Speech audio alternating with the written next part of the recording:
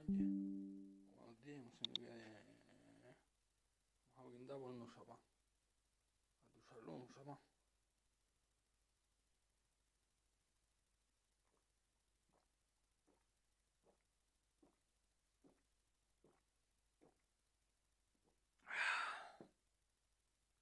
Bombísima. Importar mi muñeco de jugo.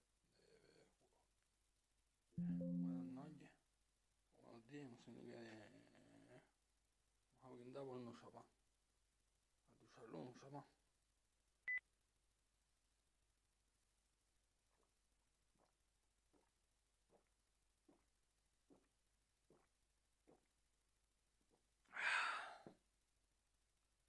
Bombísima. Importar mi muñeco de jugo. Buenas noches, buenos días, no sé ni qué. Vamos a brindar por no sepa. A tu salud, no sepa.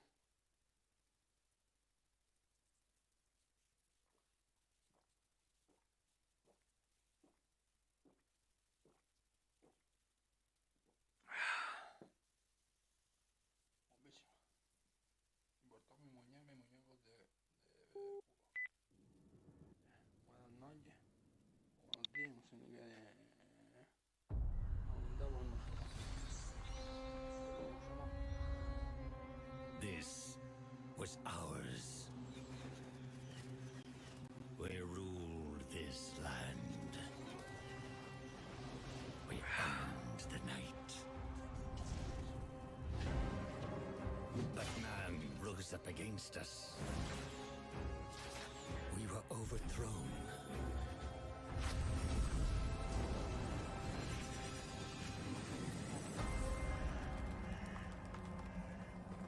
For centuries, hidden away in darkness.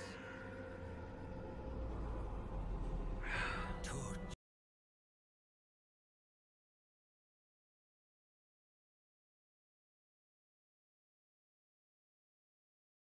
by thirst, choking down dust,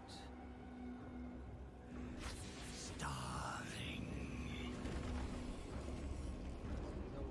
Until now, our hunt begins again.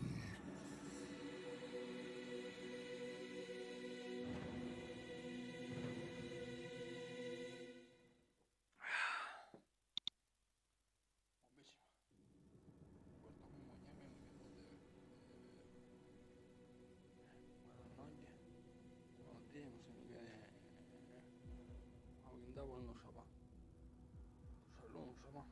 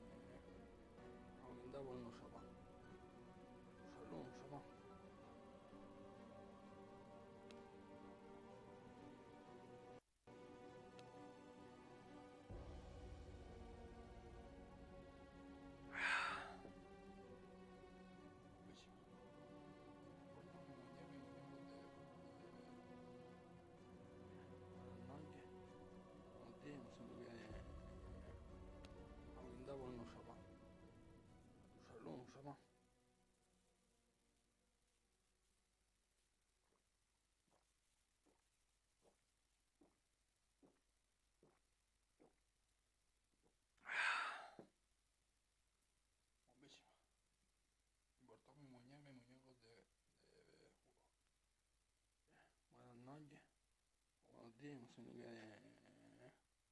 Vamos a brindar por unos zapatos. A tu salud, unos zapatos.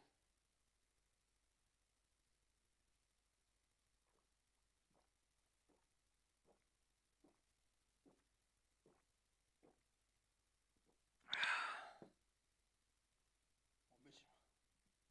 Inmortal, mi muñeco de juego. Buenas noches. Buenos días, no sé ni qué. Vamos a brindar por unos zapatos. A tu salud, unos zapatos.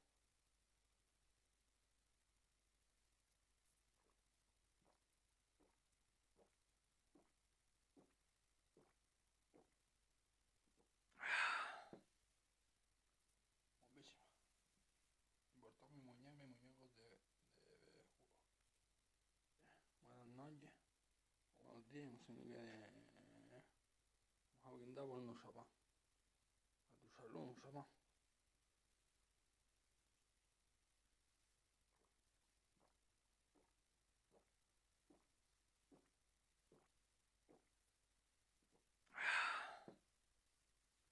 Bombísima. Inmortal, mi muñeco de juego. Buenas noches. Buenos días, no sé ni qué. Vamos a brindar por unos zapatos. A tu salud, unos zapatos.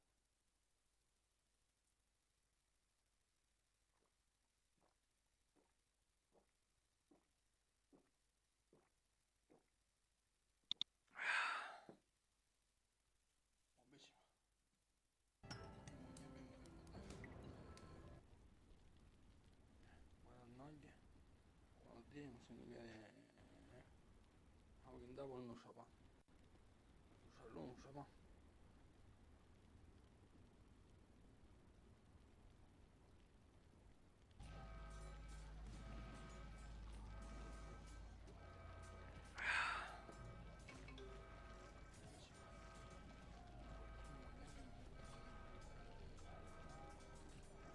Buenas noches.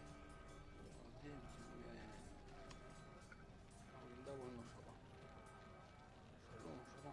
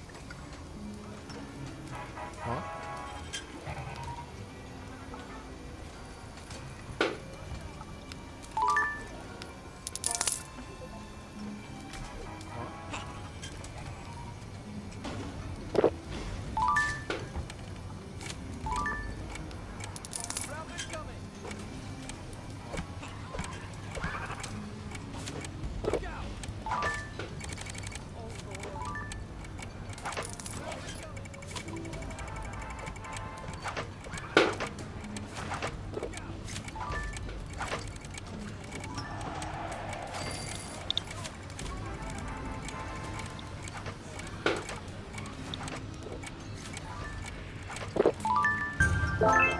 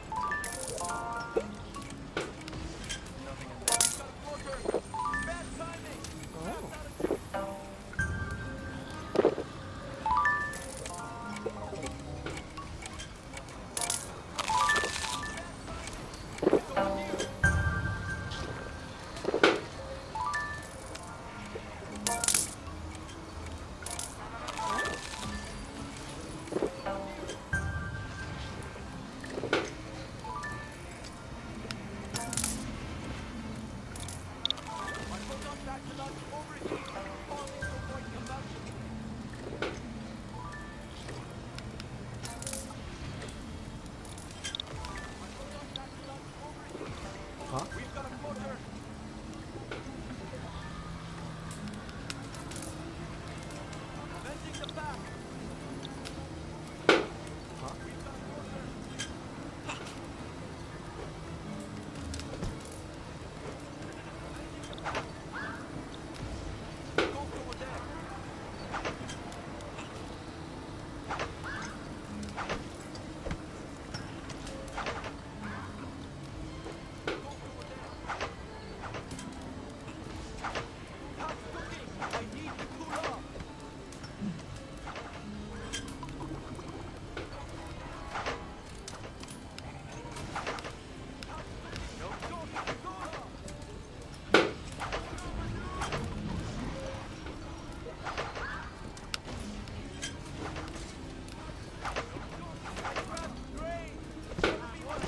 Huh?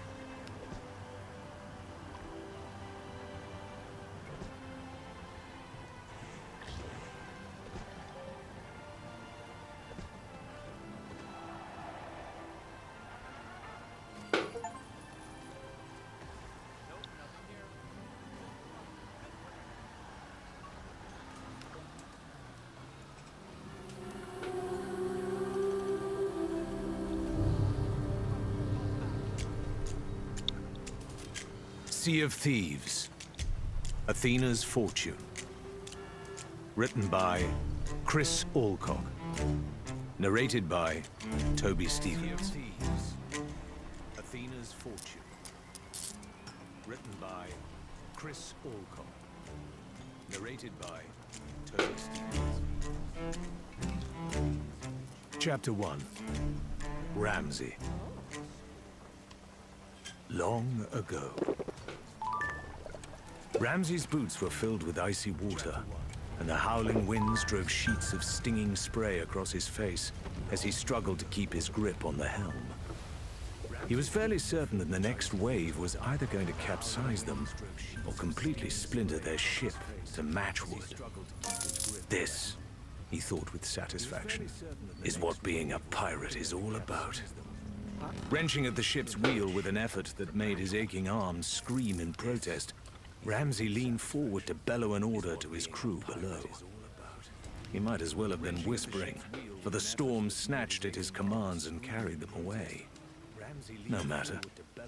Each of the crew was an experienced sailor, and the last few days, sailing through what felt like literal hell, had taught them to anticipate each other's actions.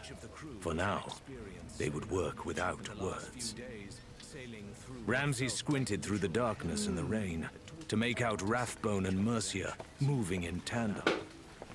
They had lashed ropes to the railings and tied them securely around their waists as they wrestled with the sails, desperately seeking the ever-shifting balance that would keep the ship darting between the waves without the sails being torn to shreds. Behind them, a flash of lightning illuminated Shan as he staggered up to the prow. He held a battered bucket in his hands and began emptying its contents overboard, bailing away rainwater that had trickled down into the lower decks. Those three pirates, along with Ramsey, represented the entire complement of the Magpie's Wing, the tiny ship he'd commissioned especially for this voyage. His friends and rivals had scoffed at the idea of setting sail with such a tiny crew, least of all into the Devil's Shroud. But that was precisely why they'd failed, where Ramsey had succeeded. The Devil's Shroud. Every pirate grew to know its name, even if they preyed upon waters 100 miles or more from that cursed region.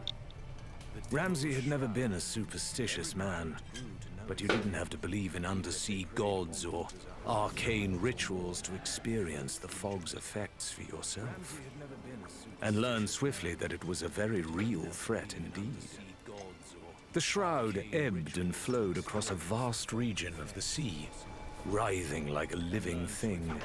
Unwary ships could easily be drawn into its fringes, even if they'd sailed that route without incident for years.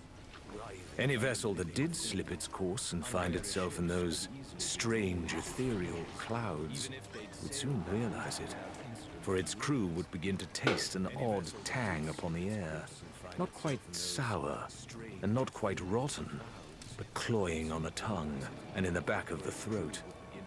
It was like trying to take a deep gulp of black treacle, Ramsey mused, but a treacle that soon began to burn cold like a hand held too long in ice. Masks and scarves across the face would do nothing to help, and before long, once able seamen would be coughing and spluttering, choking on the very air around them. Often, they'd be so overcome that they wouldn't realize their ship was dying too. Whatever fell curse the region inflicted upon people foolish enough to enter it would also work its will upon wood and metal. Beams would begin to split and twist, buckling and warping the planks that made up the ship's hull. The nails that held them in place would start to rust away to a fine red powder. The beleaguered crew would be fighting a losing battle against an onslaught of leaks and breaches as murky water poured in below decks, new ruptures appearing faster than the old ones could be bunged or repaired. Yes, any seafarer with a promising career and a decent life expectancy soon learned not to sneer at the existence or the threat of the Devil's Shroud. Though the challenge just made each ambitious pirate all the more determined to see what was on the other side. Ramsay had hardly been the first to dream of the uncharted waters encircled by those malevolent mists, imagining an oasis at the center like the eye of a storm that would contain, well, anything. Everyone had their own notions of what might lie beyond the veil, and the topic was a favorite talking point during fireside conversation, or whenever drink had been shared liberally. Fabulous riches usually featured heavily in people's imaginations, although long-lost civilizations hoarding said fabulous riches, and exotic beasts who could be captured and sold for fabulous riches were also common. A few naysayers would dismiss the idea of there being anything behind the shroud at all, but they were quickly jeered out of the conversation. It was far more fun to believe. Still, Ramsay had always been sure that until the day mankind learned to fly like the birds, dreaming would be the only way anyone would peek beyond the shroud. There had been so much to see and do in the wider world, so many places to plunder and battles to be fought, that he'd been content to leave the mystery unsolved. Unsolved and largely unheeded for many years, until one day he crossed paths with Mercia. "You're blocking my light," the pirate said curtly. Ramsay shifted apologetically as the pirate Mercia glanced up in irritation. The library in which they'd met barely seemed able to accommodate a tall and imposing pirate like Ramsay. He felt distinctly out of place in the serious and musty building, with his unkempt hair tied back using scraps of cloth, and a bristly beard that made him seem older than his years. His seafarer's garb, breeches, a rough linen shirt, and a bulky greatcoat topped with a wide-brimmed hat, only served to make him more incongruous among the crowded shelves. Now well into his third decade, Ramsay had accumulated quite a bit of heft from the fine dining that success could offer. Thanks to the rigors of a life at sea, it was still mostly muscle, and he aimed to keep it that way for as long as possible. Squeezing himself onto the bench opposite Mercia, though, he found himself wishing he were a smaller man. His elbow brushed against a stack of books, nearly scattering them, and he apologetically clamped a sun-tanned hand down upon the pile. "And now you're spoiling my work," Mercia sighed. "It's Captain Ramsay, isn't it? You've got quite the reputation around here." "All of it deserved, I assure you," Ramsay grinned. Mercia did not. "You're an exceptional pirate yourself, I hear," he continued, beguilingly. "One with a lot of books and some curious ideas." "Curiosity is correct," Mercia replied, considering Ramsay for a moment, as if debating how much time to spend indulging him. "And I don't just mean poking my nose into other people's treasure. We've all seen things out there that we couldn't explain. Well, some of us want answers, and we have ways of finding them out." Ramsay frowned. "Alchemy?" he ventured. "Natural philosophy," Mercia said, patiently. "It's a way of approaching what you don't understand, solving mysteries like..." One gloved hand waved vaguely. "Why does a compass point north? Who built the old temples you find sometimes, and why? What precisely is the Devil's Shroud? Some people say it's a form of magic, as if that were any explanation. But I have another idea."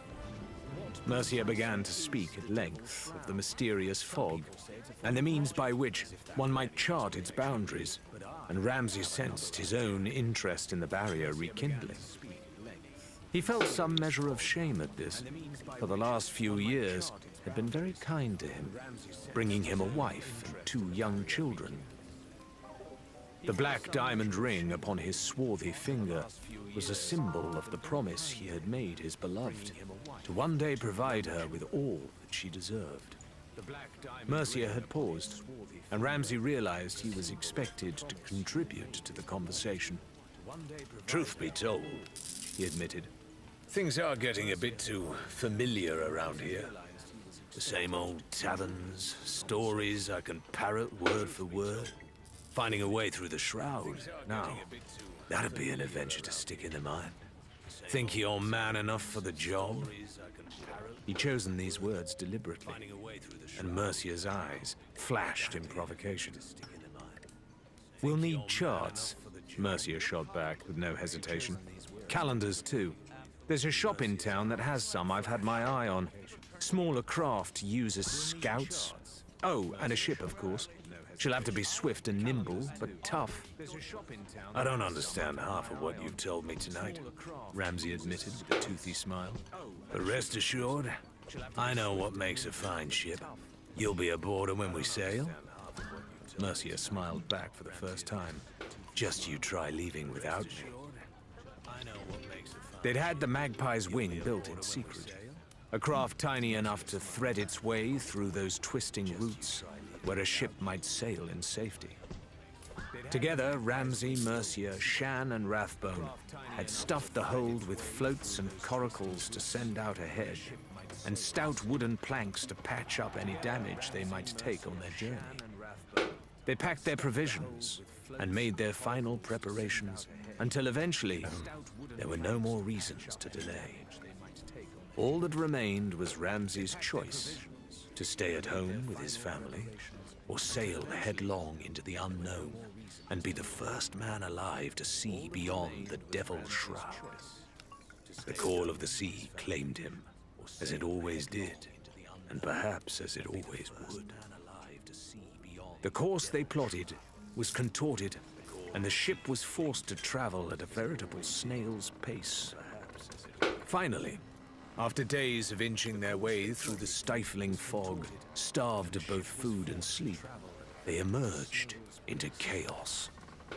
The Shroud had released its grip on Ramsay and his crew, only to spit them into the heart of a massive storm.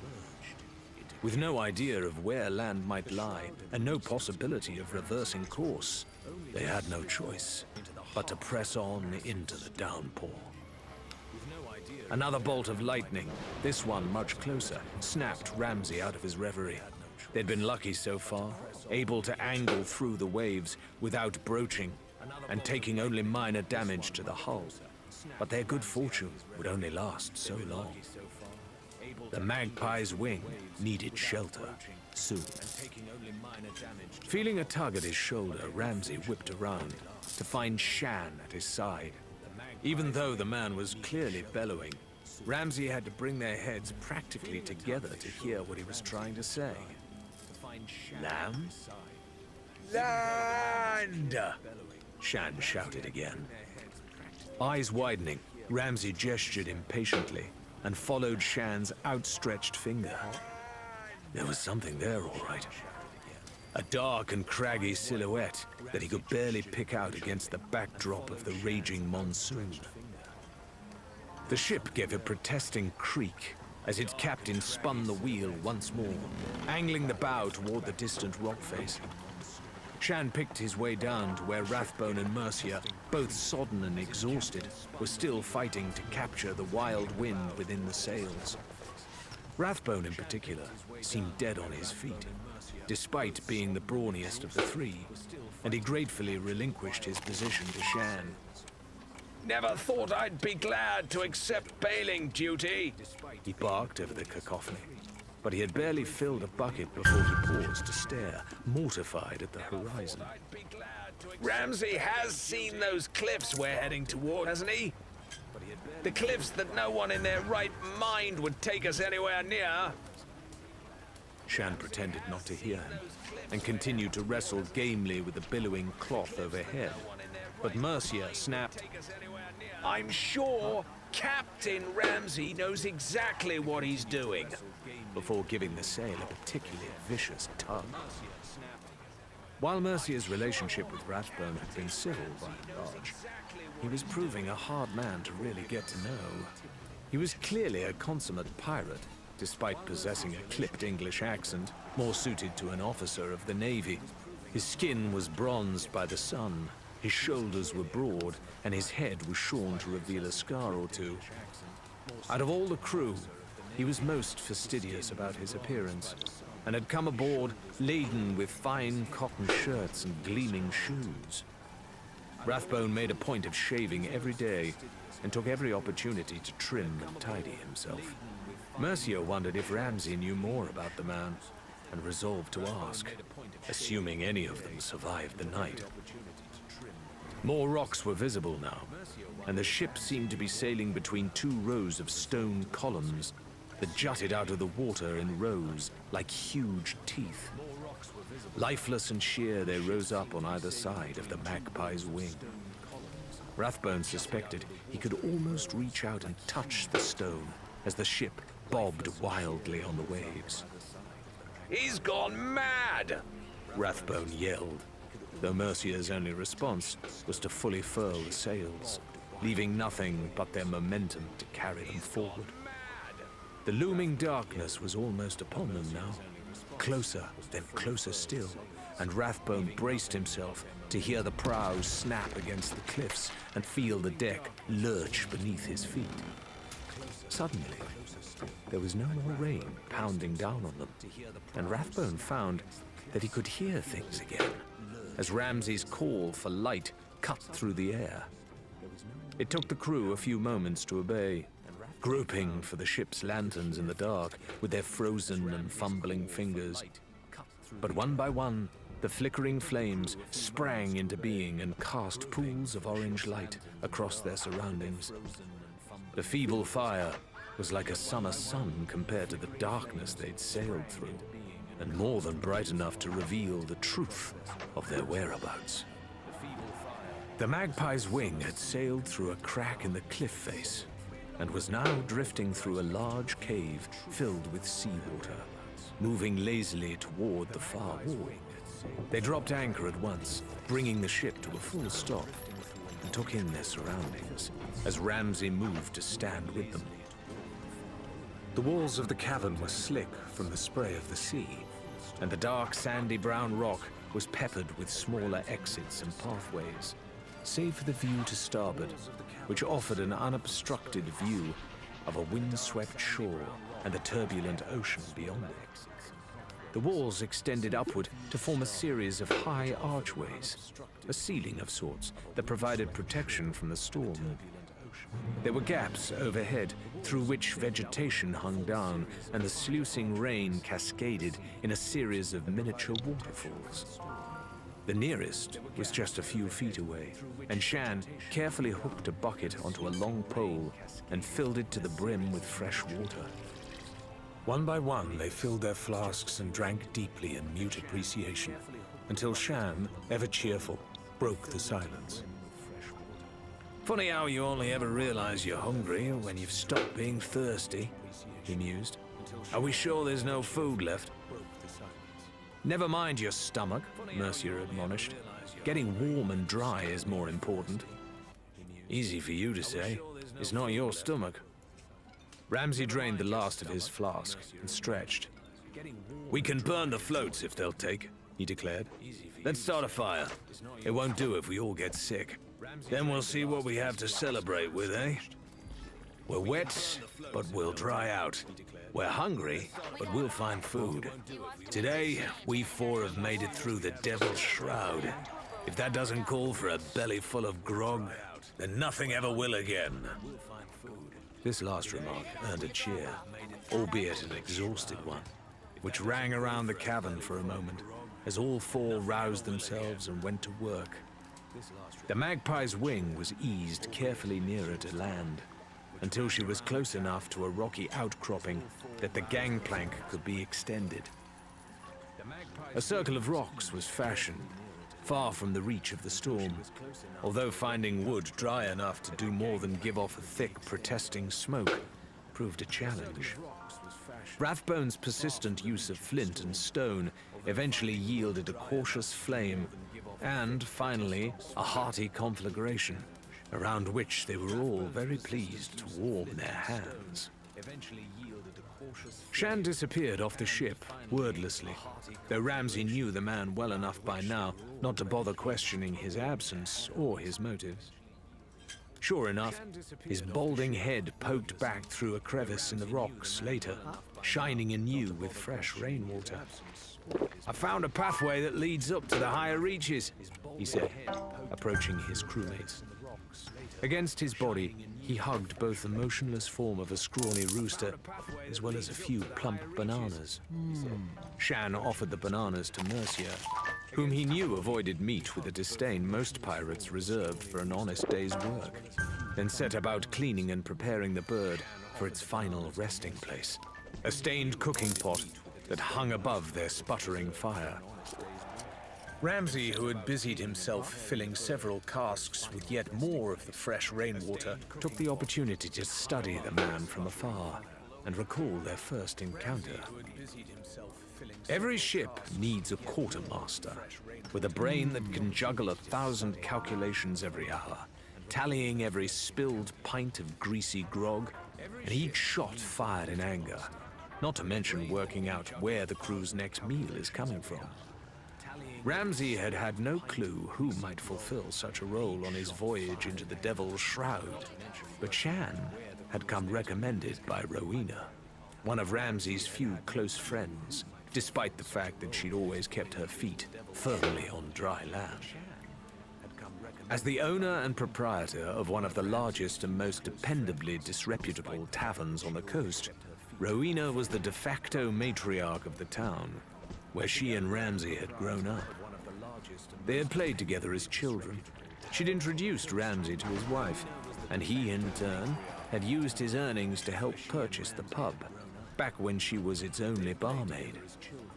When he told her of his plan to reach the Devil's Shroud, Rowena had promised to reserve his bar stool for him, so long as he promised to come back in one piece.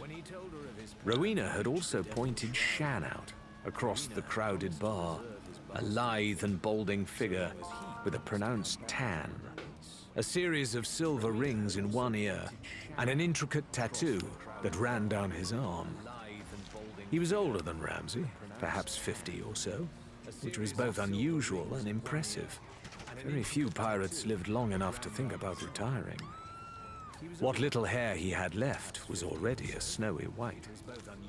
Dressed in a plain white tunic and simple knee-length breeches, carelessly barefooted, Shan might almost have been mistaken for a novice deckhand, were it not for the aura of calm that seemed to surround him. He presented a lone oasis of tranquility amid the hustle and bustle of raucous enjoyment, while his fingers worked deftly and ceaselessly on something. Intrigued, Ramsay moved closer and wordlessly took a seat opposite, keen not to disturb the man in the middle of whatever creative whimsy had overtaken him. He watched with interest as toothpicks, carved wood, and scraps of cloth napkin were gradually whittled and tied to complete a tiny model pirate ship. Once the miniature vessel was finished to Shan's satisfaction, he painstakingly tied a loop of string around the replica masts and slid the little boat through the neck of a clear glass bottle. Only then did Shan give the string the lightest tug, hoisting the sails upright, and glance up at Ramsay for the first time. "You're thinking that it's good, but nothing extraordinary," he said conversationally, as if the two men had been chatting effortlessly all evening.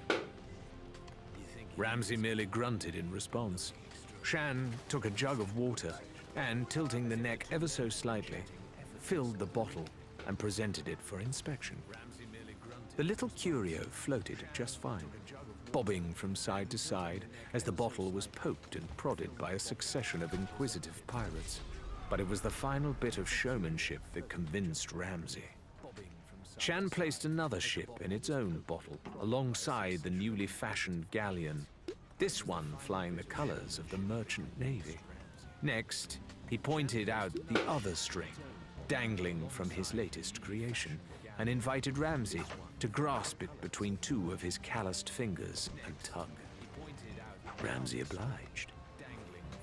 With a series of sharp, cracking sounds, the miniature pirate ship let loose a volley from its diminutive cannons, unleashing pellets with such force that they escaped their bottle and pinged their way across the tavern's table and struck the merchant navy ship. Much to Shan's glee, Ramsay let out an audible bark of laughter upon spotting that the stricken navy vessel was already listing, taken down by the barrage of lead shot and sinking slowly toward the bottom of its own fractured container. "Welcome aboard," he said wryly, before going on to introduce himself and explain the nature of the proposed voyage. Shan didn't agree to a fateful journey into the Shroud right away. Rather, he listened intently as Mercia's findings, at least the ones Ramsay was willing to share in such a crowded venue, were laid out before him. He suggested a couple of modifications to the design of the Magpie's wing, too. But finally, he grasped Ramsay's own paw in a wiry hand, clinked tankards, and asked when they'd be leaving. Since then, Shan meticulously rationed the grog and what food they'd been able to squeeze into the hold. He also insisted on diving under the ship while it was moving, so that he could make improvements to her rudder control. And he kept spirits up with the help of a gorgeous concertina. It was his one personal possession, other than the unremarkable clothes he'd been wearing when he boarded. Watching Shan now, as he tended to the roasting fowl, Ramsay felt a surge of gratitude toward Rowena for introducing them, and hoped that he'd have his chance to repay her. Mercia gave a luxurious stretch, tossing the skin of her banana into the water with a loud splash that startled several fish out of their hiding places. Standing, she began to tug at the buckles of the great coat she'd been wearing since the start of the voyage, removing it and spreading its soggy bulk out by the fire to dry. Her boots came next, but it was when she removed her tricorn cap and reached up for the pins that kept her long hair in place that she noticed Rathbone staring at her from across the fire. His face was a battleground, torn between the twin expressions of fury and shock. "Problem?" Mercia asked, mildly, shaking out curled tresses to settle around her shoulders. Her piercing sapphire eyes gleamed as she faced him down. Finally, the others could see her, as Ramsay had come to know her. A fair young woman with pale skin, now framed by waves of blonde hair, whose stern demeanor and slender figure had served her well when seeking a life at sea. "All this time, you're a..." Rathbone's normally cold voice was rising in pitch with every syllable. "Drying out," she replied firmly, peeling heavy woolen socks away.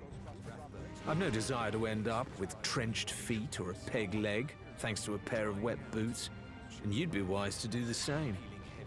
"I thought women weren't allowed on pirate ships," Rathbone whined, looking to Shan and Ramsay for confirmation and support, and finding neither. "Quite a lot of men do," Mercia said shortly, sliding a small dagger from her belt and using it to neatly slice a second banana. "In the same way, quite a lot of women think male pirates are a bunch of superstitious, swaggering bores who don't pay nearly enough attention to what's past the end of their noses unless it tastes nice. But out here," the dagger glinted in the firelight as Mercia made a sweeping, dramatic gesture, "it's a fresh start.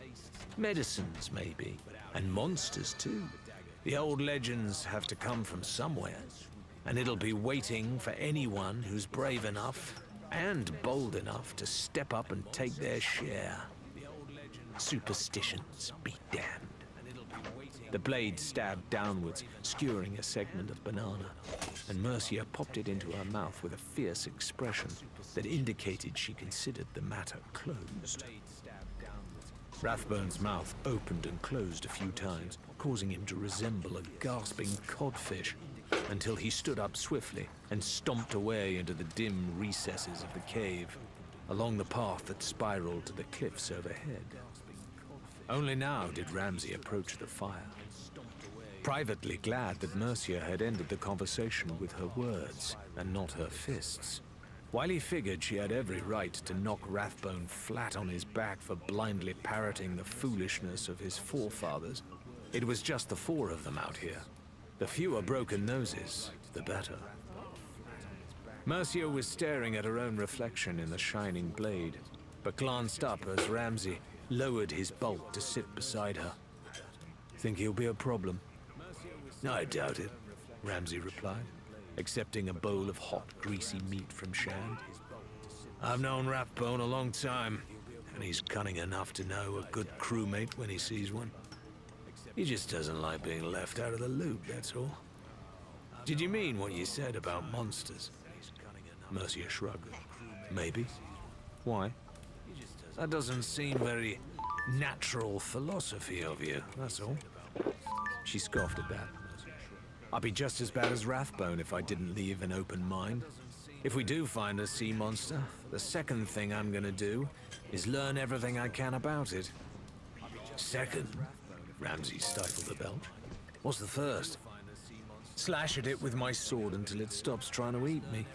Mercia fastidiously oiled her dagger before returning it to its sheath. "So now that we finally made it through the shroud, what's next?" Ramsay sucked the last of the hot fat from his fingers while he considered this. "We can't stay out here forever," he admitted. "Sooner or later we'll need supplies that can't be foraged, and a proper layover at an outpost. Ammunition, maybe, if this place really is as wild as we think. Until then, we see everything we can. Chart and note everything we can. Take everything we can. And bury what we can't. Then we return home to tell our tales and become legends." Mercia pulled a face, but deep down, each of them felt the same flicker of pride. Recounting their adventures, if and when they made it home, would see them plied with drink for days, no doubt. One by one, they shared their wild imaginings of what the next few weeks might have in store, talking through the night, until the storm had blown itself out. Shafts of unfettered moonlight danced through the ceiling and glittered on the water down below their camp as they spoke. "When you've all finished daydreaming," Rathbone called out, his voice distant and reedy from high overhead, and filtering down into the cave through one of the gaps in the ceiling, "I think you're gonna want to come and take a look outside." Intrigued, the crew rose as one and followed Shan up the winding path he discovered earlier. They moved in single file as they ascended, pushing through damp leaves and leaving footprints in wet soil as they wound their way higher and higher.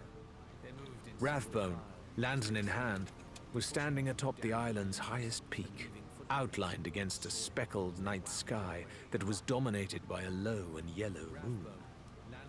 "New stars," Rathbone said simply. And he was quite correct. Not one among them could spot familiar constellations or point towards Orion's belt. Even the North Star, brightest of all those distant lights, seemed to have different neighbors. Their compasses at least pointed the way as well as ever, but the implication was at once thrilling and disturbing. Wherever their journey had taken them, they could no longer rely on the constellations to guide the Magpie's wing on its voyage. From now on, they'd be sailing under unknown skies.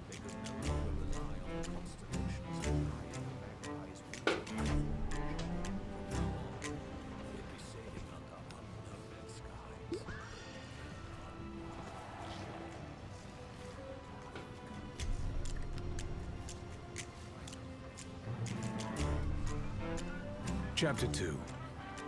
Larina. Here and now. Not even the jab of an elbow delivered to her ribs by way of some careless reveler lurching past was enough to wake Larina. She was simply too stupefied for the blow to rouse her, though she'd later wonder where she got the bruise.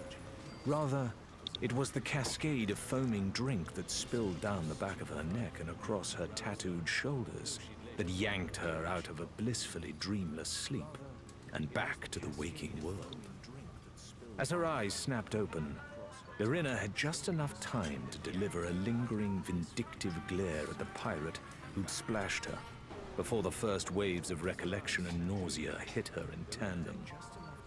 Her cheek, she realized with dismay, was stuck to the surface of the pockmarked bench by whatever puddle she'd collapsed into face first the night before. It smelled like grog. She really hoped it was. Carefully separating her head from the coarse wood that had served as her pillow for the night, Lorena began to run down the familiar mental checklist she used after any particularly heavy bout of celebrating. It had been a celebration. She was sure of that much, even though the details swam at the edges of her memory, like silvery, slippery minnows refusing to be hooked. Arms and legs, all present and correct, which was good. Lorena didn't consider herself the slightest bit vain, but she was particularly fond of the ink on her right forearm, so losing that would be a shame. Her brown leather clothes were likewise intact, if unpleasantly soggy. Still, they'd dry. What about her purse? That, she discovered almost immediately, was now little more than a sad tatter of cloth at her side. The lower seam slashed expertly, and its contents doubtlessly drunk or gambled by now. While annoying, this was hardly unexpected, given the disreputable company all around her. All of them pirates, men and women alike, a heady mix of different tongues filling the air as they took in beer for breakfast. Curling her toes, Lorena felt around until she located the reassuring weight of her last gold piece, the one she kept in her left boot for emergencies. It could stay where it was for now, she decided, at least while there was still the chance of a free meal somewhere out there. Bracing herself to stand, she cast a disapproving look around the tavern. That was when she remembered the map. It was stuck to the bench in front of her with a knife she'd borrowed from a passing pirate's belt the night before, though its importance was another detail that had been washed away by the events of the evening. Removing the dagger, she turned the parchment over in her fingertips, eager for any clue that might remind her of why she'd been so intent on keeping it close at hand. It was then she realized there were words on the back, though drink had smudged the writing, and she could only make out 3 words with any certainty. Seek Athena's fortune. Not helpful, Lorena decided. Infuriatingly vague as secret messages went, in fact. Not to mention irrelevant, as all she intended to seek right now was something to fill the grumbling hole in her belly. Crumpling up the map and pitching it expertly into the embers of the large fireplace behind her, she stood at last, stretching her arms above her head to excise the knots from her back as she yawned loudly. A smaller woman, lingering in the doorway, wisely made way as she approached, for Lorena was an imposing figure, even when she didn't mean to be. Tall and wiry, with olive skin and chestnut hair set into a tight ponytail, Lorena moved with the continual tension of a coiled spring. She had long ago learned to make good use of her height and ferocity when dealing with those around her, and if that wasn't enough, well, the spring could be made to uncoil with a swiftness that few pirates forgot in a hurry. Striding into the sunlight, Lorena basked in the salty air for a moment, before her head moved in a slow arc, drinking in the unfamiliar surroundings. There was patchy grass the color of fresh limes beneath the soles of her boots, though it gave way to a spider web of dirt paths that ran between ramshackle buildings, the tavern, a few storage sheds, and what seemed to be small shops that Lorena decided she'd investigate later. The largest pathway zigzagged down the hill toward a network of wooden boards that extended out into the water on stout poles. These boardwalks comprised a busy dock that bustled with crews and traders, shipwrights and swabbies, rubbing shoulders as they went about their business. A clucking chicken pecked hopefully around her as she stood watching two burly pirates. They staggered down a sun-bleached staircase and off toward the dock, arm in arm, still singing. She shook her head, bemused. It was almost funny how closely this place resembled old tales about the Sea of... That was why she'd been celebrating. She'd made it to the Sea of Thieves. Realizing she was grinning like an idiot, Lorena took a deep breath and outwardly composed herself, though her heart was still pounding. Every pirate capable of weighing anchor had heard about the Sea of Thieves, but few were bold enough to consider the crossing, let alone actually attempt it. But she'd made it through, against all odds. Even better, her traveling companions had never suspected a thing. She sniffed once, then twice. A tantalizing aroma had wrapped itself around her as she stood in thought, and now her nose temporarily took control of her legs so that it could lead her to the source. It was the unmistakable scent of bacon, and it was coming from the private quarters at the rear of the tavern, suggesting the bacon currently belonged to somebody. But that wouldn't be a problem for long. Poking her head into the tiny kitchen, Lorena spotted the tavern's barkeeper, a whiskered, red-nosed mountain of a man. His name was lost in the haze of last night's carousing, but that didn't matter. What did matter was the contents of his frying pan, which was sizzling plump sausages and fatty rashers of pork. He whistled cheerily as he worked on the beguiling breakfast, and it was only as he turned to dispose of two large eggshells that he spotted Lorena's shadow cast across the floor, and bade her hello by way of a hearty wink. "Well, no, I'm glad to see you're awake. Your snoring was disturbing the spiders." "I don't..." Lorena began hotly, and then remembered the bacon. That is, I don't suppose food comes included at your very fine establishment?" "Bed and breakfast, aye. For them's that remembers to pay for a bed," the barkeeper replied agreeably.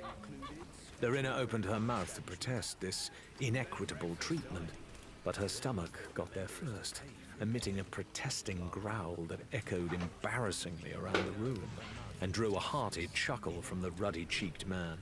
"We've got some eggs that needs eating up today, though, and only empty rooms upstairs." He paused and looked Lorena up and down, curiosity twinkling in his eyes as he assessed her. "It's rare to find a new arrival who doesn't have a crew to call her own. You've got to be very brave or lucky to make it here by yourself." Lorena arched an eyebrow. Was this a negotiation? "That's a long and very interesting tale," she replied cautiously, inviting herself fully into the kitchen to take a seat upon a slightly wobbly stool. "The sort that would amuse your customers for months, I'm sure. Unfortunately, I'm so hungry, I'll probably keel over halfway through telling it." The barkeeper scratched his bristled cheek for a moment, then nodded. "Fair is fair. A good meal in exchange for a good story." He bustled through the cupboards momentarily until he located a second plate, chipped and rather faded, and while Lorena's eyes roved eagerly over the contents of the sizzling pan, she began to weave her tale for the barkeep. Her first memory was the sting of a smacked bottom after she returned from the woods that wrapped around her hometown like a highwayman's cloak.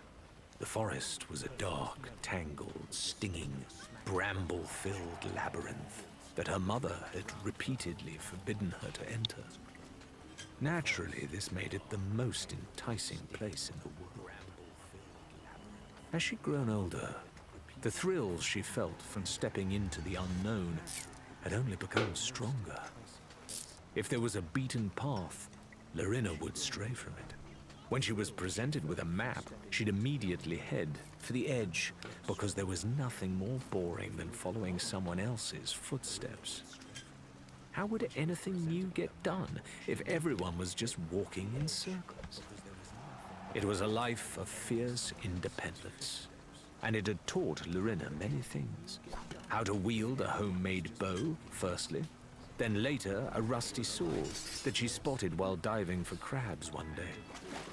She learned how to fasten a splint, how to sleep in a tree, which mushrooms were safe to eat, and how to run very quickly away from wild boar tracks when she saw them. She signed on as a deckhand because she'd finally exhausted every nook and cranny of the island she called home. Not that it felt like much of a home anymore, with Mum in the ground and Dad in the tavern more often than not. She worked hard and listened even harder, and soon she knew as much as anyone about a life at sea. She could furl a sail, swing from a rope, and use a pistol when necessary. She scrimped and saved to buy a tiny sloop of her own, because while she understood the usefulness of a crew, she quickly tired of sailing only where the captain's orders dictated they go. Traveling from port to port was fine while you're learning the basics, but there were no adventures to be had at those sorts of places, save for the occasional giggling rendezvous. These were almost always followed by flight ahead of the morning sun. Fun enough, but never a reason to stay. Despite her misdemeanors, Lorena had never given much thought to piracy, but she'd been branded one just the same. A brief exploration into some caves she presumed were unoccupied had brought her into the heart of a smuggling operation being conducted by the local governor, who wasted no time in bringing her likeness to the attention of the authorities. At first she fought to clear her name, but then she remembered an old saying of her father's: "It was better to be hung as a wolf than as a lamb." From that day onward, Lorena embraced the epithet of pirate. She would indulge herself in acts of larceny and vandalism from time to time, particularly if she spotted one of the governor's ships on the horizon. His goods always fetched a pretty penny. This had all been fine for a while, but little by little, the world was getting smaller. It was more crowded too. Once untamed islands were becoming homesteads, safe havens were hard to come by, and many proud pirates had given up their galleons for a life on land. The Navy was everywhere, pitiless in pursuit of people who just wanted to peek and prod underneath what few stones remained unturned. Lorena had been clambering across the rocky shoreline of a deserted cove when she'd spotted the bottle gleaming in the sunlight. To her amusement, there was an actual message inside, and she spent the afternoon carefully extracting the cork. To simply smash her way inside had seemed wrong somehow, though she couldn't fathom why. Thanks to the map that had been safely sealed away through the bottle's long journey, she read the term Sea of Thieves for the first time and grew determined to learn what it might mean. They, Lorena told the barkeeper, meant the grizzled old salt she'd been drinking under the table in some game or other, said there was no law on those strange seas. They spoke of lost civilization sprawled across the bottom of the sea, of ancient cave drawings pointing the way to hidden treasures that could transform a person, body and soul. Above all, they spoke of entire regions that barely had a name, let alone charts that pinned everything down and drained the life out of the world. For Lorena, the Sea of Thieves represented a solution to her wanderlust, and yet it might as well have been 1,000,000 miles away. As she was a lone wolf, more concerned with exploration than extortion, her name and face were relatively unknown, her talents unproven. She would be captain to nobody, bar a crew of novices, the sort whose inexperience would see them sunk before they were 2 days out of harbor. In desperation, she'd taken to roaming every port in search of an open position on a ship that might be heading for the Sea of Thieves. But despite the map in her hand, many captains called her a gullible fool for believing such a place might even exist, and all denied her passage. Finally, having eavesdropped on a pair of pirates whose tongues had been loosened all too easily by the contents of their glasses, Larina followed them back to their vessel and accosted its captain, a squat merchant dripping with rings and gemstones, who'd used his considerable influence to secure a map that matched Larina's own. He stoutly refused her a position on his crew, and while he grudgingly offered a position as a passenger, the price, even if she traded away her trusty sloop, was far beyond what she could afford. Frustrated and unwanted, she stormed out of the captain's cabin and was almost to the gangplank when she spotted a stack of barrels being lowered, one by one, into the hold. It was the work of a moment to tip several hundred pickled onions into the water below, though she began to regret her choice of hiding place the minute she'd sealed the lid back over her head. The smell was almost overwhelming. After 10 minutes of waiting on the dock, crouched in a vinegar-soaked cask with her eyes and lungs stinging, she was about ready to give up. Suddenly, Larina found herself slung over a brawny deckhand's shoulder and thrown down unceremoniously atop a cargo pile, left to bounce around in the pitch-black mustiness, at which point a bad smell became the least of her problems, as she now had to keep herself hidden for the duration of the voyage. The barkeeper laughed so heartily at this part that he began to choke on his bacon, and Larina had to thump him on the back until he calmed down. Only when she felt the gentle bobbing of the port's waters give way to the rougher waves of the open sea did Larina dare to explode from her barrel, gasping into the comparative bliss of the ship's damp lower decks. She spent the next 3 days lurking out of sight, behind a dwindling cargo pile, barely daring to sleep, and holding her breath whenever the crew approached to take more rations upstairs, desperate not to make so much as a squeak.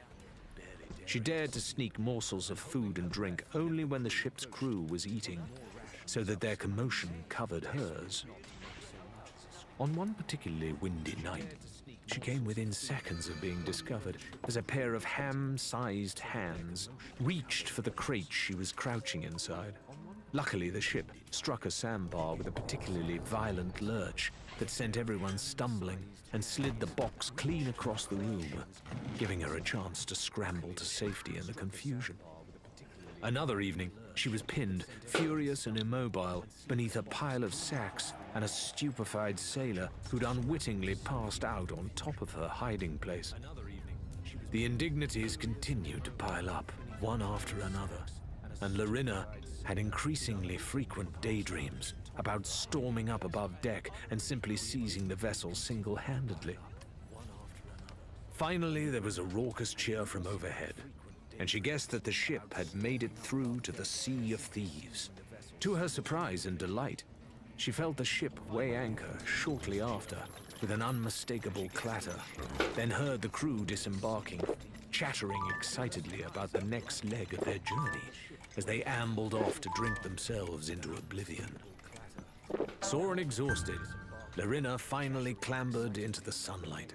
She washed her face and hair in a basin she spotted in the captain's cabin, finally shedding the smell of onions, and briefly considered making off with the galleon. It would have been the sweetest revenge to do so, but deep down she knew that she was in no condition to sail a ship alone, particularly not one this size. Besides, she was incredibly thirsty. Leaving the vessel alone, she swaggered into the same tavern as her unwitting shipmates, smirked as the squat merchant did a double take that resolved itself into a suspicious glare, and ordered what would be the first of many drinks. She raised a glass, silently toasting her newfound freedom, and another, until the moon was high in the sky. By then the air was full of song, but Larina did not hear it. for she was asleep before her head even struck the bench. "A tale worth every last rasher, as I'm any judge of them," said the barkeeper warmly, as Larina finished her tale. "Truth be told, I've seen a few young whippersnappers like yourself turn up with a mysterious map in their hand, but you're the first I've ever heard of who made it as a stowaway. And no," he added, chuckling, as Larina opened her mouth to interrupt, "I've no idea who wrote the note, but I'd like to thank them one of these days. They keep sending me customers." Larina left her mouth open long enough to give a satisfied burp, then placed both her palms on the table as if to stand. "And what do these customers of yours do once they've sobered up?" she challenged. "This is a nice place to drink, but I don't want to be marooned here." Cheeks flushed with the heat of a large breakfast, the barkeeper lumbered to his feet and began to clear away the crockery. "Crewing up, mostly," he said after a moment's thought. "Least that's what they likes to call it. Finding people to sail with. Paying a visit to the shipwright for a vessel if they've got the gold." He tipped soapy water over the plates and began to scrub. "And you? Where might you be headed next?" "Oh, wherever the wind carries me," Larina said airily. "Somewhere fresh." Truth be told, the question made her slightly uncomfortable, for her thoughts kept drifting back to the gold she didn't have. It had been a hearty breakfast, but she was well aware that her purse still needed filling as badly as her stomach had. Having bidden the barkeeper farewell, Larina took a brisk walk around the island, though it yielded nothing of interest beyond the outpost, which was apparently named Sanctuary Outpost. Nothing, at least, until she spotted some laden banana plants high overhead, their fruit already beginning to drop and burst on the rocks below. Staring first at the splattered mess, and then at all the detritus the sea had washed up on the shore, Larina saw the beginnings of a scheme. If she was successful, she hoped she'd make some coin and orchestrate an encounter with a crew willing to take her out on an adventure. Having gathered as many intact bananas as she could find, she selected the battered remains of a small rowboat that seemed to suit her purposes and began to dig it out of the sand, freeing it from the seaweed and other rubbish that had half buried it over the years.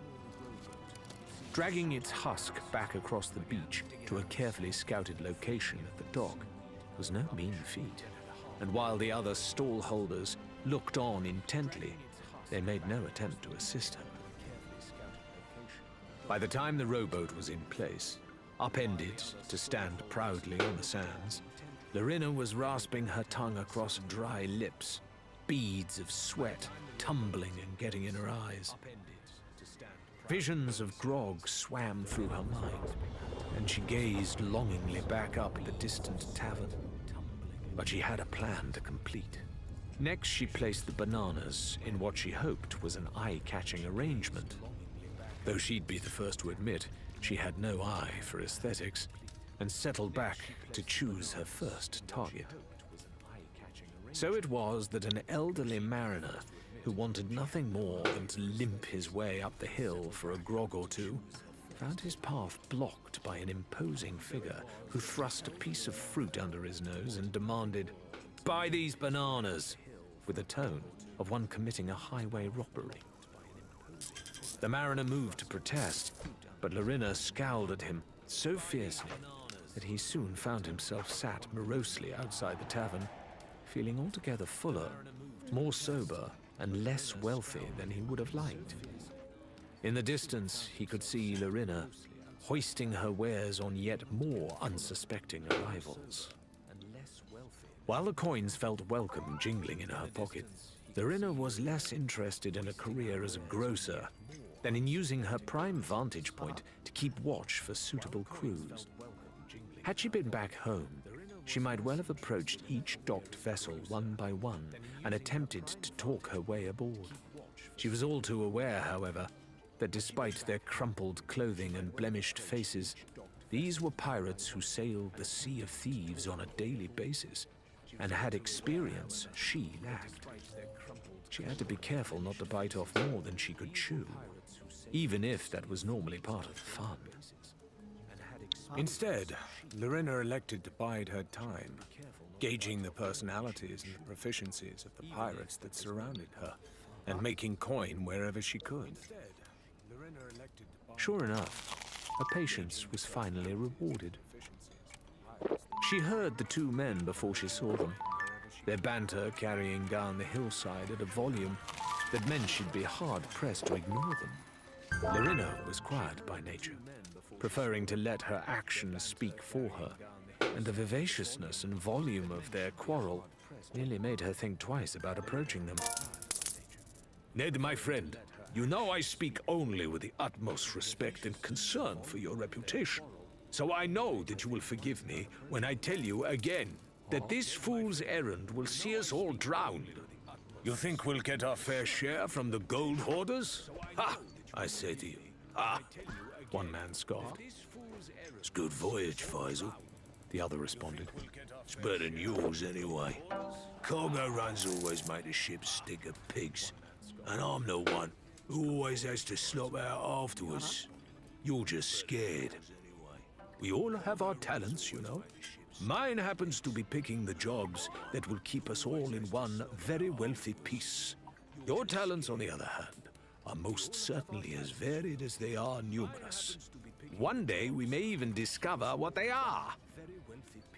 The bickering duo stepped onto the boardwalk as they rounded the corner, providing Lorena with her first chance at a proper inspection. While they were obviously close friends, the two could hardly have been more mismatched. The one who appeared to be winning the verbal fencing match, presumably Faisal, was short and shaped like an egg. He possessed a great belly protruding over his belt that shook when he laughed, which was often. Most of his face was obscured by a curly beard that ran up the entire length of his face and framed twinkling, mischievous eyes. He might have been 5 years older than Lorena, or perhaps 15. The sort of man for whom grey hair and wrinkles will never have meaning. And he was dressed smartly, in long trousers and an emerald shirt that struggled to contain him. The other, who had to be Ned, was a lumbering, craggy cliff of a man, whom Lorena immediately decided was not to be pressured into buying fruit against his will, for he stood 2 full heads taller than she. He looked young, and his skin was fair, though he was already sweating in the heat of the day. He was, Lorena was forced to notice, completely hairless, save for his eyebrows, which were so blonde as to be almost invisible. He wore no shirt, possibly because no tailor had sufficient stamina to sew something in his size, or perhaps just so he could appear even more terrifying. The drawn blade in his right hand only added to his intimidating countenance. And Lorena took a deep breath before stepping out in front of them, making sure to keep out of swiping distance. "Gentlemen," she said, trying desperately to remember how to be personable after a day in the hot sun. "You appear to be at an impasse, but I can offer you a simple solution." Faisal's patter silenced immediately as Lorena addressed them, dark eyes gleaming as he slowly, nonchalantly laid one hand on the hilt of his sword. "I'd accuse you of eavesdropping, but I suppose we were hardly inconspicuous," he replied mildly. "And it would be ungracious of me to ignore free advice, even if we should choose not to follow it." "Good," Lorena said flatly. "Show me both of these voyages you're considering, and I'll decide which one we should sail on." She glanced at Ned, who seemed content to let Faisal handle proceedings, and arched an eyebrow expectantly. A flicker of recognition passed across Faisal's face, as if he knew the game he was being invited to play. "But, stranger, there is no impasse, you see, for we are a crew of 3. When the time comes to choose our next voyage, our captain shall break any deadlock. Your services are simply not required, I am sorry to say." "They're short-handed," Lorena thought to herself. That could be a good thing, if I play my card right. She adopted a supercilious air and sniffed. You choose to sail as a crew of merely 3, and you tell me I'm not needed? You should be sat with the rest of my wares. It took only a second before Faisal got the joke and grinned. Aha! Because we must be bananas, yes? Yeah, very good. I think I like you. But even so... There was a low rumble, and Ned said thoughtfully, We're not supposed to be 3, though. Always had a crew of 4. Only we had to leave Kyrie behind. Lorena felt her lip curl, and she did not like the sound of that. You left her behind? Why? We couldn't get the shog up the ladder. Lorena glared up at him, but Ned's face was impassive, and it was impossible to read any trace of insincerity in his expression. It was like trying to outbluff a rock. Kyrie, Faisal mused. Most regrettable indeed. And I suppose, now that you put me to it, we are somewhat underhanded. In more ways than one. He studied the bananas for a moment. You're quite sure you're a good pirate? A strong pirate? You can handle yourself in a fight? If you want me to prove it, Lorena offered, I could throw you into the sea. Ned twitched, but Faisal laid a placating hand on his arm. Breaking into a warm laugh, Lorena couldn't help but find endearing. I think I must tell our captain all about you. If she agrees, we will be back for you and your bananas. In the meantime, you will need a weapon, and I am certain our friend Wilbur will have something within your means. Faisal's proclamation was accompanied by a grand gesture toward one of the larger buildings farther up the hill, where a faded sign depicting 2 crossed pistols was just about visible. Shall we say an hour then? Lorena nodded her assent and watched them stroll away along the dock before turning back to her makeshift stall. Whoever this Wilbur was, she hoped he didn't mind taking payment in fruit. It was then she noticed there was something sticking out of the rowboat's hull. Something that she was sure hadn't been there before. It was a knife, the blade of which had been stabbed through the molded planks halfway up to its hilt. When she moved to pull it out, irritably, she saw the note it was pinning in place. Seek Athena's fortune, Lorena. I mean it. Lorena's hand flew to her sword until she remembered she didn't have one, and a low growl of frustration escaped her throat as she forced herself not to tear off in search of the culprit. Whoever was following her was clearly angling to end their days as an oversized pincushion, but she wasn't about to let some cowardly prankster ruin her chances of joining a halfway competent crew. Gathering up the last of her bananas, she squared her shoulders and began to travel the long and winding path back to the outpost. Behind her, several scraps of viciously shredded paper were picked up by the wind and began their long journey out to sea. Behind her, several scraps of viciously shredded paper.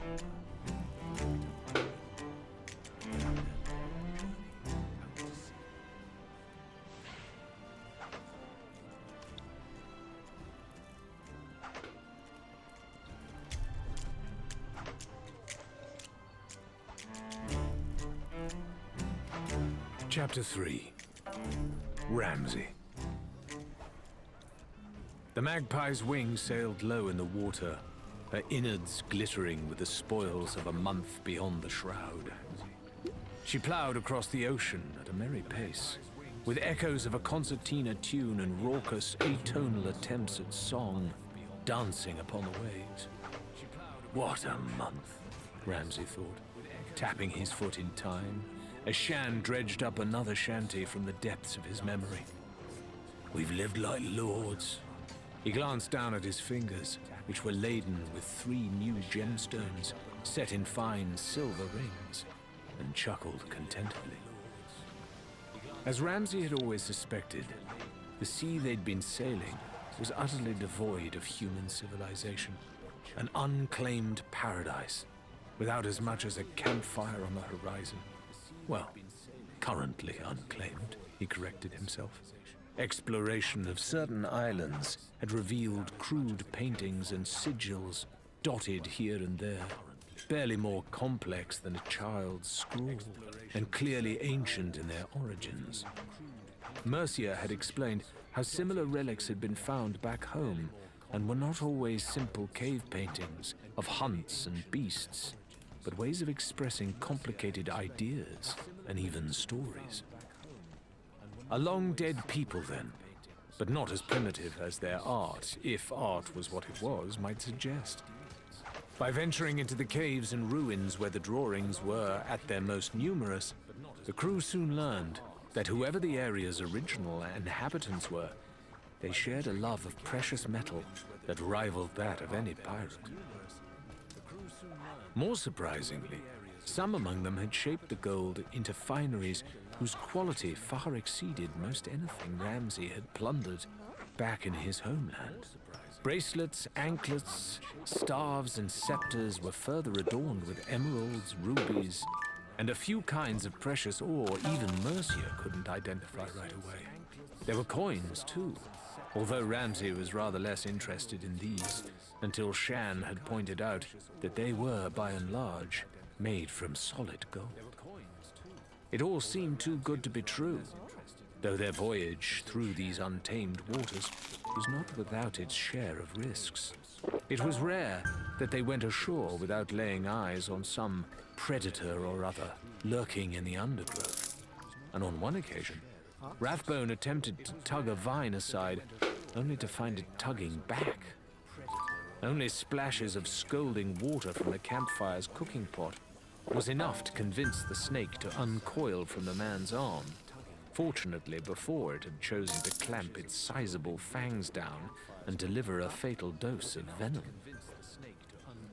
Other animals, not used to being wary of humans, made a nuisance of themselves by trampling campfires and generally getting underfoot. Shan returned to the ship one evening to find a pair of plump piglets helping themselves to a pile of fruit he'd spent all morning gathering. The beasts charged at him when he shouted, bowling him over as they disembarked, squealing and slopping all the way down the gangplank and off toward the jungle. They spotted a few telltale fins in the water as they sailed, too, and so Ramsay sternly forbade anyone to venture into the sea alone, not even to bathe. Back home, he might have risked tussling with a shark if it meant retrieving the loot from some sunken wreck, but these were strange and fearless creatures that not even a pistol could deter. Better to keep their feet dry. Still, they persevered despite these dangers, and a glittering cargo was a testament to their success. Even more spoils now lay buried in boxes and casks, left beneath some of the more distinctive paintings and carvings they had found along the way. Mercia stored cryptic notes in the ship's journal, so that it could be easily found again in the future. Next time, Ramsay mused. He couldn't say for sure when that would be, for the last few days had seen the magpie's wing pick her way back through the Devil's Shroud, and now they were on the last leg of their journey home. Independent and experienced a crew they might be, but there were certain supplies that not even Shan could recreate out in the wild.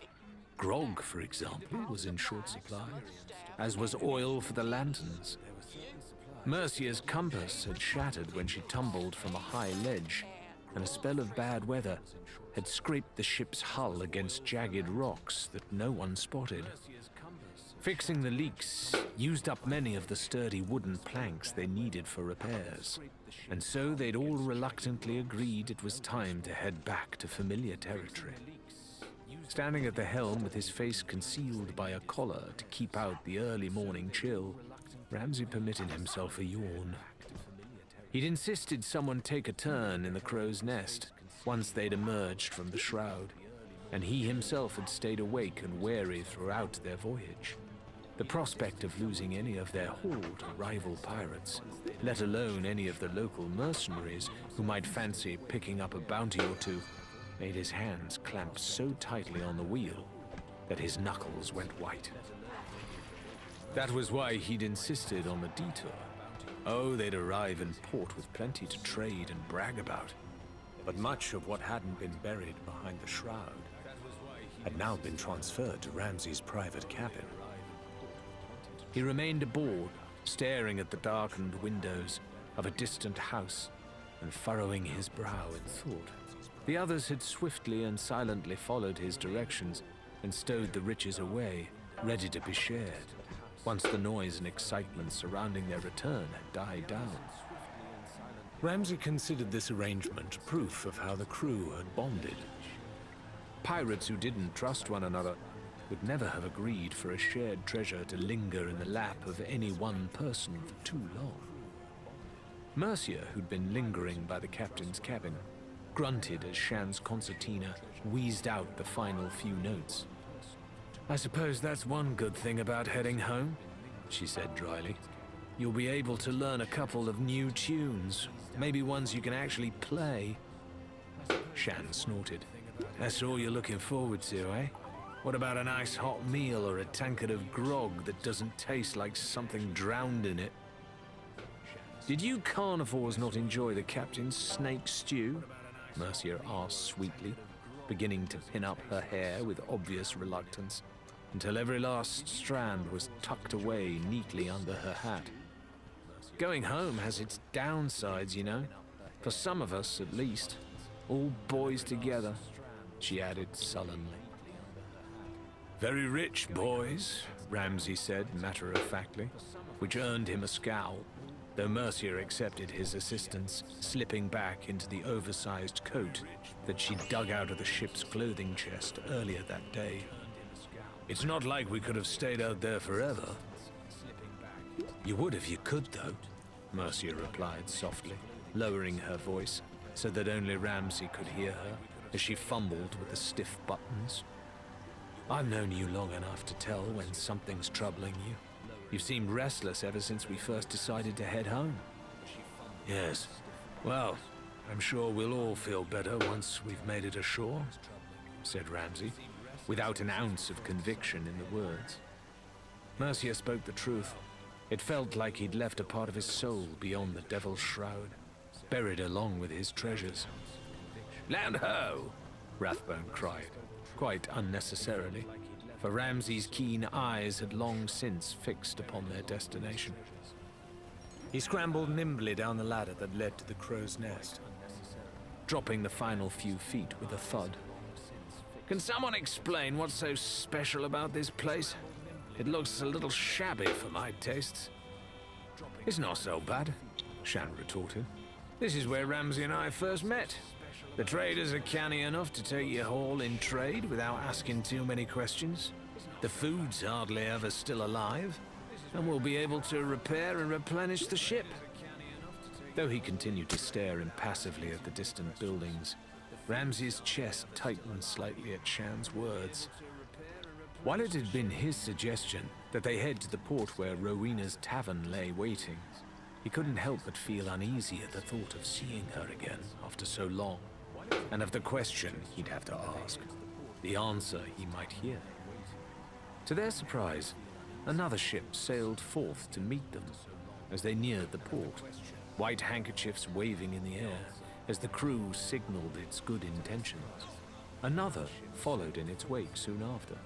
The Magpie's wing weighed anchor, flanked on either side by well-wishers, some of whom they recognized, but many of whom were simply curious strangers. It seemed that news of Ramsay's journey into the Devil's Shroud had spread shortly after his departure, and now his return was the talk of the town. From the moment they disembarked, it was surrounded by gawkers, admirers, and skeptics in equal measure, and the crowd only increased in size as more townfolk roused themselves from their beds and came to see what all the fuss was about. The crew members were bombarded with questions wherever they turned, and before long, The dock was bustling with such ferocity that Ramsay knew he'd never be able to unload any of their riches, let alone carry them through town. Not without starting a riot. Enough, he decided, was most definitely enough.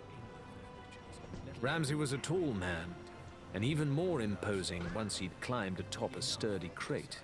But it wasn't until he fired a single shot from his pistol into the sky that he really got the crowd's attention.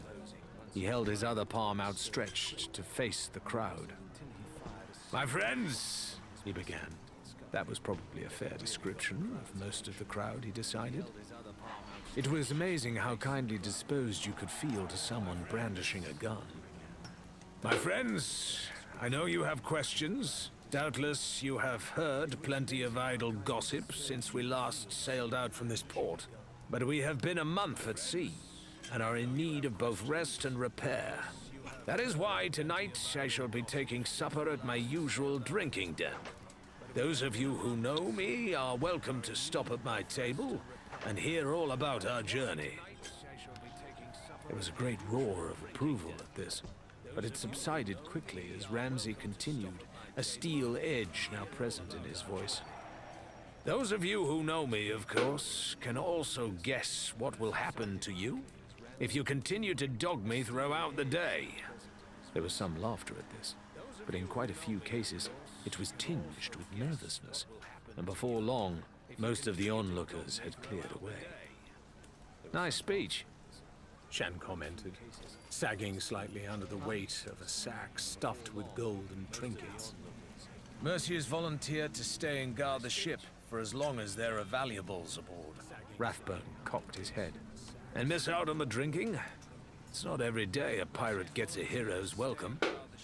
"But no one's gonna give her a heroine's welcome," Shan replied. At least we don't have to celebrate in disguise. Ramsay nodded at this, picking up a heavy trunk stuffed with valuables and moving briskly to the first of their engagements, for they had much to do before nightfall. There were still whispers and furtive glances as they made their way through town, but at least their path remained clear as they staggered down cobbled streets and through a rat run of dingy alleyways. At Shan's behest, their first stop was an unassuming little business in the old part of town. "This is it," Shan said, waving a hand at a poky little building, smeared with faded paint and fronted by foggy windows of thick, bubbled glass. "This? It's as humble as a sweet shop. And looks as popular as a plague," Ramsay said skeptically. "Just go on," Shan said, gesturing them toward the door. Once inside, Ramsay was astonished to find an immaculate little jeweler's shop run by a fussy, white-haired man whose spyglasses dangled from a chain around his neck. He huffed and puffed at the pirate's boisterous entrance and muddy footprints, but his high and mighty demeanor vanished the instant Ramsay flipped the lid of the chest he'd been carrying. By the time he'd examined a few of the stones by the light of a sputtering candle, the prim little owner was practically their new best friend. The crew traded their spoils for every coin in the jeweler's safe. Ramsay magnanimously agreed to throw in the chest for free, and the three pirates each took a share of the money and went their separate ways, agreeing to meet at the tavern after sundown. Shan's destination was the marketplace, and he stuck his hands in his pockets as he drifted from stall to stall, nodding amiably at a platoon of soldiers as they marched past with expressions set in stone. He would hang back from each merchant for a while, watching carefully to see which cuts of meat or bottles of wine were offered up to the elderly townfolk or to unwitting errand boys, and which were reserved for the stern-faced cooks and canny housemaids who demanded the best for their masters. Only then would he swoop forward and lay claim to the finest quality items, rattling off a list of orders so quickly that the bewildered stallholders never even had a chance to try and swindle him before Shan was halfway down the street.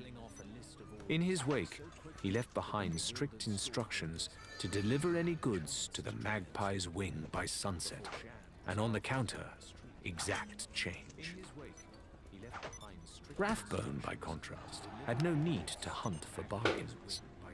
On Ramsay's say-so, he was to seek out the finest weapons and tools the town had to offer, a task that required an imperious air and no small amount of arrogant self-belief. It was a mantle that Rathbone was able to adopt with ease, especially here on land, for his youth had been spent amongst businessmen and bankers cut from a viciously ruthless cloth.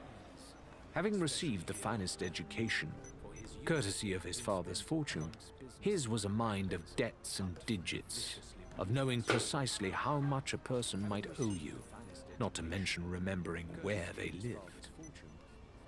A businessman he'd been raised, and a businessman Rathbone surely would have remained, had his lust for wealth not blinded him to his peers' growing dissatisfaction with his work habits. He had begun to snatch deals out from under his rivals' noses, undercutting and cheating powerful people.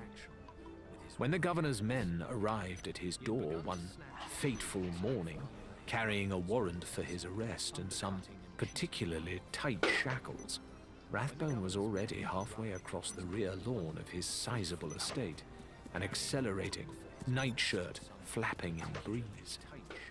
Publicly disgraced, his assets seized, Rathbone soon found himself in the company of smugglers and mercenaries, the kind of criminals he'd previously employed for some of his more underhanded business ventures.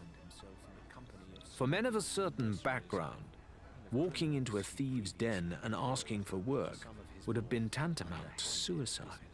But Rathbone had two advantages that separated him from most of the area's elite. Firstly, he was a large man who had always taken pains to keep himself fit and active. The regular fencing and hunting practice of his youth, likewise, lent themselves to skill with a cutlass and pistol. Secondly, his excellent memory meant that Rathbone knew the details not only of his own business, but of many others as well. He retained an intricate understanding of cargo run schedules and trade routes, knowing where ships loaded with valuables had previously been lost, and where they might soon be lost again. He took no small amount of satisfaction in building his reputation as a pirate at the cost of his rivals' people and profits, waging campaigns that sank their ships, their cargo, and ultimately their livelihood. It was around this time that Rathbone and Ramsay had first been introduced, and while many would have considered them strange bedfellows, they each saw in one another qualities to admire and ambitions to be wary of. When they worked in tandem, however, their unique combination of experience and intellect, instinct and intimidation, proved a formidable force indeed. Before long, they were sailing together as regular accomplices, and Rathbone had long presumed he'd take over Ramsay's ship and its captaincy sooner or later, when the man finally turned sufficient attention to his family and settled down. It was a turn of phrase that made him shudder. As Rathbone made his way around town, curling his lip and sniffing disdainfully, until exasperated shopkeepers surrendered their truly premium wares for his inspection, he found himself wondering what this new turn of events might mean for his long-term prospects. There was no point in inquiring about Ramsay's plans directly. That much was certain. While he was undoubtedly a boisterous and passionate individual, Ramsay kept his private life extremely private indeed, even during conversations with his crew. Even so, Rathbone had gotten the distinct impression that choosing to make the journey through the Shroud had cost Ramsay a great deal of domestic happiness. Could the man really continue to choose a life at sea over home and hearth? And what would happen to Rathbone's prospects if he did? Rathbone couldn't know it, but Ramsay had been asking himself those same questions all day. even as he'd argued over figureheads and sail trim with the shipwright and made sure the Magpie's wing was fit for its next voyage. Mercia's charts were growing more detailed and precise with every crossing, and he had no doubt that the little vessel would be able to make it back and forth through the shroud as often as necessary. The question was, would he be aboard her? It was a train of thought that took him up the winding hill to the tavern a little sooner than he'd intended, early enough that the stout double doors were still tightly locked. His mind elsewhere, he wandered around through the rear entrance and into the silent bar, without really paying much heed to his actions.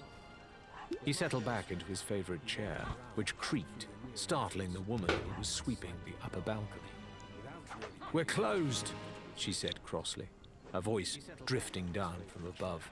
"And if the sign and the locked door didn't convince you of that, perhaps my foot up your arse will give you the hint." "I'd hope, since we're such good friends, you'll at least polish your boot first," Ramsay replied dryly. His voice caused a little gasp of recollection, and Rowena took the stairs at speed, bunching up her thick leather apron so that she didn't trip. She threw her arms around Ramsay's bear-like frame as best she could, kissing his forehead fondly before pulling back to look at him. "You've lost weight," she remarked. "That makes 2 miracles. What, you sailing into that damn fog and coming back to tell me all about it?" "There'll be plenty of time for that," Ramsay assured her. "You can expect a crowded house tonight and plenty of merriment. You'll need some extra sawdust for the floor, I shouldn't wonder." Rowena grimaced. "And here I was, thinking you might have dug up a few good manners on that voyage of yours."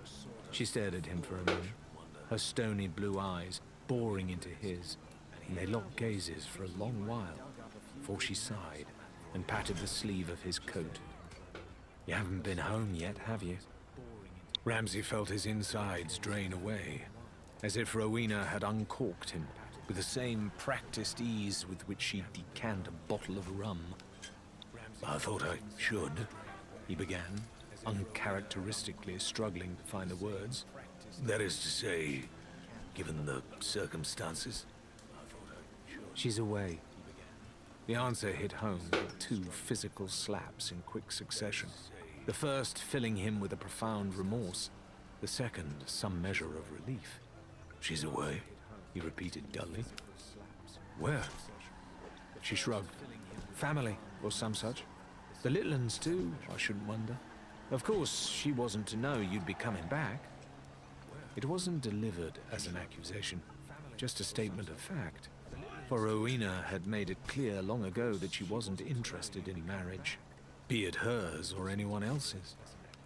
Ramsay had always admired that honesty about her, even when it was currently twisting words into him like a knife. He sat and stared blankly at the floor, not knowing how to put an end to the uncomfortable silence. "Well," Rowena said after a moment, "if you really have invited half the town to come and hang on your every word tonight, I'd best get the place in order. You still owe me that present, mind you." With that, she resumed her chores, giving Ramsay some time alone to put his thoughts in order. He sat, brooding, until Rowena finally unlocked the doors, and the first of the pirates spilled in, Shan among their number. By the time she turned round, Ramsay's facade was back in place, and he was once again the avuncular pirate she remembered. True to Ramsay's word, the tavern soon was packed fit to burst with townfolk hanging over the balcony railings and crowding onto benches to hear all about passage through the Devil's Shroud and what lay beyond it. Shan had brought a small sack of the most eye-catching and exotic valuables, including a jeweled horn that he claimed to have tugged from the dusty grip of a long-dead priest. A strange way of explaining that he'd really just stubbed his toe on it in the dark. They told the story about the piglets, and after a few drinks, Rathbone was even persuaded to talk about the snake. But as the candles burned low and the hours passed, Ramsay refused to be drawn on two subjects: how he'd made the crossing, and how others might do the same. Strong drink and heavy fumes of pipe smoke, coupled with seeing such fortune waved under their noses only to be snatched away, turned many pirates' moods sour at this point. A particularly devious rat of a man, known around town as Stitcher Jim, climbed unsteadily to his feet, roughly pushed his way toward Ramsay's table, with the crimson of his cheeks matched only by his bulbous nose. "Liar!" He meant to shout as a bellow, but it emerged as a belch. "You're a liar, Ramsay, that's what I say. If as much as you say lies behind that bloody fog, then what harm is there in letting us all take our share? I say you just got lucky, found some old wreck or something, and now you're feeding us this... Stitcher Jim's eyes unfocused momentarily. "This? You ain't been nowhere special." Several of the man's friends grumbled in agreement at this, striking their mugs loudly upon the table and obliviously spilling their beer. "Every man has his secrets," Ramsay growled, "and I'll not have you prying into mine. Are you telling us all, here and now, that you've no way to make a living, honest or otherwise, without my help? Perhaps," he added, with his face twisted in a sneer, "you'd like me to wipe your backside too, whelp that you are." Had the tavern not been so overcrowded, the bottle that Jim's crony aimed for Ramsay's head might actually have struck its target. As it was, a luckless deckhand who decided that now was a good moment to stand in search of the privy took the full force of the blow. The deckhand leapt up in one smooth motion, knocking two more pirates into a tangle of flailing limbs and plunging the entire tavern into a drunken brawl.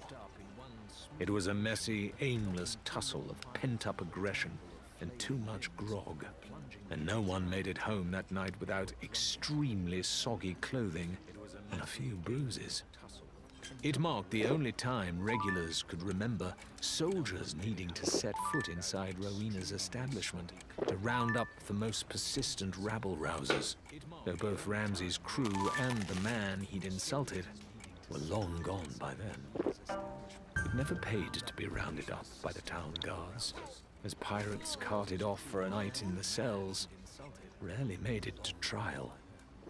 So it was that Stitcher Jim and his friends fled the scene and staggered home to the most disreputable part of town, nursing their wounds and clutching at their sore heads.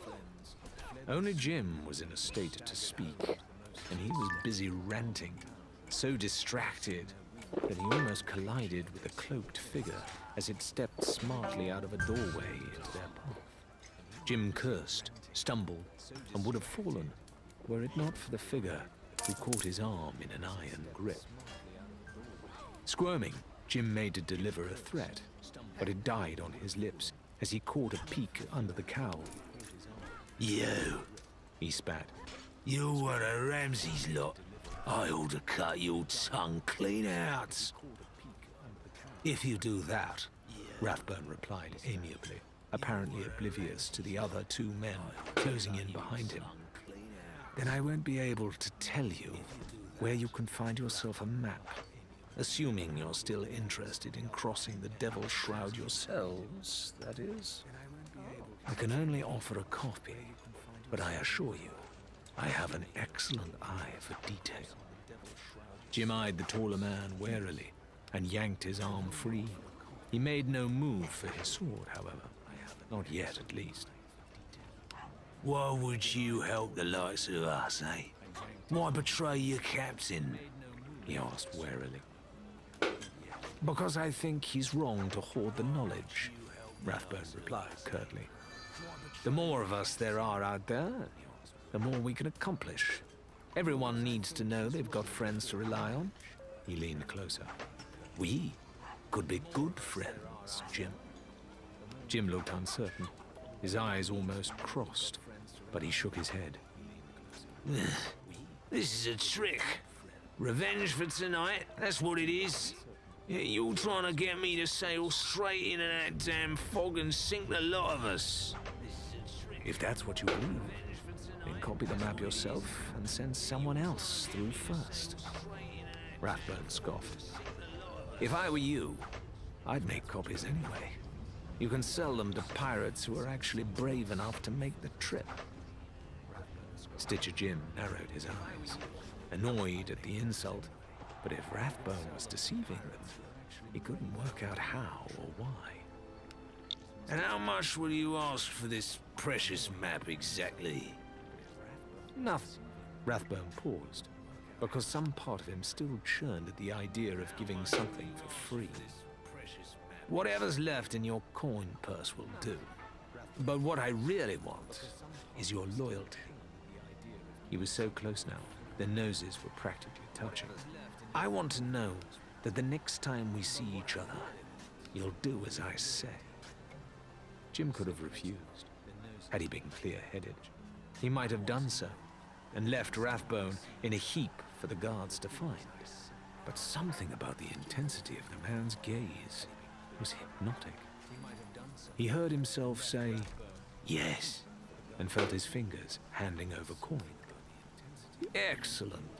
Rathbone pulled back sharply, brusquely shoving Jim's companions aside and stepping between them. You'll find the parchment in a bottle, he called, striding toward the dock, without so much as glancing back at the bewildered group. It's in the water barrel outside that dismal tavern. I look forward to our next encounter, friends. Stitcher Jim watched silently until Rathbone was well out of earshot. Friends, huh? He's cracked, giving away a map like that, he said finally. Definitely, the others nodded.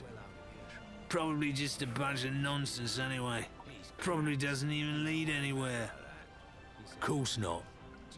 Although, Jim mused, even if it was a fake, it'd still fetch a pretty penny. Could be so, could be, the others agreed. One by one, they reached the same conclusion and stood for a moment considering their options. And then, scrambling and shoving at one another in their bid to get there first, each of the pirates ran back toward the tavern as fast as their legs would carry them.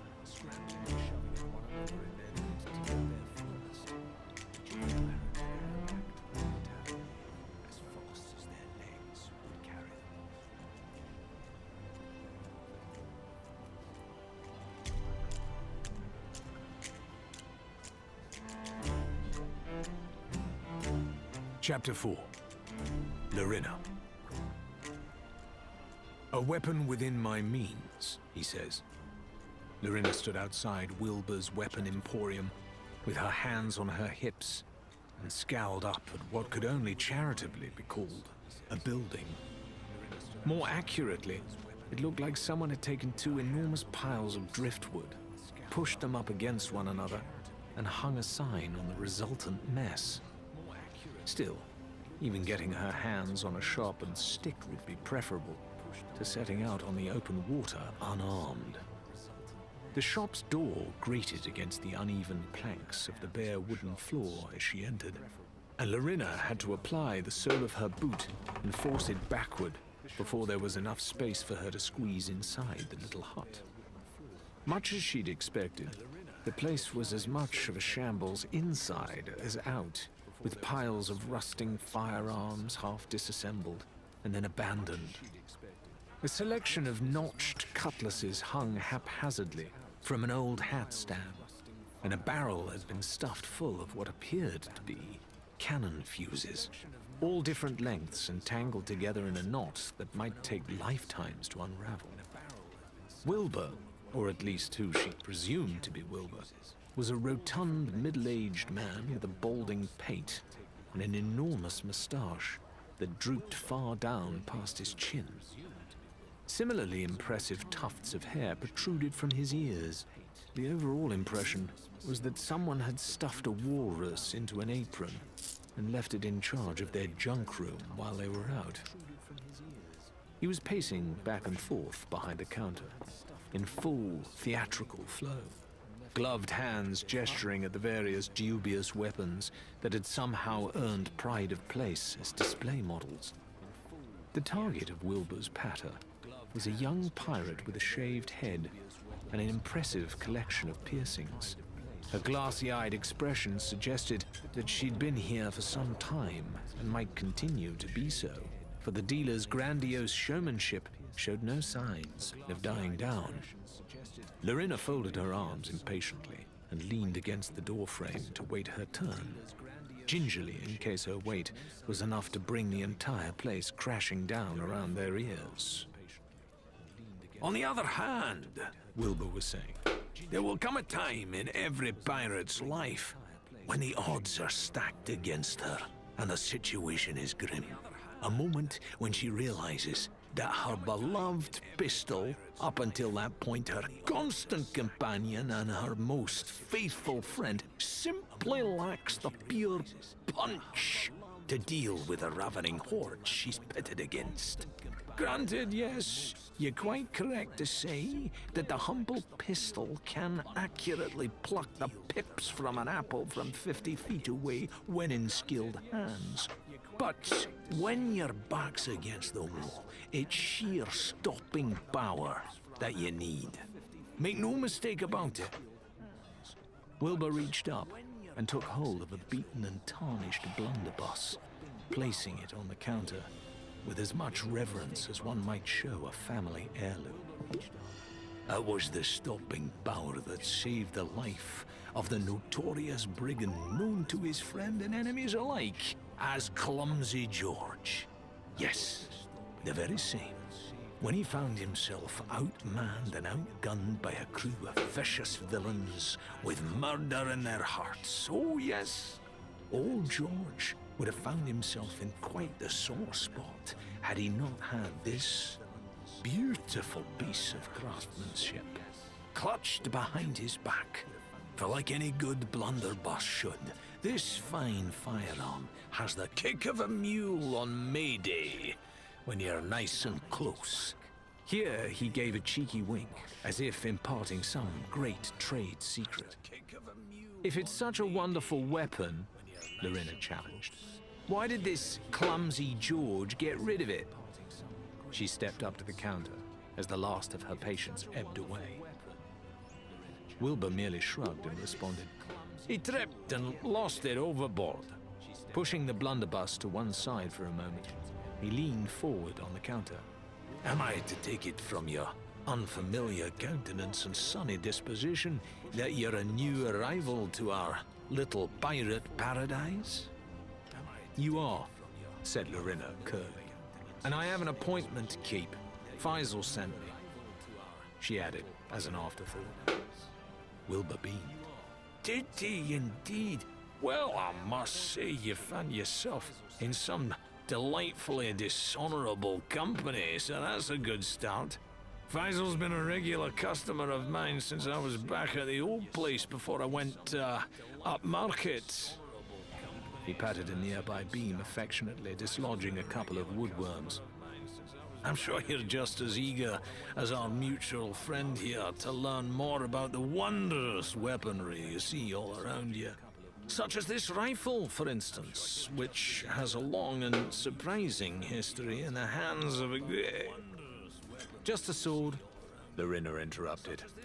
And I don't need to know its life story, or which way you're supposed to hold it, or that the previous owner was a little old lady who used it once a week to kill sharks. I just need it to be sharp and well-oiled, and for the blade not to fall off in the middle of a fight. Clear? Ah, said Wilbur thoughtfully. One of our deluxe models.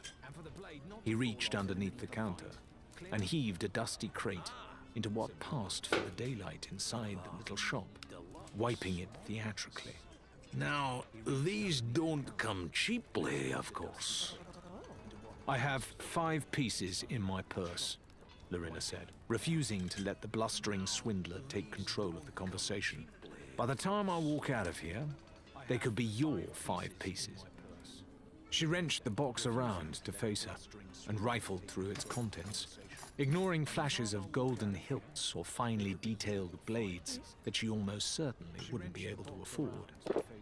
Finally, buried near the bottom of the selection, she found what she was looking for. A simple steel blade with a gentle curve to it and a handle wrapped with cloth to provide a sturdy grip. She swished it once or twice through the air, checking its balance. There were a couple of notches in the blade, but it did do. Wilbur could contain himself no longer. Ah! He exclaimed. Now, that sword Is worth 5 pieces. Lorena allowed the coins to tumble from her palm one by one onto the counter with a series of satisfying funk noises, tilting her palm so that the final coin went into a spiraling roll before clattering to a halt. Wilbur's eyes followed it all the way. My time here is over. The weapon dealer let out a theatrical sigh, but Lorena could tell by the look in his eyes that the deal was already done. 5 it is, He agreed. and you make sure that you come back and trade it in just as soon as you're ready for the next model up. You hear me? If your sword doesn't snap and get me killed, I just might, said Lorena, reasonably, sliding the blade carefully into her belt and making for the door without another word. It was nice to be out in the sunlight again, but not as nice, she had to admit, as feeling the weight of a weapon at her side once more. Now it was time to meet her new crew. As Lorena left for the docks, she could still hear Wilbur's booming rhetoric carried on the breeze. Sometimes, young lady, you meet one of those customers who you simply have to get rid of as quickly as you can, or they'll talk your ear off all day. Now, as to that blunderbuss, The sun was brushing against the distant horizon by the time Lorena made it to the dock, bathing the handful of ships there in the orange glow of twilight. Deckhands busied themselves about them, like bees around a hive, patching and repairing, loading and unloading supplies, and making ready to set sail by the light of the moon. Darkness could be a pirate's best friend, if the night was kind. Even in a crowd, Ned was easy to spot. Currently, he was hefting one lumpy object in each hand. To begin with, Lorena assumed they were casks or sacks of some kind. It was only as she drew closer that she realized she was looking at 2 struggling figures, a man and a woman. Neither seemed dressed for a life at sea, clad as they were in heavy leather tunics, topped with purple robes made from some expensive fabric. Some sort of uniform, perhaps. Intrigued, she sidled a little closer so that she could hear what was being said. Naturally, Faisal was doing more of the talking, and were it not for the way Ned was manhandling the strangely garbed pair, Lorena might have assumed they were all lifelong friends. I am in my heart a gentle soul, He was saying sorrowfully. with a profound sense of love and respect for all things. For we are all the same deep down, yes? If you prick us, do we not bleed, swear and hit you? That is why it fills me with such sorrow to see my companion here, upset in any way. At this, Ned tightened his grip, hefting the 2 cloaked figures even farther from the floor. Since we are so alike, I am sure you both can imagine my despair when Ned tells me that we have intruders aboard our vessel. Our pride and joy, trespassers, interlopers, saboteurs. Had we not happened upon you scuttling around below decks, who knows what terrible fate might have awaited us. Now I find myself at a loss as to what should be done with you. I could have you locked in the brig, I suppose, but it really is only designed for one person. Yeah, Ned cut in with a gravelly chuckle.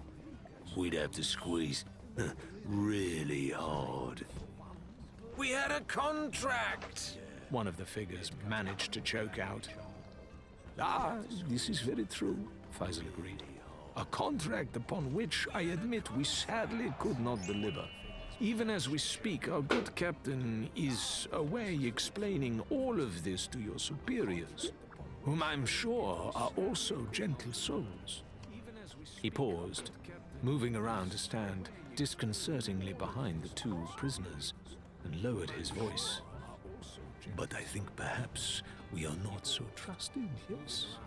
You suspect that maybe we did indeed acquire what you sent us to find, and assuming that we were planning to hold it for ransom, or perhaps make use of it ourselves in some way, you crept aboard our fine vessel to take it for yourselves. Ah, my heart is heavy again. You would rob us of the very clothes off our backs. Faisal rocked back and forth for a moment on his heels, frowning. Then his face split into a delighted grin. Then we must deliver payment in kind, I think. Ned, if you would be so kind as to bring our guests aboard for a moment, Faisal said with a sweeping gesture. Lorena watched curiously as the two flailing captives were hauled effortlessly aboard and taken into the captain's cabin. She wasn't entirely sure how much of what Faisal had said was true, but she was eager to see how the intruders were about to be dealt with. These were people she might well need to entrust her life to one day, after all. How ruthless would they prove to be? Her curiosity was sated a moment later, when the same two figures, momentarily unrecognizable as they were now clad only in their undergarments, were ejected from the back of the ship and fell, bellowing into the muddy waters of the docks. They surfaced a moment later, red-faced and spluttering, and a chorus of jeers and jokes from bystanders on the dock floated after them as they sprinted shamefacedly out of sight. When she'd finished chuckling, Lorena left her hiding place and approached the ship, noting the figure of a short-haired woman holding two crossed pistols. It would be wiser not to mention that she'd borne witness to the dispute just now, she decided, and she prepared to board and knock upon the door of the captain's cabin as if she'd just arrived.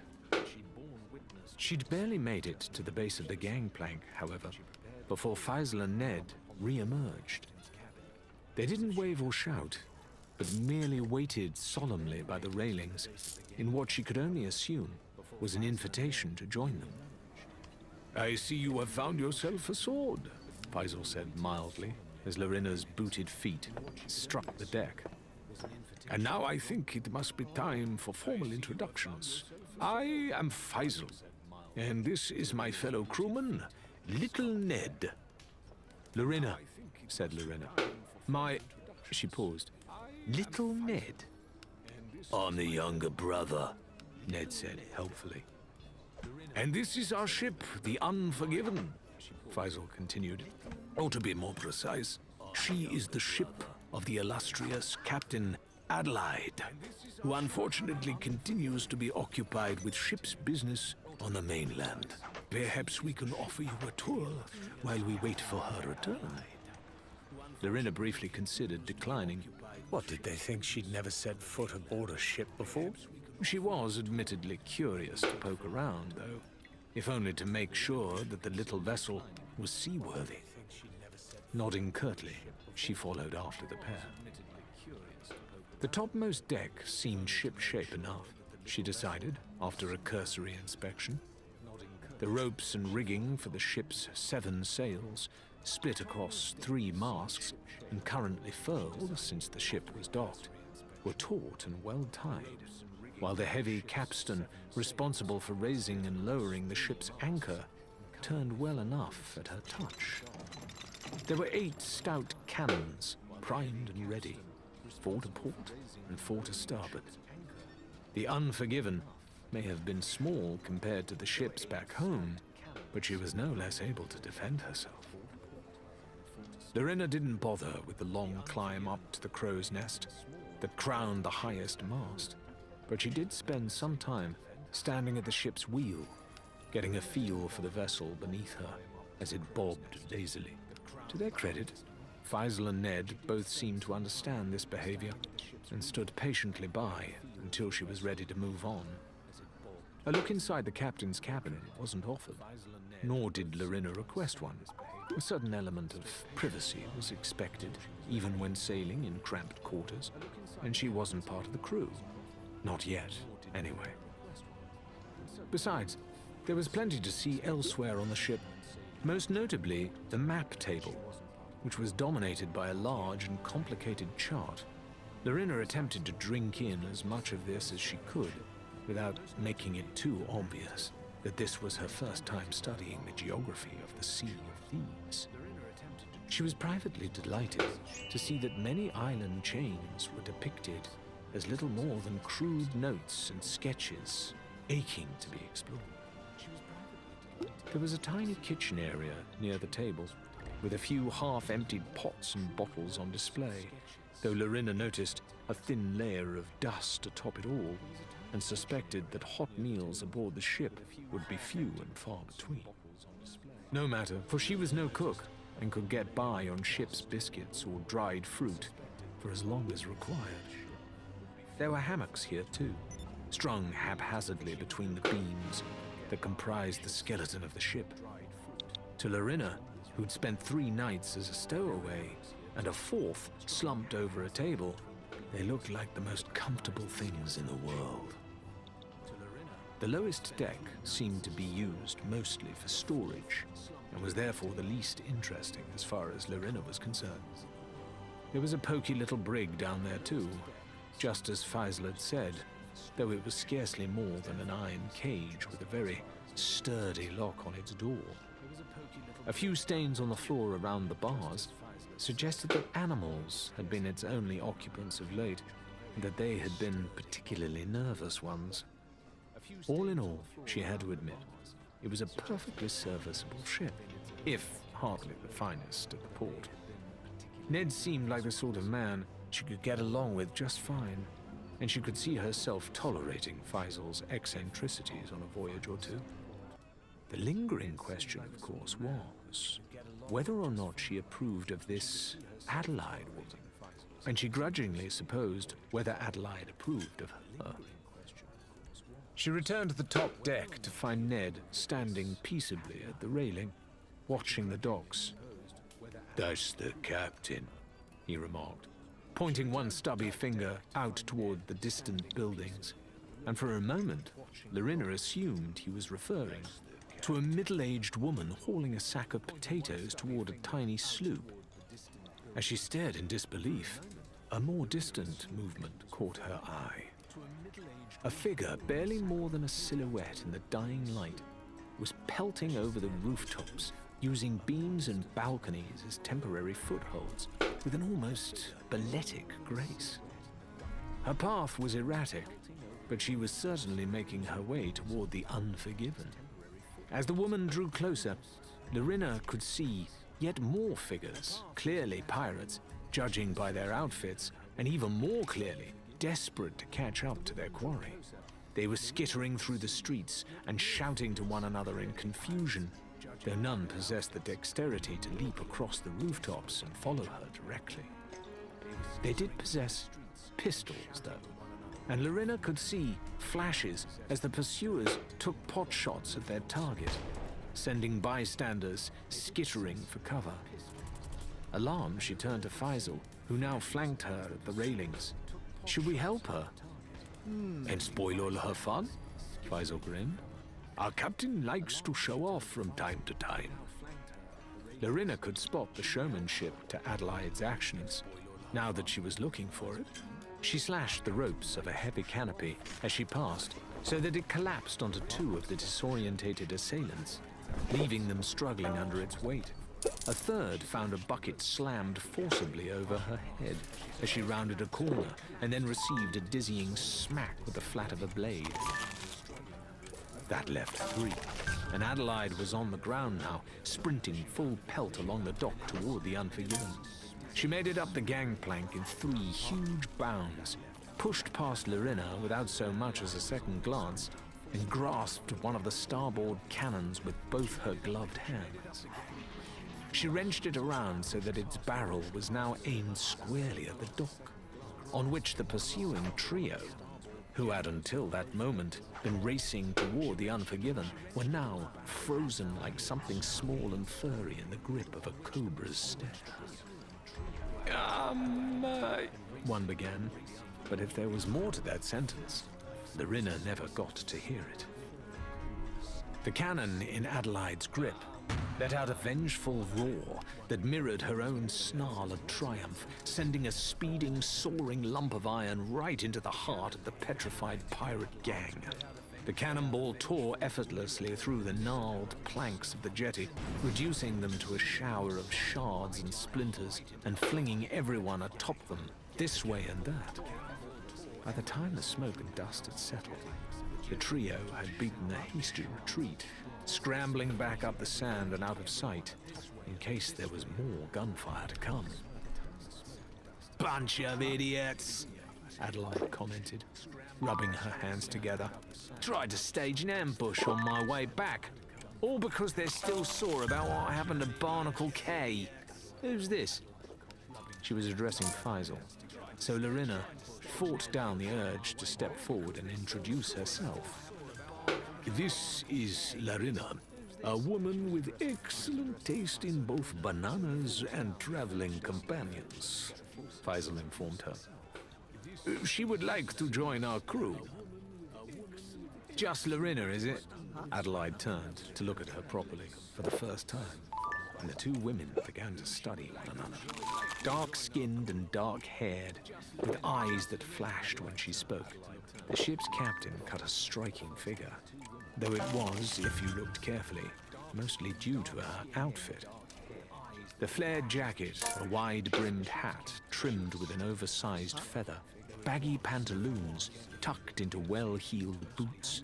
Larina had seen plenty of pirate outfits in her time, but this was a costume being worn by a woman barely older and significantly shorter than Larina herself. A woman who just blew up a jetty out of spite, Larina reminded herself. "Well," said Adelaide at last, "I, as I'm sure you know by now, am Adelaide. But I have never heard of you. Why might that be? Reputation is extremely important around here, you know."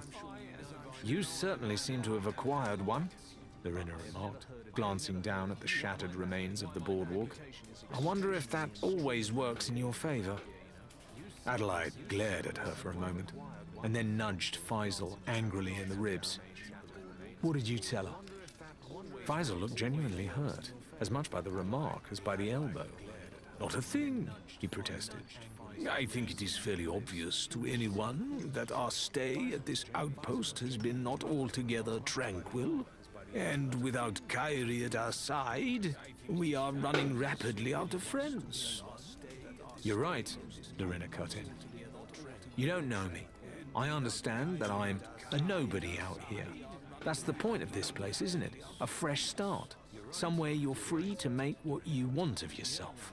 She folded her arms. "I'm not some swabby. I know how to sail a ship, wield a sword, and raise a glass. I can look after myself, and I can look out for others, but I don't expect you to take that on trust. What I do expect is a chance to prove myself." Adelaide twirled a lock of her hair around her finger, musing on Larina's words.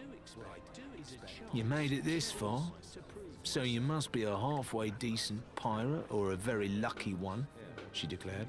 Larina felt her fingers twitch and resisted the urge to make a fist. Already she was wondering how much more of the Unforgiven's precocious captain she'd be able to stomach. And as you say, her face is not known around here, Faisal added. "Which may prove to be of some use to us tonight, yes?" Adelaide smiled at that. "Why not? We'll be no worse off, whatever happens. You see, Larina, we recently were forced to back out of a contract with a particular group of people here in town. I don't like to lose. and I certainly don't like having to explain myself to a bunch of jumped-up, half-witted, snuff-smoking... Adelaide cut herself off and closed her eyes for a moment before continuing in a far calmer tone.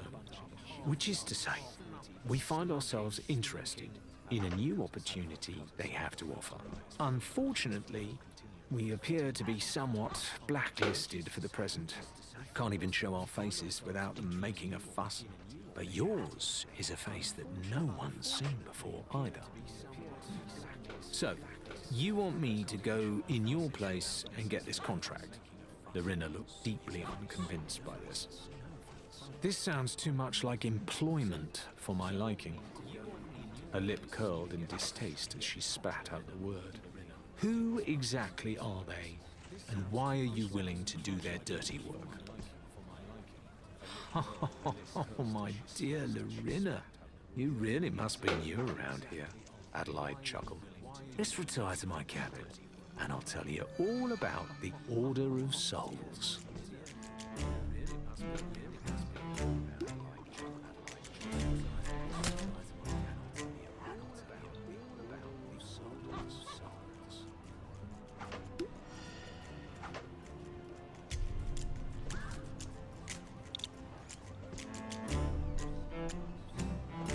Chapter 5.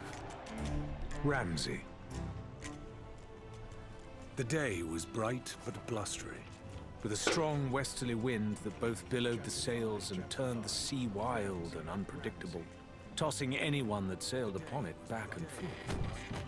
That bit of capriciousness was why the first volley of cannonballs collided with the water just shy of the prow, rather than striking the Magpie's wing herself. Rathbone, who was at the helm, let out a loud curse and spun the wheel as hard as he could, swinging the bulk of the ship out of the way. A second barrage of deadly iron splashed down to starboard, sending up great waves of spray that drenched everyone and everything on deck.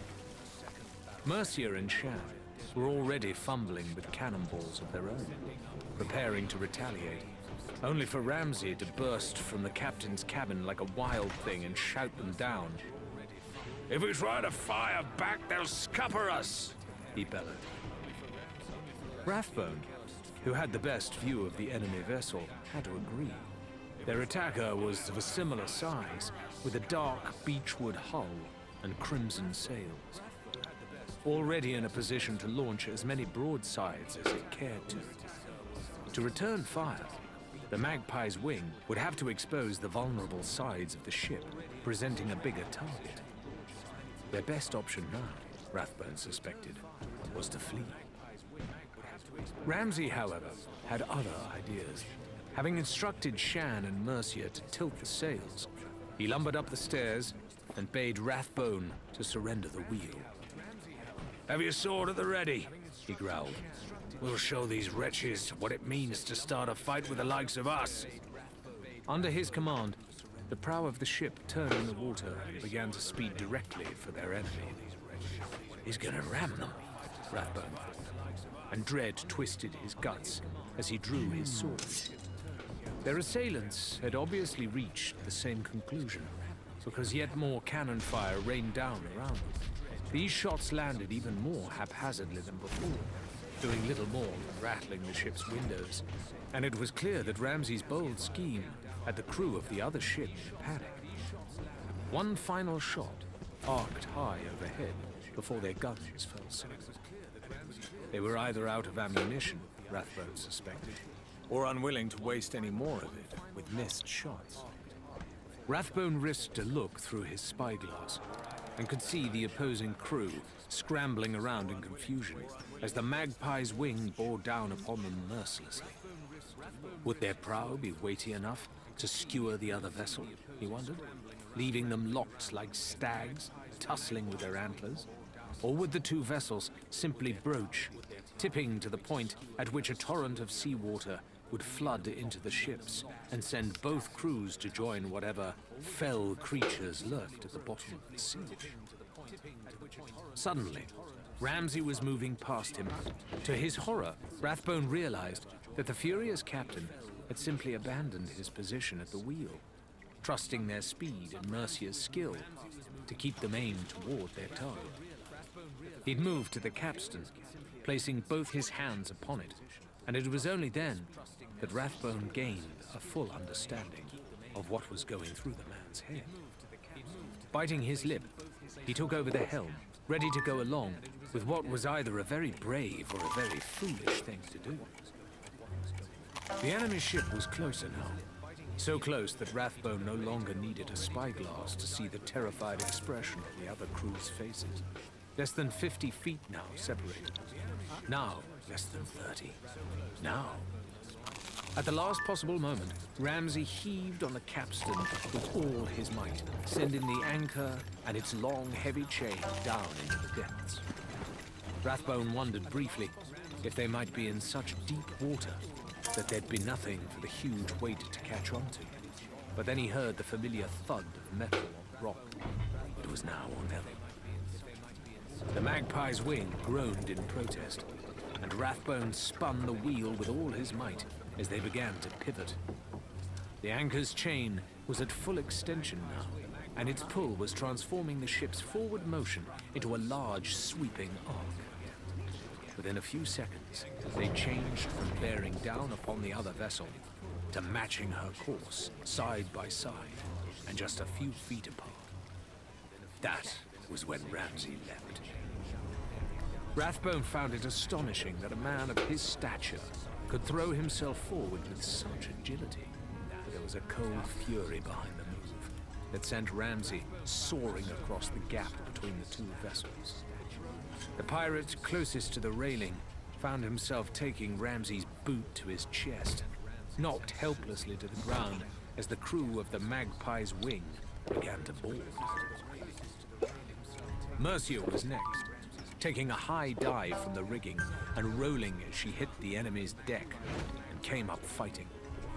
She pulled a slender blade free from its sheath and began to menace a young deckhand who'd been manning the cannons, but he clearly had no stomach for a fair fight and threw his weapon down almost at once. Mercia considered the quivering figure as he dropped to his knees before her, then cold-cocked him so he couldn't cause any more trouble. Rathbone hesitated, not so confident in his own acrobatic ability, but prideful enough to try.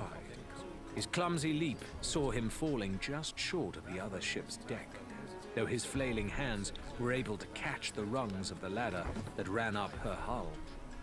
Clambering aboard, with his face flushed pink, he spared no time in taking out his embarrassment on the nearest pirate.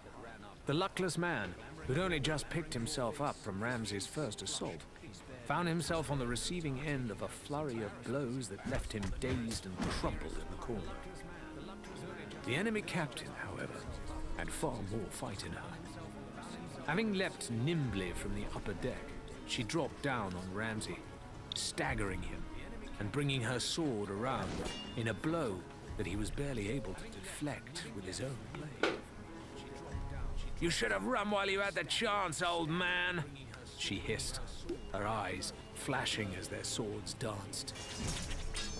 "Now where's the sport in that?" Ramsay shot back, edging closer and closer to the railing as each of the captain's blows forced him backward. Little by little, he was losing ground. Mercia was in no position to help him, for she was being terrorized by the final member of the ship's crew, a brawny woman with a scarred face and a split lip who'd managed to knock Mercia's sword away. She was shrugging off all the kicks and punches that Mercia landed, and her grasping fingers were reaching for the smaller pirate's neck, twitching mere inches from Mercia's windpipe when the first gunshot rang out. Judging from the way the larger woman gasped in pain and clutched at her leg, Mercia guessed that Shan, standing calmly aboard the Magpie's wing with a smoking pistol in his hand, had only been aiming to wound. "Fine by me," she thought, and hooked her leg around the same limb, sending her opponent toppling sideways with a yelp and a stream of curses. Jumping down after her, Mercia followed this up with a vicious kick that sent the sprawled figure tumbling down the stairs and out of sight below decks. There was a loud crash, the sound of breaking glass, and silence.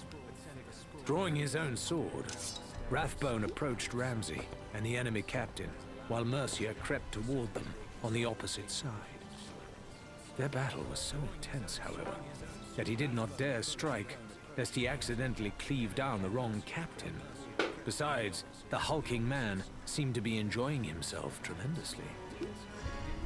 You're surrounded, Captain, Ramsay roared, pushing forward with a renewed surge of strength.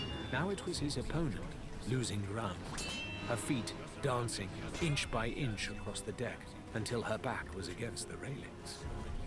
Surrender, and I'll show you mercy.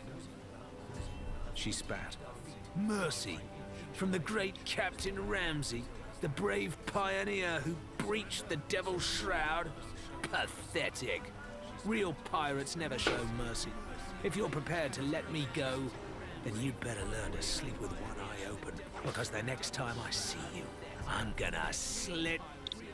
Ramsay swept a long, lazy arc with his blade. As the other captain moved her sword instinctively to parry it, his fist lashed out with a swift blow that caught her squarely on the chin, lifted her effortlessly into the air, and carried her backward over the railing. There was a splash and a scream cut short. Real pirates, Ramsay observed, would have seen that coming. With its captain lost and the rest of its crew defeated, the ship was a simple matter to secure. After some brief debate, the crew of the Magpie's wing hauled Mercia's former adversary into the brig below decks, tied the youth who'd surrendered to a beam in the captain's cabin, and secured the final crewman in the map room. Separated as they were, it would be all the harder for them to conjure up a means of escape. "We're leaving them to starve, then," Shan commented, keeping his voice carefully neutral, as he and the crew began to ransack the ship's supplies. Ramsay shook his head. We deserve a drink.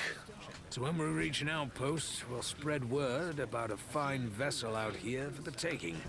Someone will pay us handsomely for her location, and then it'll be up to her crew to talk themselves out of trouble.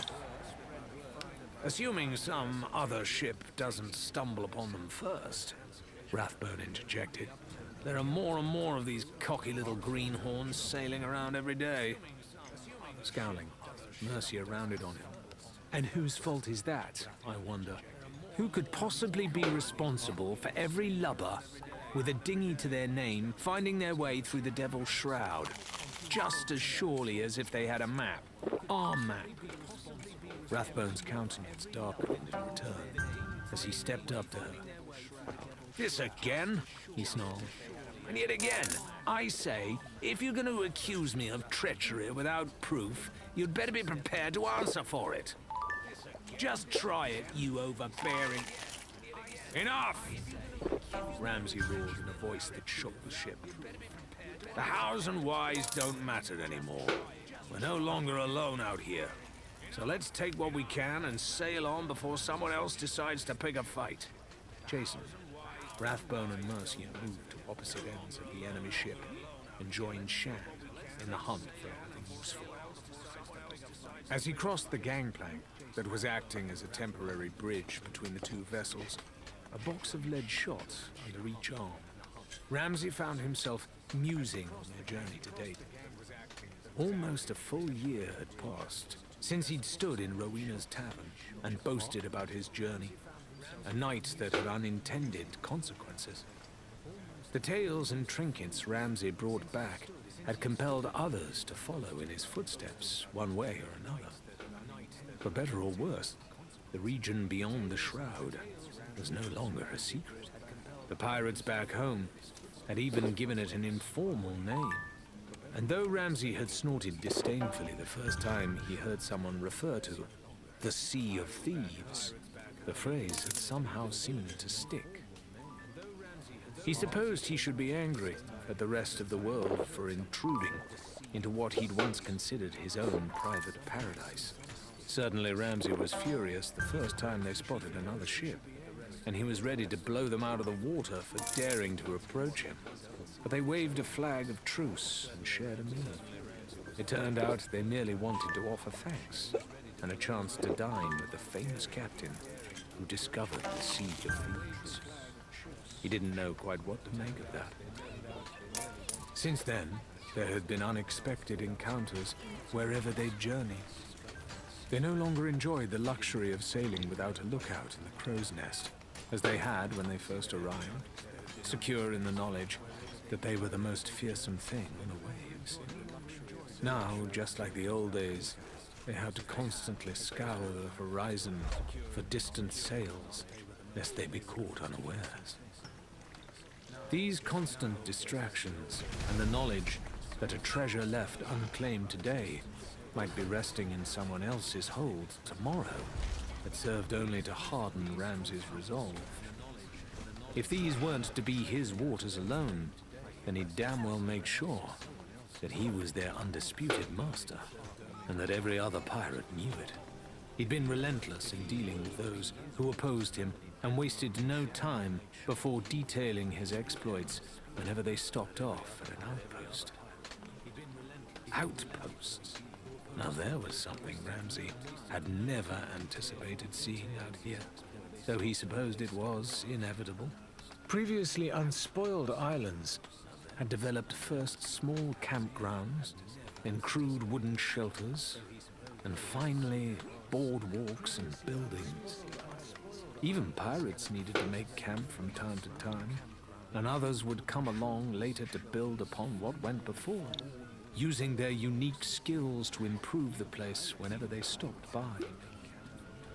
There were at least 2 taverns in this region alone, both run by opportunistic pirates who knew about sugars, fermentation, and everything else that went into a good beer. These pirates had chosen to make their fortune by opening their doors to others, so that they might drink and relax without having to make the long journey home. He had even heard tell of a blacksmith coming to the region in the company of a crew who wanted to keep their weapons sharp and were willing to pay for the privilege. Before long, Ramsay mused, there'd be shipwrights and shopkeepers aplenty, all eager to hawk their wares to passing travelers and spare them the danger of the long journey home. All told, the increasing likelihood of bumping into other ships while out on adventures, coupled with his own rising notoriety, had led Ramsay to insist that they find themselves a suitable hideout. They needed a place where they could rest, relax, and repair, something that simply wasn't possible amid the hustle and bustle of an outpost, even if the folks around wanted to do nothing more than share a drink or hear stories. Mercia, true to form, had been keeping a careful log of everywhere that they'd visited, and had suggested a number of suitable locations. The first potential hideaway they'd visited had been an innocuous island near the heart of the region, where a soft crescent of golden beaches framed a huge rocky cave with a fine sandy floor. It seemed like an ideal safe harbor, and so they moored the Magpie's wing and made camp inside. Their revelry lasted only until high tide, at which point seawater began to pour relentlessly into the cave from all directions, forcing the crew to abandon their cooking pot halfway through a meal and paddle hastily back to the ship. Shan continued to insist he'd seen a shark snacking on their dinner as they sailed away. The second site, an imposing crisscross of rocky peaks surrounding a central lagoon, would have allowed them to hide the ship entirely. Shan even suggested mounting cannons on the high cliffs overlooking the bay's single entrance, allowing them to repel intruders. As they approached the island, however, tendrils of mist began to form around them, and a familiar sourness filled the air. They had to execute a swift about-face to avoid sailing any closer, and by morning, the ebb and flow of the Devil's Shroud had swallowed the island up, as if it had never existed. Finally, Rathbone reminded them of the high-arched cavern where they'd spent their first night in the Sea of Thieves. The entrance was almost invisible, unless you knew where to look, he argued. And they knew from prior experience that there were no ghastly surprises awaiting them when night fell or the storms swept in. He called it a thieves' haven, and the others agreed. Shan in particular seemed to relish the opportunity to set themselves up a permanent home away from home, and by the time they set sail, had already dreamed up an extensive list of changes and renovations he wanted to make to the place. Mercia warned him not to get his hopes up based on their recent run of luck, joking that the whole island was probably an active volcano, or the maw of some slumbering leviathan, but not even she could put a dent in his unrelenting optimism. It turned out to be well-founded cheer, too, for the cavern was just as they'd left it all those months ago, with its hidden entrance and all. Even the remains of their first campfire were still largely undisturbed, though Shan expressed a desire to build a more permanent dining area of sorts, tucked out of the way where the smoke and the firelight wouldn't make their hideaway obvious to passing vessels. Mercia had bought into the idea of creature comforts too, though she had some very different ideas as to what needed constructing first. Bedrooms, she insisted, or at the very least, some sort of partitioned spaces were needed for some modicum of privacy. Rathbone, perhaps looking for a way to ease tensions between them, helped her wedge a series of bamboo poles across the openings of cavities in the cave walls and hang sheets of thick canvas from them, like curtains. When they found treasures, they had begun to set the smaller items aside, offering them in trade for those little luxuries that were slowly but surely making their way to the Sea of Thieves. Sheepskin rugs for warmth, boxes of candles, and sturdy chests and boxes to hold their belongings all came together to convert Thieves' Haven from a gloomy cavern into a place of respite for the crew of the Magpie's Wing. Only Ramsay had declined a bedroom of his own, pointing out that the captain's cabin was more luxurious by half than a rocky nook stuffed with gewgaws. Privately, the notion of spending too many nights apart from his ship felt deeply unsettling to him. It was back to Thieves' Haven that the Wing sailed now, its deck strewn with everything the crew had been able to loot from the ship that had attacked them. Well, they may have been pretty pathetic pirates, but they certainly had some nice belongings, Rathbone commented, sorting through a collection of silks and fabrics. We should consider raiding other vessels more often. Shan pulled a face. Waste of resources, if you ask me. You have to spend half of what you earn repairing the ship. Not if you take them by surprise, Rathbone persisted. A sneak attack on a moonless night, with all the lanterns turned off, they wouldn't even have a chance to retaliate. Mercia made a disgusted sound. We're surrounded by everything nature has to offer, and you want to waste your time squabbling with other pirates? What a waste! Everything nature has to offer, Rathbone parroted, unable to resist reigniting their earlier argument. Like what? Coconuts and pig droppings? Mercia shot him a withering look. Even you must have noticed by now, this place works differently. Just little things, like how much faster injuries seem to heal out here.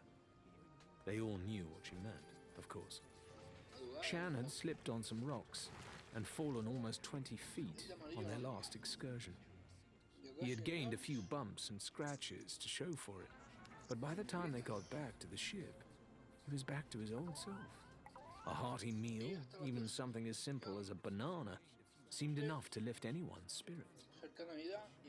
It was, Mercia reflected, privately, as if something about the region made everyone that much more resilient. and filled them with a vitality that was missing back home. You got drunk more quickly, but hangovers passed faster too. Everyone seemed a bit stronger, a bit faster, could hold their breath a bit longer. The world itself seemed to be getting livelier too, with more storms and unexpected bursts of wind. Almost as if the place was reacting to them. Almost as if it was a little bit...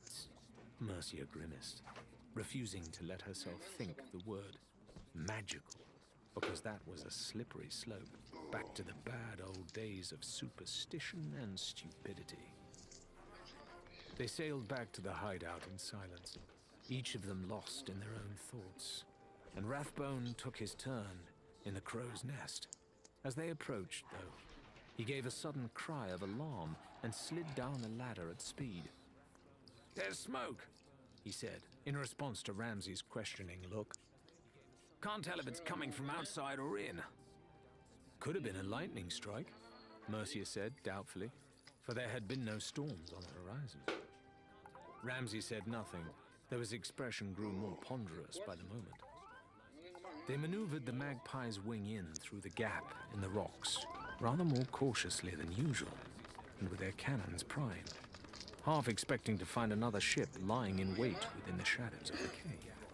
There was no ambush to be found, however, and they extended the gangplank just as they always did, stepping one at a time onto the rocky ledge.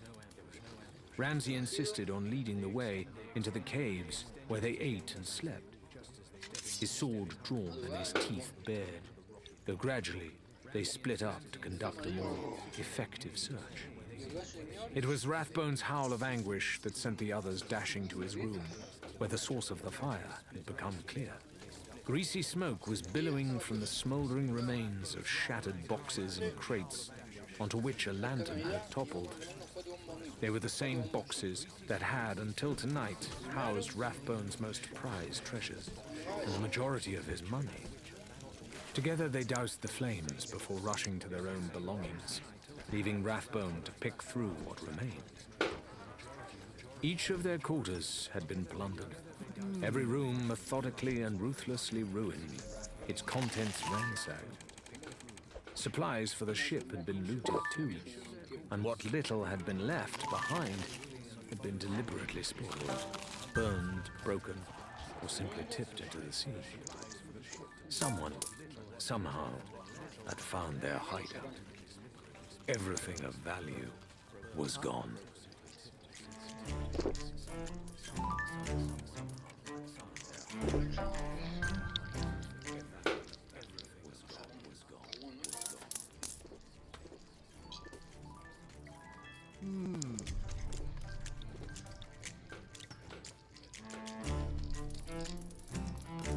Chapter 6. Larina. There had always been those who sought to chain the waves. First there were the navies, vast fleets of ships that sought to protect the sovereignty of the waters in which they sailed.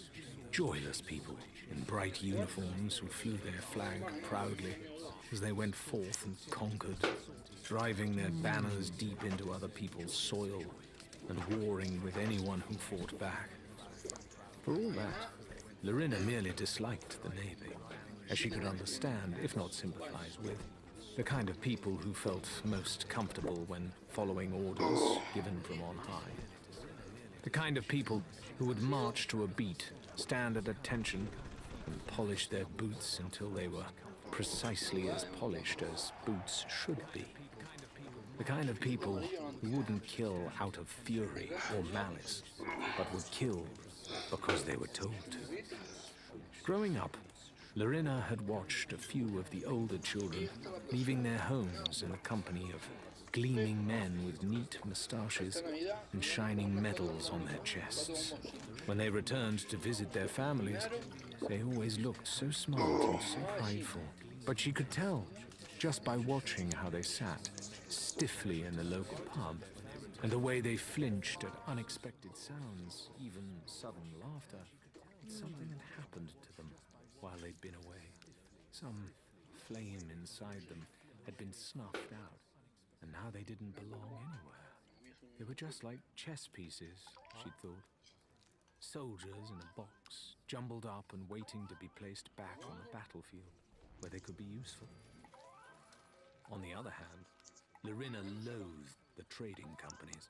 They were swaggering gangs of bullying merchants who were precisely as greedy and grasping as the most devious pirates, but somehow acceptable to the stuffed shirts back on land. They tended to be run by wealthy, cunning, and unscrupulous people who were looking for ways to get even richer, and so had sailed out to the wilder parts of the world, looking to ply their wares at ports and colonies far from home.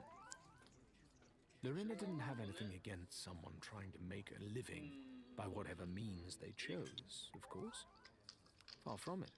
In her experience, however, the trading companies had no intention of sharing the seas where they wished to do business, not with each other, and certainly not with the pirates, who sought to disrupt their trade and claim the spoils for themselves. Years long past had seen lone company ships with their cargoes of fine silks and strange powders become easy targets for experienced pirates who'd grown up in the region and knew the waters far more intimately than their prey did. But the companies proved both rich and tenacious, and more ships came.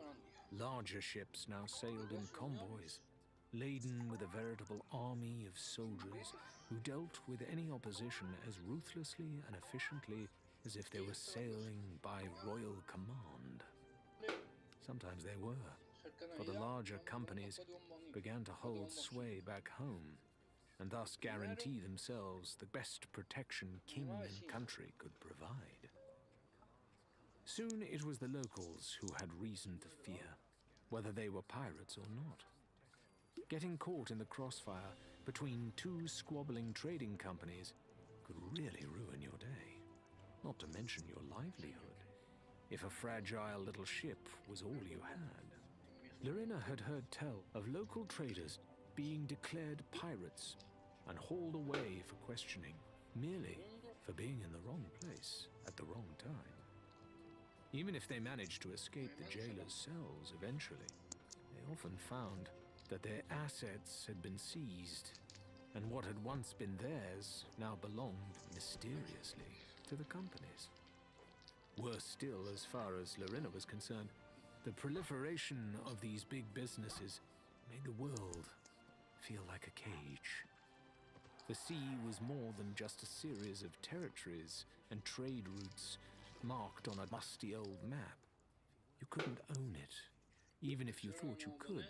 And sooner or later, it'd swallow up anyone who dared to try. All this went some way to explaining why, in her first one-on-one conversation with Adelaide, Lorena damn near put her fist through the window. Adelaide had led her into a sumptuous captain's cabin that was every bit as ostentatious as its owner, filled with pillows, gewgaws, and paintings of places Lorena didn't recognize. Once inside, she reclined in a velvet chair, placing her booted feet upon the desk with deliberate care before speaking. "I'm sure you took a good look around the outpost today," she said airily. "You probably noticed a few tents and stalls that didn't seem to have anything for sale. Flourishing business ventures, you might say, with some more pathetic than others, of course." Lorena thought guiltily back to her rowboat for a moment, and then the truth of what Adelaide was saying dawned upon her. "Businesses?" she hissed. "You're talking about more bloody trading companies? That's who you work for now?" Lorena smashed her fist against the surface of the desk with such ferocity that Adelaide's shoes momentarily left its surface, and the young captain looked genuinely alarmed. "It's not like the old days," she snapped defensively. "Not out here. Yes, some of them snuck into the Sea of Thieves, looking to make an easy coin or two, greedy merchants who bribed or bartered their way here, sniffing for a profit. Do you know what they found?" "Surprise me," Lorena said sourly. "Us. Adelaide smirked. You can't tame this place. They sailed into our waters with their royal decrees and their fancy crests, and they might as well have painted targets on their backs. We pirates have got long memories, and we like to hold grudges. For once, they were outnumbered. I suppose I can see that, Lorena conceded. Although she'd been trapped, lurking below decks on her own journey to the Sea of Thieves, she knew enough about the Devil's Shroud to see how a huge vessel loaded with soldiers, not to mention the kind of firepower needed to protect a company ship and its valuable cargo, would surely sink in any attempt at crossing. So they gave up. Mostly, Adelaide agreed. And for a long while, until one day, some clever little clerk realized that if pirates were the problem, maybe they could be the solution. Some crews might be convinced into earning a little extra gold by handing over things we find and don't need, like animals or old artifacts, stuff that might sell well out in the wider world. The knot of tension in Lorena's stomach loosened slightly, and she began pacing slowly around the cabin as she considered Adelaide's words. And you, Faisal, Ned, all of you work for these companies? Occasionally, if it's to our advantage. Adelaide watched Lorena keenly as she moved back and forth, the captain seemingly eager not to provoke another outburst. Most of the larger outposts have company representatives to trade with, and if you keep your end of the bargain, you start to build a reputation, for better or worse, she added, irritably flicking an imaginary speck of dirt from her boot. Lorena was silent for a long while as she reflected on what was being asked of her. Grudgingly, she had to admit that the relationship between pirates and profiteers sounded far more even-handed than how things had been back home. More than that, she still needed a clue. I think I hate everything about this, she informed Adelaide coolly. Now, tell me what you want me to do. Sanctuary Outpost felt quite different, bathed in moonlight, though Lorena wasn't surprised to see that many of the merchants and traders were still open for business. Even the shipwright was still at her stall by the dock, humming contentedly to herself as she worked on restoring a battered figurehead to some semblance of its former glory. Lorena had noted that almost everything on the Sea of Thieves had been repeatedly patched or repaired in some way. The people around her had a self-sufficiency she found quite admirable. Except when they're begging for scraps from trading companies, she thought irritably, as the squat little building Adelaide had described came into view. It was lavishly decorated by the standards of the outpost, with strings of colored lanterns and a few hung banners cut from the same rich purple cloth that the cloaked figures had been wearing. As they drew closer, Lorena realized that the Order had apparently colonized the underside of someone else's property, draping heavy fabric around its stilts to create a makeshift establishment of their own. There was a slightly bitter smell in the air.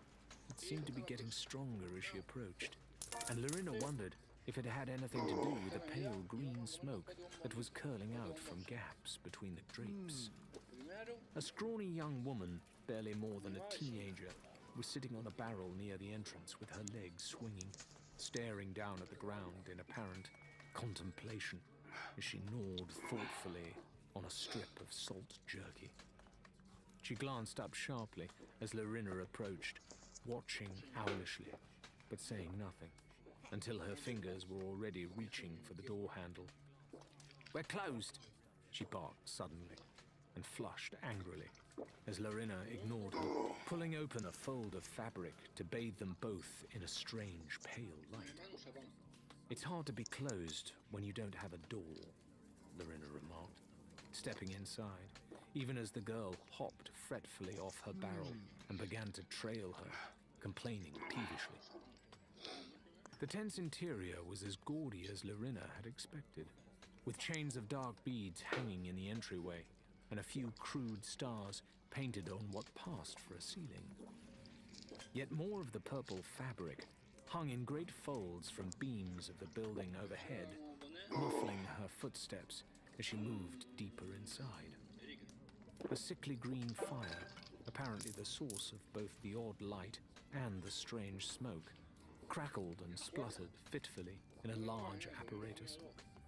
It caused strange shadows to dance upon the ceiling, and also illuminated a large desk, behind which a figure was hunched, an inkwell in one hand and a large black quill in the other. Lorena was starting to feel that everything she'd seen so far was designed to foster a particular impression of mysticism and otherworldliness. The entire facade, she suspected, had been decorated to further the illusion that mysterious things were about to happen. A haunted house to get pirates suitably spooked so that they'd come away impressed. They're still a trading company at heart, she reminded herself, and they need you more than you need them. Don't linger, Aggie. You're letting fresh air in, murmured the man behind the desk to the young girl reproachfully, without glancing up from his work. His long, greasy hair fell messily down past his shoulders and across another purple outfit. Given the trappings of the place, Lorena was unsurprised to see him sifting through a box stuffed full of mysterious runes and diligently copying them down onto a scroll. The man looked up from counting on his fingers as Lorena coughed and shot a meaningful glare at the girl. Clearly, she'd been posted as an advance guard, tasked with turning away anyone who might interrupt him in the middle of some elaborate task. And clearly, she had failed. I told her, Dad, Aggie complained. She wouldn't listen. The man peered up at Lorena, and she stared down at him, arms folded. New in town, are we? He asked, the tone of his voice indicating that he didn't particularly want to hear the answer. My name is Winston Phoebus. I represent the Order of Souls, and we are currently closed. Come back tomorrow. Like his daughters, his speech was high and peevish, a voice born to complain and wheedle. I'll be long over the horizon when tomorrow comes, Lorena replied evenly.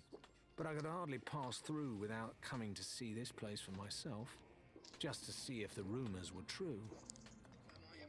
As she'd hoped, the man's expression was immediately awash with a mixture of indignation and curiosity. He's a showman, she realized. Every showman wants applause. Rumors? He snapped. What rumors? It was time to see if what little Adelaide had told her about the Order was true, or if she was about to make a fool of herself. Oh, more like hearsay, really. That your group possesses a great wisdom and a knowledge that sees far beyond the veil that clouds the sight of others. That through your tireless efforts, the secrets of the Sea of Thieves are laid bare for your eyes alone, and 1,000 destinies revealed. She paused, wondering if she'd gone overboard, but Phoebus seemed genuinely pleased by the description, his whole demeanor having softened considerably. Oh, it's far more than hearsay, I can assure you. There was an unmistakable smugness in his eyes as he reached into his desk and pulled out a number of neatly bound parchments, fanning them out with a practiced ease. Every one of these contracts may represent nothing more than a handsome sum of money to yourself, but they also provide our distinguished cartographers with invaluable information. I see, said Lorena, who didn't, but managed to look suitably impressed regardless. The pursuit of enlightenment through the mystic arts is a responsibility that must weigh heavily upon your spirit. She glanced down at the box of runes, then around at the tent that passed for the Order's premises, before adding, and your wallet. Phoebus appeared to deflate a little. Yes, well, from time to time we are encouraged to share our wisdom with others, he admitted. For a price, of course. Not that we do it for the money, you understand. We prefer to focus on a more noble purpose. But everyone needs to eat. Unfortunately, our most recent contract fell through, which has left us rather in a bind. He paused. You're quite sure you can't come back tomorrow? It must be terribly frustrating, having to deal with small-minded scoundrels who can't appreciate that you're working towards a higher purpose. Lorena agreed, maintaining a sympathetic expression. But as I said, tomorrow I shall be at sea, for I have a purpose of my own, though it's nothing so noble as yours. She patted the hilt of her sword theatrically. Before the day is done, my blade shall have claimed its final vengeance against that cur, Simeon, and his treachery shall be repaid. Adelaide had assured her that this Simeon, whomever he was, would mean something to the Order, but had told her nothing else. Phoebus was staring at her with a curious expression. Not Steel Eye, Simeon, surely, he pressed. Lorena, who had no idea, kept her expression inscrutable. To her surprise, invoking the name had lit a fire within the man, and he was frantically rifling through cupboards and cabinets, scattering parchments here and there, until he emerged with a small box clasped triumphantly in his hands. I thought I recognized the name, he said triumphantly. Steel Eye Simeon, yes. Yeah, we've had quite a few sightings of him recently. For a moment, he seemed to be about to offer the scroll, but hesitation overtook him. It's not the sort of contract we'd normally give to a first-timer, he mused. We prefer to offer lower value work until people have proven they're capable. Lorena had no idea what Simeon had to do with map-making, but she didn't have to work too hard at feigning offense. As far as the Order was concerned, this was her lifelong nemesis they were discussing. I'll hunt down Simeon, with or without your help, she growled. And once I catch him, there'll be nothing left for your capable pirates. She felt like she was bluffing on a hand of cards she hadn't seen, in a game where she didn't really understand the rules. Fortunately, her gamble paid off, and Phoebus practically shoved the box into her hands. It's all the information we have, he said beseechingly. But we'll pay you handsomely when you return. He insisted on taking Lorena's name into a leather-bound volume and pressing her thumb down onto an inky pad, badgering her to provide a print alongside her signature. As she signed, she spotted Adelaide's name farther up the page, though it had been viciously crossed out in bold strokes of purple ink. Can't be forged, he explained. Rubbing at her inky thumb absent-mindedly, Lorena tucked the scroll into her belt and allowed herself to be shown out, still feeling she was missing a piece of the puzzle. Finally, she paused just outside the tent, her curiosity overwhelming her. Remind me, she called. What do I do with Simeon once I have him? Do? Phoebus had already returned to his rooms, but he looked up now, clearly puzzled by such an elementary and obvious question. Why, bring us his head, of course. Lorena returned to the Unforgiven, with her thoughts in a whirl, more baffled now than before her mysterious errand, and determined to get some answers at last. Striding into the captain's cabin and dropping the box onto the desk with a satisfying thunk, she placed both hands on either side of it and glared across at Adelaide, who was peeling an apple with a thin-bladed knife that she always kept on her belt. What the hell did I just agree to? She demanded. Are we bounty hunters now? In a manner of speaking, Adelaide said, clearly amused by Lorena's irritation. They want what's in Simeon's head, and it's up to us to provide it. What did you think of the order? A bunch of tricksters pretending they're mystics and magicians, Lorena said coldly, forcing herself to adopt a less confrontational stance. With some very strange business practices. When are you going to tell me what's really going on? All in good time, the smaller woman replied soothingly. Think of this as your initiation, if that helps. I'm trusting you, and I want you to trust me in return. She reached into the box and removed a scroll from within, unfurling it and staring down at the faded lines and scrawled notes that covered it. Lorena thought she vaguely recognized one or two of the tiny landmarks from her brief time in the map room, but it was hard to say for sure. That far out, eh? Adelaide mused, lingering over the parchment for a moment before suddenly springing to her feet. This should be fun! She left the cabin at a trot, and by the time Lorena had followed her out, she was already up at the helm, calling across to Ned as he began to unfurl the sails. Grumbling, Lorena took hold of the capstan alongside Faisal, who seemed as chatty as ever as they started weighing anchor. I see that your visit to the Order of Souls was a success, he called over the clanking and creaking. Their ways seem a little strange, yes, but they pay handsomely, and I think they are harmless enough. Harmless? Lorena shot back. They try to rob you. Faisal gave a little shrug. Negotiations sometimes work a little differently out here. I guarantee that you will see many stranger things. But then, that is why you came to the Sea of Thieves, I think. Much to her annoyance, Lorena found that she had no answer to that. Once they'd cast off, the lanterns were lit, and the sails were billowing with a fair wind.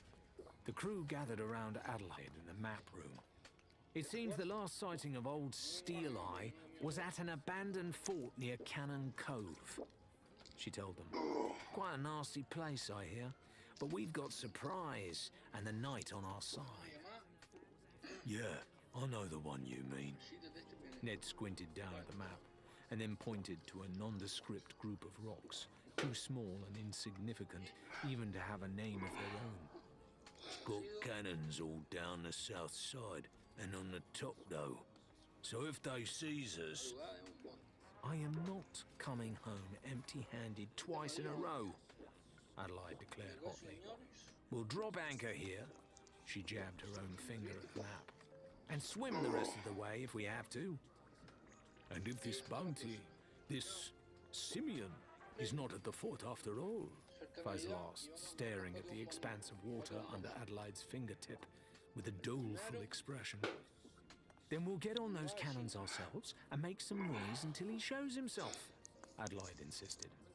The Order may be a bunch of irritable blowhards with delusions of grandeur, but they're not in the habit of sending people on wild goose chases. Simeon will be there. With no more to say, they headed back up above deck, and despite Faisal's suggestion that she get some rest in one of the hammocks below deck, Lorena volunteered to take a shift in the crow's nest. She felt restless and out of sorts, and when it came to it, she knew why. She'd come to the Sea of Thieves to be an explorer, not an executioner. And now her first voyage into the unknown was set to end with her sticking a man she'd never met for reasons she didn't fully understand. Hardly an auspicious beginning. She tried to distract herself by memorizing the more distinctive islands, memorizing their positions relative to one another, and making mental notes of places she'd like to one day visit. Another ship appeared on the horizon at one point, but veered away before Lorena could call out. Evidently, they too had some dark business this night. Finally making use of the spyglass Ned had lent her, she spotted the fort on the horizon, and could tell at once that nasty was just the way to describe it. The core of the place was a large rock spire, devoid of vegetation, that rose upward in a twisting spiral with a flat, stumpy summit. The fortress spiraled up and around the spire in a complicated lattice of bridges and walkways, occasionally branching out to watchtowers and ledges on which she could spy the cannons Ned had mentioned. Down below, huge wooden stakes jutted out from the base of the fort at various angles. Some were mere branches, others as thick as tree trunks, and any ship that dared to sail too close risked skewering themselves upon. Another reason to berth far, far away. Perhaps it was just her imagination, but even the clouds around the fort seemed ominous and foreboding. Once or twice, Lorena swore she could make out a death's head billowing above them, though she was sure it was just her imagination. Faisal and Ned were extinguishing the lanterns one by one as they drew closer, and Lorena climbed carefully down from the crow's nest to help furl the sails and slow the ship so it could be steered safely to its hiding place. Then the crew clambered down the ship's ladder one by one and dropped lightly into the chilly water. It was cold enough to sting, and Lorena had to fight the urge to swim for the shallows at speed, for even that might be enough noise to give them away. Paddling quietly, they braved the freezing sea in silence until they reached the shallows, wending their way through the vicious stakes. Faisal, in particular, seemed uncharacteristically nervous, and even Ned seemed uneasy. Only Adelaide was as cocksure as ever, drawing her sword once they reached the slimy rocks that served as both the foundation of the fort and the start of the pathway that led to its uppermost levels. Lorena had expected to see guards patrolling, if the fort was indeed occupied as Phoebus had claimed, and the knot in her stomach loosened slightly at the lack of movement. Perhaps Simeon's not here after all. She remained as vigilant as ever, though, and as Faisal reached a sharp right turn and disappeared out of sight ahead of her, Lorena was sure she caught the blur of motion by his foot. She dropped into a crouch, wishing fervently that she could risk unhooding her lantern, if only for a moment, to get a proper look at her. She poked out with the blade of her sword experimentally, but found only bones lying haphazardly in a pile of loose shame. Probably a rat, she decided, and turned to follow the crew upward to the next tier of the mouldering barricades. She barely made it 3 steps farther when she heard it, the scrabbling behind her getting louder and more persistent. For an instant, she feared a landslide, that the pathway might be crumbling away beneath them. But even as she turned to shout a warning, the truth sucked the breath from her lungs. A skeletal arm was digging itself out from under a pile of rocks and rubble. As Lorena watched, frozen in horror, a bony cadaver began to emerge out of the ground where it had lain, half buried until the crew's passage had disturbed it. It should have been impossible, the stuff of childhood nightmares. But within a few short seconds, the remains had erupted fully to stand just a few short steps away. And Lorena was staring at a skeleton a few inches taller than she, clad only in a few rags, but clutching a sword of its own. She could see the moonlight streaming straight through its ribcage as it turned, slowly, as if taking in its own surroundings. The dead, dark eye sockets met her own mortified gaze. The lower jaw, yellowing and incomplete, fell slackly open to the accompaniment of a rattling hiss. It was not a happy sound. Worse still, it was answered by other calls from further up the trail. Dragging her gaze away from the shambling creature long enough to glance up the path, Lorena could see Faisal and Adelaide backing slowly toward her as 2 more of the creatures advanced on them. They weren't just under attack, she realized. They were surrounded.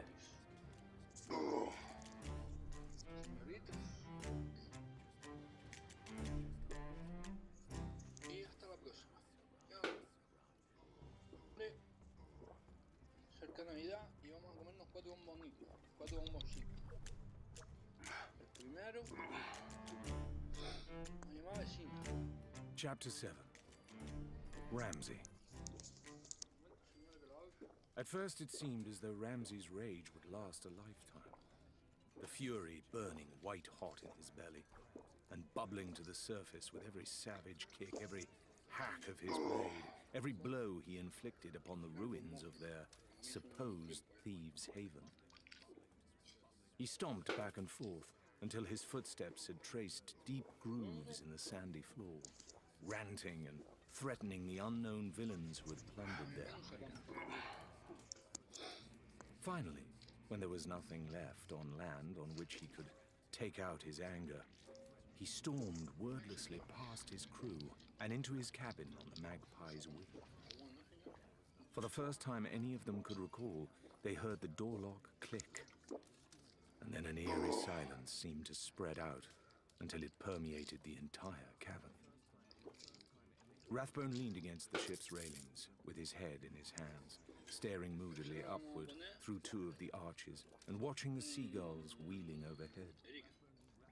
After being spooked by Ramsay's rampage, echoing up from the caves below, they were now cautiously returning to their perches, their grey-white bullet heads peering reproachfully down through the gaps between the stone. Rathbone heard a scraping behind him and turned to see Shan dragging a large chest out of a hole. With everything that had happened, he'd forgotten the plunder they'd taken aboard. Where are you going with that? He asked, gloomily, making no move to assist. You don't really think you'll let us stay here now, do you? This was accompanied by a tilt of the head toward the darkened windows of the cabin. Not now that our little secret's out. Oh, things will look better in the morning, Shan replied, cheerfully. It's like my old dad used to say. When someone knocks you down, it's no good lying there feeling sorry for yourself. You've got to get back up and spit in their eye. He was a bit of a brawler, my dad. Rathbone permitted himself a thin smile. Good in a tussle, was he? Shan paused. Never saw him win a fight. Still, had all his own teeth, though. Well, that's so. He used to keep them in a jar by his bed. For luck, he said. Rathbone stared at Shan for a moment and wished for the 1000th time that he could tell whether or not the man was joking. Finally, he gave an exasperated sigh and moved to help with the cargo. Together, they carried the haul into the deepest recesses of the caves, a large, bowl-shaped room open to the sky, but almost completely enclosed by a canopy of trees, so that only slivers of sunlight made it through. The floor was covered in a thick carpet of leaves, twigs, and moss, and it was here that Shan dropped suddenly to his knees and began to root around on all fours.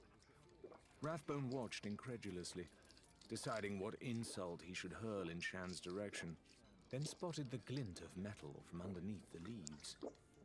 Shan grasped a large iron ring in his hands and tugged as hard as he could, and the hidden trapdoor sprang open in a cloud of dust and mold. Beneath it was a square of inky blackness into which a rope ladder descended, and Shan dropped into it with an easy familiarity. Rathbone shook off his surprise and moved to join him, easing himself onto the ladder and clambering cautiously into the hidden chamber below. The little room they were in was cramped and lit only by a lamp perched on a craggy ledge overhead. But Rathbone could just about make out the shapes of boxes and barrels in the room. A few cannonballs, a chest of gold or two, a pittance compared to everything they'd lost, but the foundations of a new fortune nevertheless, all squirreled away by their consummate quartermaster. Does Ramsay know about this? He breathed, his voice sounding strange to his own ears as the echo bounced back and forth. Shan shook his head. Never got around to telling him. Besides, it's not really finished yet.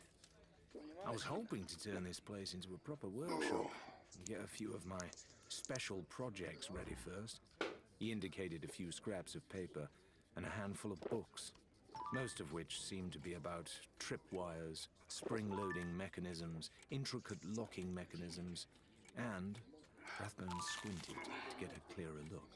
What appeared to be a crude drawing of a man sticking out of a cannon.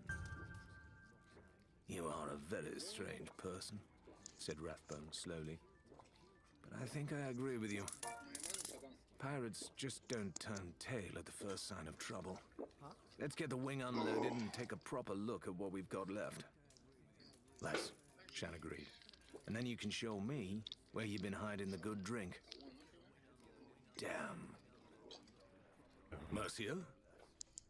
Mercia, who'd been sitting cross-legged at the map table, staring dreamlike at her charts and notations without taking in a single word, jumped slightly at the sound of her name. Ramsay was framed in the stairwell, his huge figure outlined there in an unusually weary pose. "Am I disturbing you?" he asked. Coming from the typically loud and boisterous Ramsay, the question seemed absurd. Mercia had to fight the urge to laugh. "Not at all, Captain. Please, join me." "Just Ramsay will do for now," he said, moving to straddle the opposing bench. "I haven't behaved much like a captain today." Mercia tilted her head at that. "You got us out of an ambush without so much as a scratch, and filled our hold while you were at it. That's the captain I'm used to. Besides, we both know how much we've still got buried out there. What was taken from us here was nothing more than spare change, if you think about it." If Ramsay was cheered by the attempt at a compliment, he didn't show it. "It's not about how much was taken, not really," he said carefully. "I gave up everything to come here because I believed that the Sea of Thieves would be a better way of living. That we'd have freedom, that we'd make discoveries, and find ways to live how we wanted to live without making the same old mistakes." Ramsay paused and took a deep swig from a mostly empty bottle Mercia hadn't even realized he was holding, before continuing. "When I was very small, my father told me a story about a village, a magic village, that only appeared in our world for one day every 100 years. Whenever it appeared, the people in that village wouldn't have aged a day. Just them and their village, contented as the rest of the world happened by." "And you hope the Sea of Thieves could be like that village?" Mercia said sympathetically. Ramsay nodded. "Somewhere that the pirate life could always exist, even if the rest of the world fell under the rule of law and people forgot what it meant to be free. Now, we finally have that place. And what are we doing? Wasting time and supplies on petty squabbles, stealing from one another, when there's still so much to see and do. Although..." He took another deep draught from his bottle and wiped his lips on the back of his sleeve, looking at Mercia slyly with just a hint of his old vigor returning. "There is one way this place is like that village. You've noticed it too, even if you won't admit as much." Mercia groaned. "Please, Cap... Ramsay, not this again." She threw up her hands in exasperation. "Yes, I'll admit I've heard some strange tales in recent months, and yes, we've all encountered things that are hard to explain. That doesn't mean we have to stop believing in... magic." Ramsay pressed, earning an exasperated sigh. "Well, if it isn't magic, I can think of no one better suited to find out what it is than you, Mercia. With your books, your brains, and your natural philosophy. Remember the first night we arrived, and you told me about the importance about keeping an open mind? Here's what we're gonna do." He continued firmly, even as an irritated Mercia opened her mouth to interject. "At first light, we're gonna set sail, and we're gonna visit every last watering hole where a pirate might be found. I'll bluster and I'll bellow and make out like we're looking for the wretches who ransacked our hideout. But what you'll be doing is seeking out more of those strange tales, as you call them. You'll probe, poke, and ask questions just like you always do. If we're lucky, we'll start to see some patterns, some rhyme and reason to it all. Maybe even learn about somewhere we can see some of this magic for ourselves. Are you talking about breaking up the crew? Mercia challenged him. The others signed up for excitement and adventure on the high seas. I'm not so sure they even believe there's anything anything unexplained out there to find. We're stronger together, Ramsay said emphatically. Besides, what pirate could say no to a tour of local drinking dens? Who knows? They may overhear something useful. We'll tell them what we're planning, then? Ramsay scratched his beard for a moment, mulling this over. Only that we're going hunting for the ones who robbed us, he said at last. We've lost more than our fair share in recent weeks. The fewer people who know what we're searching for, the more likely we are to lay our hands on it. It's no use, Mercia realized. I'm not going to be able to talk him out of this. Not now that he's got the idea in his head. Out loud, she said, and if you do find some of this so-called magic you're so desperate to see for yourself, what are you going to do then? Ramsay smiled grimly. What any pirate would do, of course. I'm going to steal it. Despite her reservations, the crew spent the next few days sailing from outpost to outpost, arriving just as the sun was setting and the taverns were at their liveliest. Having stopped at a few old haunts along the way and put their shovels to work, they'd reclaimed several stashes of gold and jewels, enough for Mercia to ply tight-tongued pirates with as much drink as was necessary to get them talking. Almost everyone, as it turned out, had some fanciful tale to tell. One grizzled pirate, bare to the waist and coated with a fine spider web of tattoos, claimed to have discovered the phantom of some long-forgotten emperor within the crumbling ruins of an overgrown palace. He had, he insisted to the pub at large, been appointed the old ghost's successor, and was thusly natural heir to the Sea of Thieves. His attempts to extract tributes from his subjects in the tavern had seen him firstly mocked, then batted aside, then finally pummeled and thrown into a nearby stream to sober up. Others spoke of musical instruments that had begun to play themselves after a layover on a distant island, or a cup that could never be drained. But when pressed for specifics, it was remarkable how few of them could remember what had happened to these miraculous belongings. Through it all, Ramsay threatened and swaggered, describing with gruesome detail what he'd do to the cowardly crew who had robbed him of his rightful hoard, while Shan and Rathbone lurked in the background, both bored and bemused at the nightly routine. Rathbone in particular seemed dissatisfied with the lack of treasure flowing their way, and began excusing himself earlier and earlier each evening. It was not until the fifth night that Mercia learned of anything that seemed even remotely plausible. She was squeezed into the corner of a bustling tavern, forced to share a table with an elderly pirate whose rheumy eyes had assessed Mercia with a keen intelligence as she took her seat. The woman was far and away the oldest person Mercia had seen upon the Sea of Thieves. Her wizened face was partially obscured by stray wisps of iron-grey hair, and her chin jutted forward like the prow of a galleon. The old woman said nothing by way of greeting, but sipped periodically from a bottle filled with a clear and sparkling liquid. Mercia couldn't remember seeing any pirate, young or old, come to a tavern craving anything other than grog in their bellies, and at last her inquisitiveness overrode her desire to monitor the crowd's conversations. "That's an interesting choice of drink," she commented, continuing to scan the room offhandedly.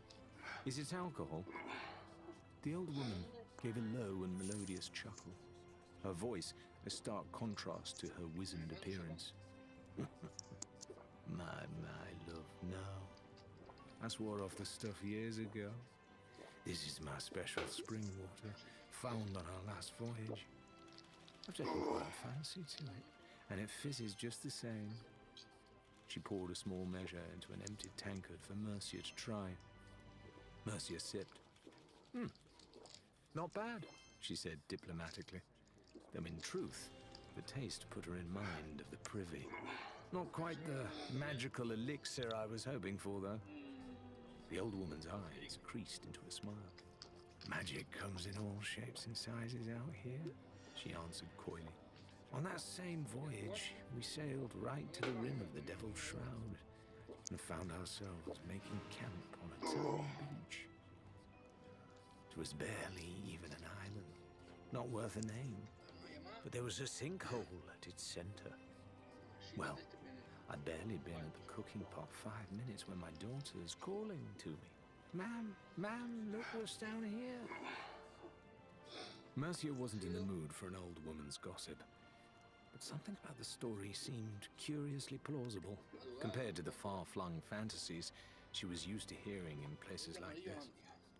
She found herself leaning forward, focusing intently on her companion for the first time. And, she pressed, when I was younger, my Charlie would take me dancing, the old woman said wistfully. Even one brave night, to a prince's reception at the palace. Oh, I'd never in my life seen such splendor.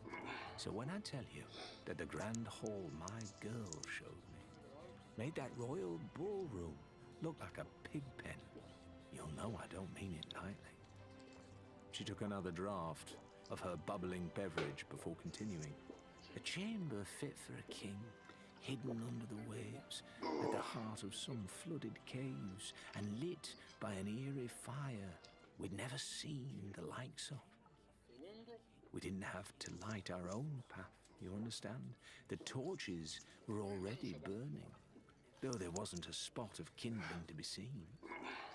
An eternal flame, Mercia mused. A common legend all the way back to the Promethean original. But it was an odd thing to boast about discovering, nonetheless. You couldn't get rich from fire. She decided she'd listened long enough. And I suppose when you woke up the next day, there was no trace of this mysterious chamber, she challenged. For this was where the stories she endured tended to collapse into rumor and excuses. Of course there was, said the old woman, so sharply that Mercia actually flushed. I made a very detailed map, in fact. I was planning to pay the place another visit, see what else I could learn. You did? Mercia struggled to keep the impatience from her voice, for she'd been led along like this too many times in recent days. And you know where the map is right now? Certainly I do, the woman replied icily. I'm not daft, you know. Sorry. It'll be in the wreck of our galleon, I should think. The old woman leaned back and began to fumble with a tobacco pouch. We lost her in a firefight the next day. I've not been out to sea since. I'm too old to be salvaging scuttled ships. Not at my time of life. She sighed, and then fixed Mercia with a crafty stare. But if you've got a ship of your own, you could find a map for yourself. Tenuous though the tale was, it was the closest thing to success Mercia had enjoyed all week. And she gladly bade the old woman tell her everything she could remember about the location of her abandoned vessel. Bidding her farewell, she forced her way to the bar where Ramsay was holding court and firmly gripped his arm, even as he made to curse once again those who had plundered his hideout. It's time to leave, she said firmly. There's a chance I found something, a slim chance. She added at once, sensing his immediate change in mood and unwilling to raise his hopes too high. Ramsay, though, was too full of residual merriment not to take the good news at face value. I'll take it, he roared, staggering through the throng behind Mercia and spilling several people's drinks as he did so. It's about time fortune was on our side. What are we searching for, eh? That, Mercia said diplomatically as she towed Ramsay through the tavern door and down toward the dock, is very much a conversation for tomorrow. Mercia had returned to the ship, feeling curiously hopeful, looking forward to getting back out on the waves after days spent in smoky taverns. Ramsay, once his head had cleared, was more cautious. He gave a terse, curated explanation of their destination to Shan and Rathbone, saying simply that they'd learned of a shipwreck loaded with valuable treasures. Privately, Mercia wondered if perhaps Ramsay's newfound interest in the supernatural was waning already. But she had no chance to put her question to him once they were out at sea. Their journey was a stormy one, and the driving rain pushed all other concerns out of their minds as they battled through to sunrise, until finally, Mercia found herself clinging to the side of the Magpie's wing, staring down at the broken husk of a galleon upon the seabed. The sun was high, and the water was clear. Even from here, she could make out the gaping wounds that had sunk the little ship. She'd have to swim through the largest of these to find the chest, assuming it still lay where the old woman had promised. No time like the present, she thought, and plunged herself into the sea, kicking off from the hull of the Magpie's wing and diving toward the waiting wreck.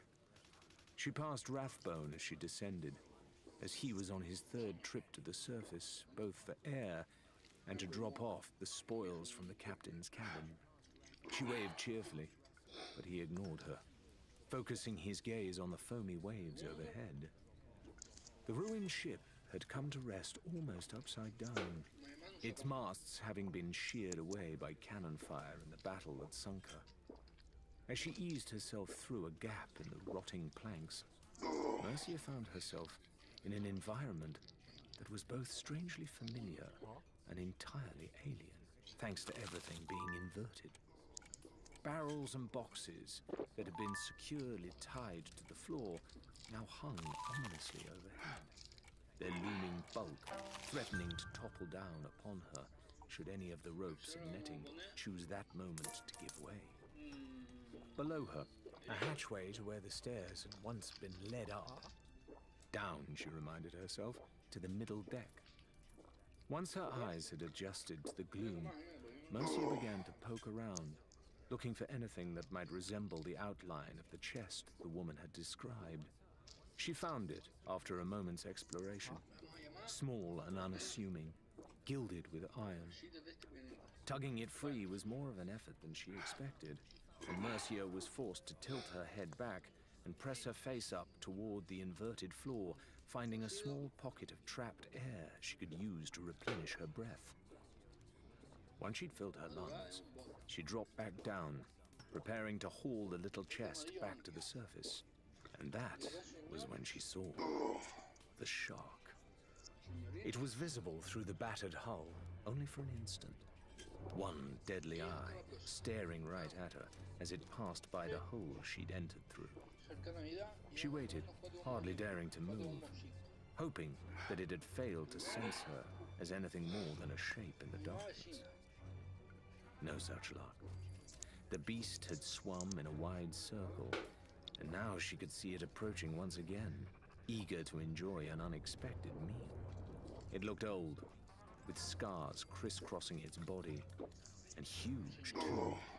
So huge, Mercia wondered if it would even fit through the gap in the hull, or if it would simply become wedged, trapping her within the ship and snapping angrily as she drowned just out of its reach. Deciding not to wait around to find out, Mercia grabbed the chest and used its weight to help her drop down through the hatchway, deeper into the ship. Overhead, she could hear the crashing of splintered wood as the beast collided with the wreck, trapping itself only briefly before it was able to force its way inside the battered hull. Fighting a rising tide of panic, Mercia looked around for something she could use. Much in this room was familiar too, though this ship's map table had toppled, managing to become wedged against the stairwell. It looked like oak, too heavy to move, too sturdy to shatter, and it was blocking the hatch that led to the ship's upper deck, cutting off her only means of escape. She began a frantic circuit of the room, hunting for a weapon or a way out, fearing that any moment the great grey face would poke through the hatchway and bear down on her. Wriggling through the tangle of hammocks and ropes that separated this deck's front from its aft, Mercia's attention was caught by a tiny minnow as it zigzagged out between two crates. Startled by her approach, it and two others flitted past her nose and squeezed through another breach at the rear of the ship, one she hadn't noticed until now. It was barely a foot across, but it was a lifeline nonetheless. Bracing her back against the beam, Mercia used the only thing she had at hand and began to repeatedly smash the silver chest against the hull. Her lungs ached more with every passing second as she used up her precious breath. And at first it seemed as though her assault was having little effect, but finally, one plank broke away. Another strike and a second followed it. Something touched her body as she pulled back to deliver another blow, and with a shudder of revulsion, she realized it was the head of the shark. It was thrashing, blinded and flummoxed by a hammock that had become wrapped across its snout as it had approached her. If not for the momentary protection of a flimsy piece of netting, Mercia might have lost an arm. Desperate now, she struck again and again, widening the hole as much as she could, before finally hauling herself and her prize through the breach. The arm of her shirt snagged on a nail as she made to flee the wreck, pinning her momentarily to the hull, and she tugged and wrenched with all her might until the sleeve tore up to the shoulder and released her. Stubbornly refusing to abandon the heavy chest, even as dark redness licked around the edges of her vision, Mercia kicked out with the last of her strength. She was grimly aware that she wasn't going to make it to the surface before she lost consciousness, at which point the weight of the box would drag her back down into the icy depths. She closed her eyes, furious at her own pride, and that was when she felt strong hands grip under her arms, helping speed her the last of the way back to where there was air and sunlight and life. Once Mercia had been helped safely back aboard, vomiting what felt like a small lake's worth of seawater over the deck as she sucked in deep, blissful gulps of air, Ramsay turned his attention to the chest she'd salvaged. It was locked, as he'd expected, and so he took the helm and set a course to the nearest outpost. As soon as they docked, Ramsay went ashore alone, with the silver chest tucked under his arm, leaving the others to take their ease. He'd hoped for a blacksmith, but had to make do with a lanky shipwright whose hammer and chisel made short work of the lock on the chest. Tipping gold into the craftsman's palm and thanking him for the favor, Ramsay returned to the ship and invited the crew into the captain's cabin. Once unsealed, the chest turned out to be filled mostly with a selection of milky white pearls, along with a handful of gems and gold coins. Rathbone scoffed, remarking that it had been hardly worth Mercia risking life and limb for little more than a necklace. But she ignored him and groped around at the very bottom of the chest until she felt the rough texture of a parchment lurking beneath the jewels. Just as the old woman had promised, it contained detailed instructions for finding both the island and its hidden chamber beneath, and she pored over it eagerly. The Magpie's wings set sail at once on Ramsay's orders, and Shan was at the wheel when Rathbone, who should have been taking his turn in the crow's nest until they sighted land, approached him. "I suppose our illustrious captain and his new favorite are having yet another heart-to-heart below deck," he sneered, spitting over the side, as if he'd a sour taste in his mouth. "I suppose," Shan said evenly. He made no effort to continue the conversation, and Rathbone made as if to walk away in frustration, only to spin on his heel and continue. "When I signed up, it was to be a full part of this crew, and that includes getting a say on where we sail and why. What are we even looking for? If you ask me, Ramsay's been cracked ever since we left Thieves' Haven. I didn't ask, Shan said, then turned to meet Rathbone's gaze for the first time. But I will say that we are low on supplies, and traveling here and there and everywhere isn't helping matters. When we next make camp, that might be a good time to talk. I've had enough talking to last a lifetime. Rathbone exploded. All Ramsay does is talk. There's gold out there. Gold that's slipping through our fingers and into other people's purses every day we're out here sailing in circles. We'll talk, Shan said firmly, tugging at the wheel perhaps slightly harder than necessary so that the ship lurched. And if we don't like what we hear?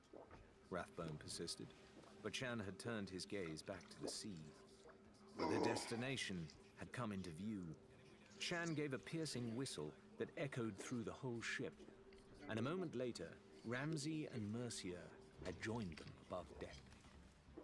The old woman's description had been accurate indeed, for the island was little more than a series of sandy rings poking out of the water, concentric circles around a single fissure that cut deep into the seabed. They weighed anchor and disembarked, the seawater barely reaching their knees as they approached the island's center. And it was here, Ramsay explained, that he and Mercia would be the ones to explore down below. Upon learning that he and Shan would remain behind once more, Rathbone looked thunderous. Privately, Mercia wasn't looking forward to diving again so soon, though she drew some comfort knowing that Ramsay would be alongside her. It looked strange to see him shorn of his usual hat, boots, and greatcoat, but he wasted no time in hauling himself into the pit and vanishing into the sparkling waters. Grimacing, Mercia did the same, and together they dove down into the rocky labyrinth, carefully following the directions they'd memorized. They made a left turn, and then a right, then a sharp left, passing through a narrow gap that Ramsay could barely squeeze his broad shoulders through. As they swam ever onward, Ramsay took the lead with a series of powerful breaststrokes. His excitement was mounting, for the tunnel was growing lighter, not darker, and the way ahead was outlined by an unearthly blue light. Where Ramsay felt anticipation, however, Mercia felt a growing sense of unease, for she could hear a strange, keening sound that seemed to echo from the passages they hadn't explored. Every time she thought she knew which of the many tunnels must be the source of the eerie noise, it seemed to shift and twist away somehow. Still, they swam, and now the floor of the tunnel was curving upward. Their heads broke water, and then they were paddling and eventually wading as they took the final soggy steps up the sloping passage. At last, they had reached their destination. The hall in which they had arrived was both imposing and beautiful, making its location deep underneath the shoreline of some unknown island all the more intriguing. The floor beneath their bare feet was a lattice of mosaics, blues and greens and all the colors of the ocean represented by tiny stone trails that whirled and danced in complicated patterns. Fluted pillars carried the eye up to a high, vaulted ceiling where carved frescoes were fighting a losing battle against limestone stalactites that had formed in the years since the chamber was completed. The center of the room was dominated by a large basin that appeared to connect back to the maze of flooded passages. The intricate patterns on the floor seemed to cluster and unite around the pool's perimeter, as if to signify its importance. But Ramsay paid it little heed. His attention had been captured by the ghostly blue flames that burned in braziers spread throughout the mammoth chamber. Just as the elderly pirate had described, these flames persisted with no apparent source of fuel, seemingly able to endure the ravages of time regardless. They were magical. Ramsay knew, and he reached out as if making to cup one in his palm, only to discover that the burning lights were no mere illusion. He yanked his hand back and sucked at his fingers, swearing and grumbling. Mercia ignored him, for she was once again searching for the source of that keening, echoing wail.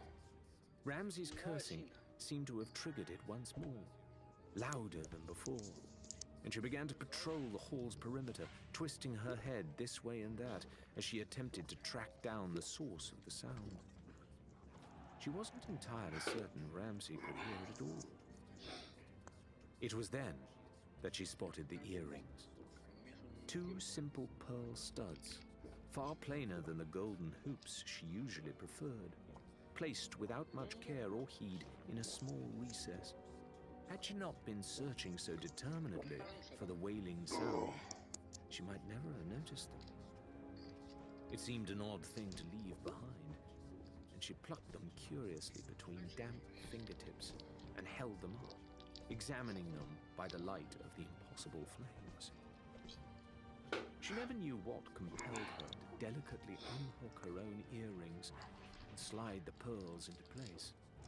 She could barely remember choosing to, but the moment she did, Mercia dropped to her knees, gasping as the keening wail began to shift and separate into a joyful chorus. 10,000 moons of silence and unanswered call, a grief-consuming kinship's sacred fire, a sadness at the parting and the statue's fall, to tender understanding all desire. In loving hearts shall be remembered fulsome feasts, when 2 were one, above and so below. Returned with slash and snap of jaw as wounded beasts, a pain forgotten, freshly come to know. Song turns in darkest memory to times of play, the flames reborn to banish longest night. Through passages of harmony we make our way, so ancient wrong may be at last put right. They're singing, Mercia gasped in delight, bringing her hands to her head. Ramsay strode over in concern, crouching before her transfixed form. His eyes narrowed as he noticed the pearl earrings, which seemed to be sparkling with an inner light all their own. When he made to pull them free, however, she swatted his hands away irritably. "Not now," she snapped. "They're almost here. They need us." "Who does? Who is singing to you?" Ramsay persisted, resisting the urge to tug Mercia to her feet and drag her outside, away from whatever seemed to be intoxicating her. A moment later, the central pool erupted in a shower of spray, and Ramsay got his answer. It had taken Shan 5 hours and an immense amount of self-control to calm Rathbone down, as he ranted and raved, stalking around the ship and cursing Ramsay's name. Finally, Shan resorted to opening the final cask of grog and plying him into a stupor. Now Rathbone lay by their campfire on a golden sandbar in the shadow of the magpie's wing, snoring loudly as he slept in a fetal position. Shan could feel himself starting to drift away out of boredom, his head growing heavier by the moment, and was therefore extremely gratified when a stream of bubbles announced Ramsay's return. He and Mercia staggered out of the pool, leaving a trail of muddy footprints across the sand, but neither made any attempt to come and dry out by the fire. Instead, they made straight for the magpie's wing. "No treasure, then?" Shan inquired. "Seems a shame." He stifled a yawn and nudged Rathbone in the ribs, slightly harder than was necessary. There was a choking snort as the slumbering pirate snapped back to consciousness and glanced blearily around. "Forget treasure," said Ramsay firmly. "This isn't about treasure. This is about helping friends." And with that, leaving Shan and Rathbone to exchange bewildered glances, Ramsay hauled himself up the ship's ladder and out of sight.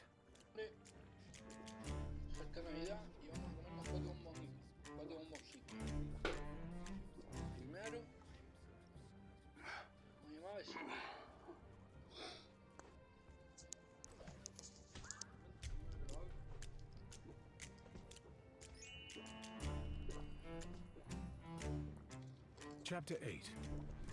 Larina. The undead creature dragged itself closer and closer to Larina as she stared at it, mesmerized by a kind of grotesque fascination. Only when it raised its ancient blade to perform a high sweep did her survival instincts kick in.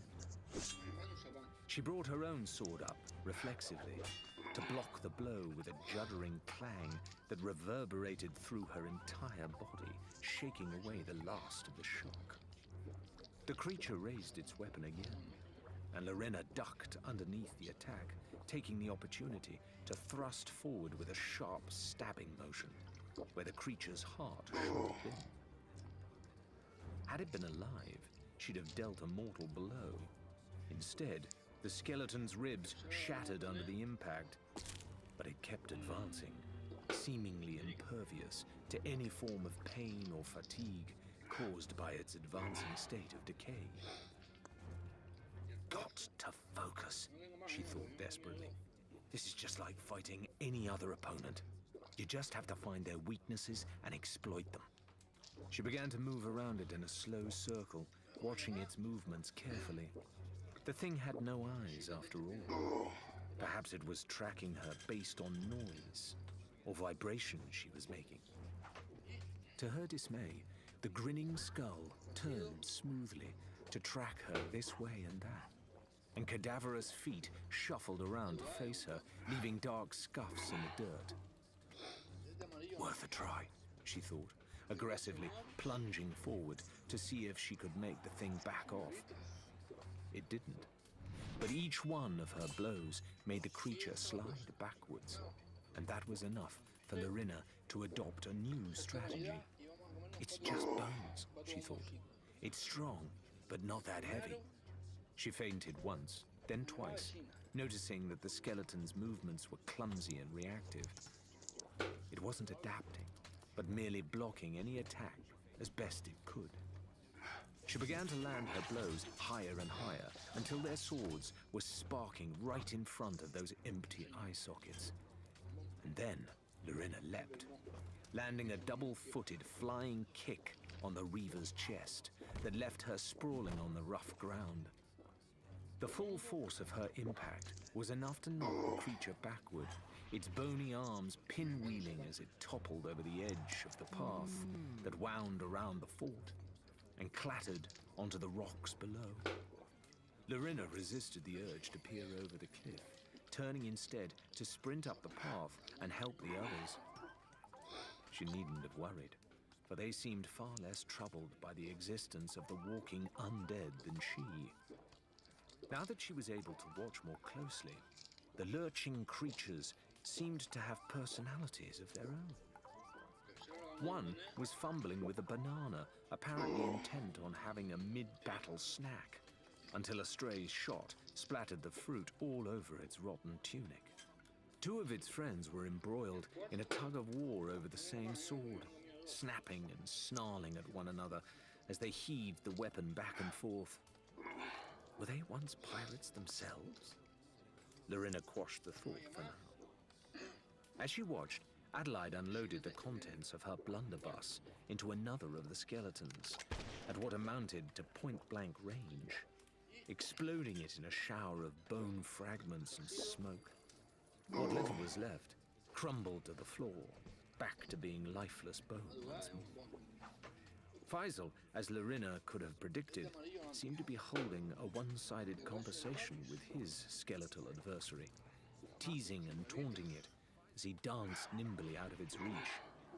It was a distraction, but an effective one, for it gave little Ned enough time to physically grab the creature from behind. His fingers curled around the exposed ribcage. Larina suppressed a shudder at the thought of what that must feel like.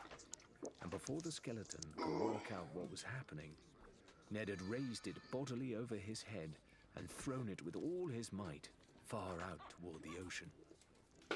Get in the sea, He rumbled, dusting his hands. That seemed to be the last of them, at least for now. Looking around with trepidation in case any more of the undead decided to burst out of the scenery and cause trouble, Lorena staggered over to the others and placed one hand against the rocky wall to steady herself. What in the seven hells were those? She hissed accusingly, glowering at her crewmates as if she held them responsible. Skeletons, Ned replied. it's what's inside your arms and legs and things, He added helpfully. I know what skeletons are, Ned, She snapped. I also know that dead bodies don't just randomly decide to get up and go for a stroll. Not all of them, that's true. Adelaide was smirking, clearly amused at seeing the normally unflappable Lorena caught off balance. But you soon learn that on the Sea of Thieves, every rule can have its exceptions. And you didn't think it was wise to tell me there was a possibility we might be bumping into the dearly departed during our voyage before we set sail? Lorena was feeling more focused now, channeling her uncertainty into the righteous fury of someone who has been left out and is now ensuring there's hell to pay. Adelaide shrugged. I assumed you knew, She replied blithely, before turning and continuing up the winding path that led to the summit of the ancient fort. I assumed you did not. Faisal interjected, falling into step alongside Lorena and grinning widely. But I thought it would be funnier if you found out like this. Ow, Lorena replied curtly. My sides. Faisal at least seemed happy to bring Lorena up to speed, now that the crew had had their fun at her expense. It is true that creatures like those are quite common in the wilder reaches of the world, He explained as they climbed. It is fair to say that not every pile of bones is going to leap up and attack you, but it is better to be cautious rather than paranoid, yes? And surely you have heard tales of the undead? Well, yes, Lorena admitted, but only tales. Ghost stories you tell kids to make them shut up and go to sleep. Legends. Faisal chuckled at that. Out here you will soon learn that many of the old legends are true. I did say you had strange things to look forward to. Well, next time, warn me if those strange things are going to try and hack my limbs off, Lorena said sourly. Really, though, skeletons? How does that work? Bodies need... She floundered, teetering on the brink of her biological expertise. Blood and brains and things. How can they even move around? Faisal shrugged. I've never asked them. He caught her expression and continued. Some say that lost souls of long-dead pirates somehow find their way back to this world. Others suspect necromancy. Perhaps one day people will come with their contraptions, their microscopes, and find out the truth. Then the world will be just a little bit more ordinary, yes? He chuckled, his eyes sparkling with mischief. For now, there is much we do not understand, and I like that very much indeed. They continued to climb, the massive wooden stakes dropping away, and the rough wooden bridges becoming narrower and more treacherous as they approached the summit of the rock spire, around which the fort had been constructed. They were almost to the peak when a second wave of skeletons attacked, lurching forward out of shadowy alcoves with a loud hiss that was returned from on high. There were many more of them this time, but now Lorena knew what to expect and was keen to make up for her earlier hesitation. She fought savagely, hacking and slashing at any bony body she could reach, seeing no need to exercise restraint, as she might have done against a human opponent. At one point, she gazed up, and her eyes widened, for one of the skeletons had somehow managed to locate an old rifle, and its bony fingers were fumbling with the trigger, Lorena was able to hurtle across the distance between them and snatch the weapon away just in time, delivering 4 savage strikes with her blade that saw her foe collapsing into bone and dust. That seemed to be the fate of any undead whose body had been sufficiently damaged, she was realizing, as if whatever was reanimating the corpses could no longer hold them together. She spotted Adelaide, leaping nimbly from rock to rock, fighting a gaunt figure who, while certainly a skeleton like the others, seemed far more intelligent, she supposed was the right word. He was larger too, or at least seemed more imposing, for he donned a large brown cape and an old-fashioned tricorn hat. It turned to deliver a blow that fell just short of cutting Adelaide down halfway through her jump, giving Lorena a glimpse of dull grey metal on its face. It was an eye patch, one that, back when the creature was still a living, breathing pirate, had been screwed directly into the skull. It also appeared to be the last remaining Reaver, and Lorena moved to help combat it. It was clear immediately that this final foe did not intend to go down without a fight. Reaching down and scraping bony fingers along the ground with a noise that set Lorena's teeth on edge, the creature snagged a second blade. It moved with surprising agility, even with a weapon in each hand, slashing and stabbing as Adelaide's crew moved to surround it. Lorena wondered why Ned hadn't simply dispatched it with his blunderbuss and began to fumble with the rifle she'd stolen, hoping to land a shot that would end the battle then and there. "No!" Adelaide called, urgently, as she took aim, and Lorena paused, confused. The skeleton spun to face Lorena, now clearly convinced she was the greatest threat, and began to lurch in her direction. Lorena stood her ground, rifle unwavering, though her finger itched to pull the trigger before those twin swords could get anywhere near her. Adelaide seized her chance and leapt, bearing the skeleton to the floor from behind. Her sword cleaved away its fleshless right arm, while her empty hand wrenched savagely at its left, pulling the limb free and tossing it aside to writhe obscenely on the floor. With all her might, Adelaide grabbed at the skull and tugged, keeping her fingers clear of the snapping jaws until the hairless head finally came loose with a sickening crack. It was like watching a puppet with its strings cut. The severed limbs went limp, immediately tumbling apart. Only the skull, clutched between Adelaide's dirt-caked hands, remained intact. And even that was now as silent and lifeless as old bones should be. "Here, Lorena," said Adelaide pleasantly, her voice echoing unnaturally loudly in the sudden silence as she held forth the skull. "Allow me the pleasure of introducing you to Steel Eye Simeon." Once they were back in the privacy of the captain's cabin, Adelaide hung her hat and coat on a pair of golden pegs above her bed, and then turned her attention to the skull, placing it delicately inside the box the Order of Souls had provided, and snapping it shut with a deliberate click. "I don't want it grinning at me all night," she admitted. Lorena stood slumped against the wall, exhausted. She longed for a good night's sleep in anything approaching a proper bed, or even a pile of rags. But she guessed that retrieving the bounty was only half of the story. "So, what happens now?" "Now?" said Adelaide, busying herself in the large, curved mirror that adorned one wall of her quarters. "You'll go back to the Order of Souls with our underfed friend and gain some understanding of the kind of business they're really in. They'll try to offer you gold as payment for the bounty and send you on your way." She turned now, staring up at Lorena with an expression of utmost severity. "You are not to accept gold. Rather, there will be a parchment, and you are to insist upon that as your payment.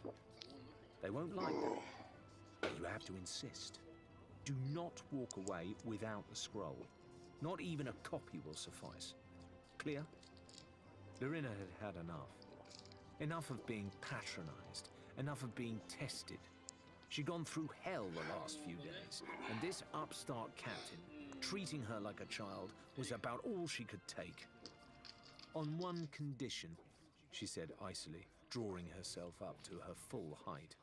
When I return, I will be a member of your crew. Not a swabby, not a novice, and definitely not the butt of your jokes or your snide remarks. You've seen me fight.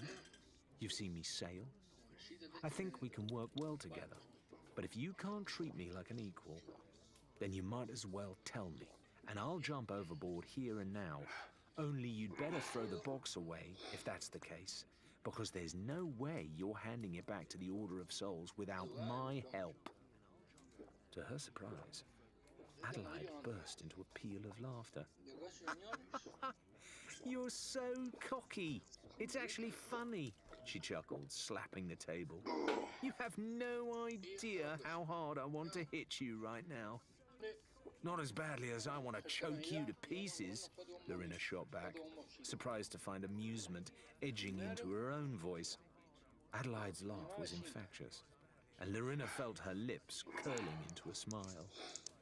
I mean, I could just put your head through the window for speaking to me that way, Adelaide guffawed. It's so infuriating. Try it, short ass. I'll find you a box to stand on.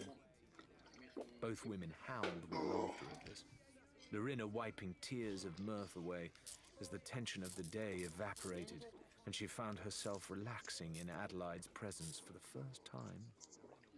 They traded laughter and insults in equal measure until the first rays of dawn. And when Faisal came to say that they'd sighted land, he found the two women surrounded by several empty bottles, collapsed side by side against the captain's desk, both still smiling. The Unforgiven arrived at Sanctuary Outpost, and Lorena made her way rather unsteadily toward the squat little building beneath which the Order of Souls did its business. There was no Aggie outside to greet her this time in the bright afternoon sun, so she invited herself inside, blanching slightly as she crossed the threshold. The smell was even worse than she remembered, and her stomach hadn't yet forgiven her for last night's reconciliation with Adelaide. Rather than the hunched figure of Phoebus that she'd been expecting, however, occupying the room was a gaunt and willowy woman whose attire reminded Lorena of a fairy tale genie, albeit a rather severe one. She seemed intent on studying the flame and did not turn around as Lorena approached. I'm looking for Winston Phoebus, Lorena declared without preamble. I have something for him. This appeared to rouse the woman from her trance-like state, and as she turned around, Lorena saw that her eyes were the color of midnight, surrounded by inky black streaks that cascaded down her high cheekbones and stained her face. Yesterday, she would have found the sight quite startling, but her first full day in the Sea of Thieves had already taught her to expect the unexpected, and she remained steadfast and motionless as the slender figure seemed to glide across the room toward her. My brother is indisposed, I'm afraid to say. It was a low and lilting voice with an indefinable accent, slightly thickened by the long-stemmed pipe that hung from the woman's mouth. Lorena had never taken to smoking and was no expert, but she was absolutely certain that what was smouldering in the pipe's bowl was something altogether stranger than tobacco. I am Madame Oculia. Like him, I represent the Order of Souls. Unlike him, I possess some measure of magical talent. She took a deep draught of her pipe and exhaled a pale smoke ring toward the ceiling. I'm struggling to see the family resemblance, Lorena thought to herself. But out loud, she said, "I brought your brother a bounty, as we had discussed." She tapped the box for emphasis. Try as she might, she found Okulia's black-eyed stare quite disconcerting, because it made it impossible to tell precisely where she was looking at any given moment. The mystic's long fingers reached for the box without asking, but Lorena stepped smartly backward, tugging the skull out of the woman's reach. For an instant, she thought she saw a flash of annoyance on Okulia's face before she regained her composure and smiled serenely. "Is this your first time working with us, my dear? It is perfectly normal for one like my brother, who does not possess my gifts, to deal with the facts and figures while I remain attuned to a higher plane. You may, of course, deliver your prize to me instead. And then," she added with the air of one bestowing a tremendous gift, "perhaps you would like to watch me work." Lorena very much did, if only to finally gain a complete understanding of the madness she'd been embroiled in since first encountering Faisal and the others, and so surrendered the box without further complaint. She watched intently as Okulia removed Simeon's skull from its resting place with something approaching reverence, following when beckoned toward the rear of the tent. There was a smaller table here, tucked behind a heavy velvet drape that provided some relief from the foul-smelling flames. It was stacked high with piles of parchment, all of which appeared to be curiously blank and lit only by a circle of the dribbling green candles. Simeon's skull already sat in the center of the circle, and Lorena squeezed herself into a small gap between the table and the wall so that she could watch Okulia intently.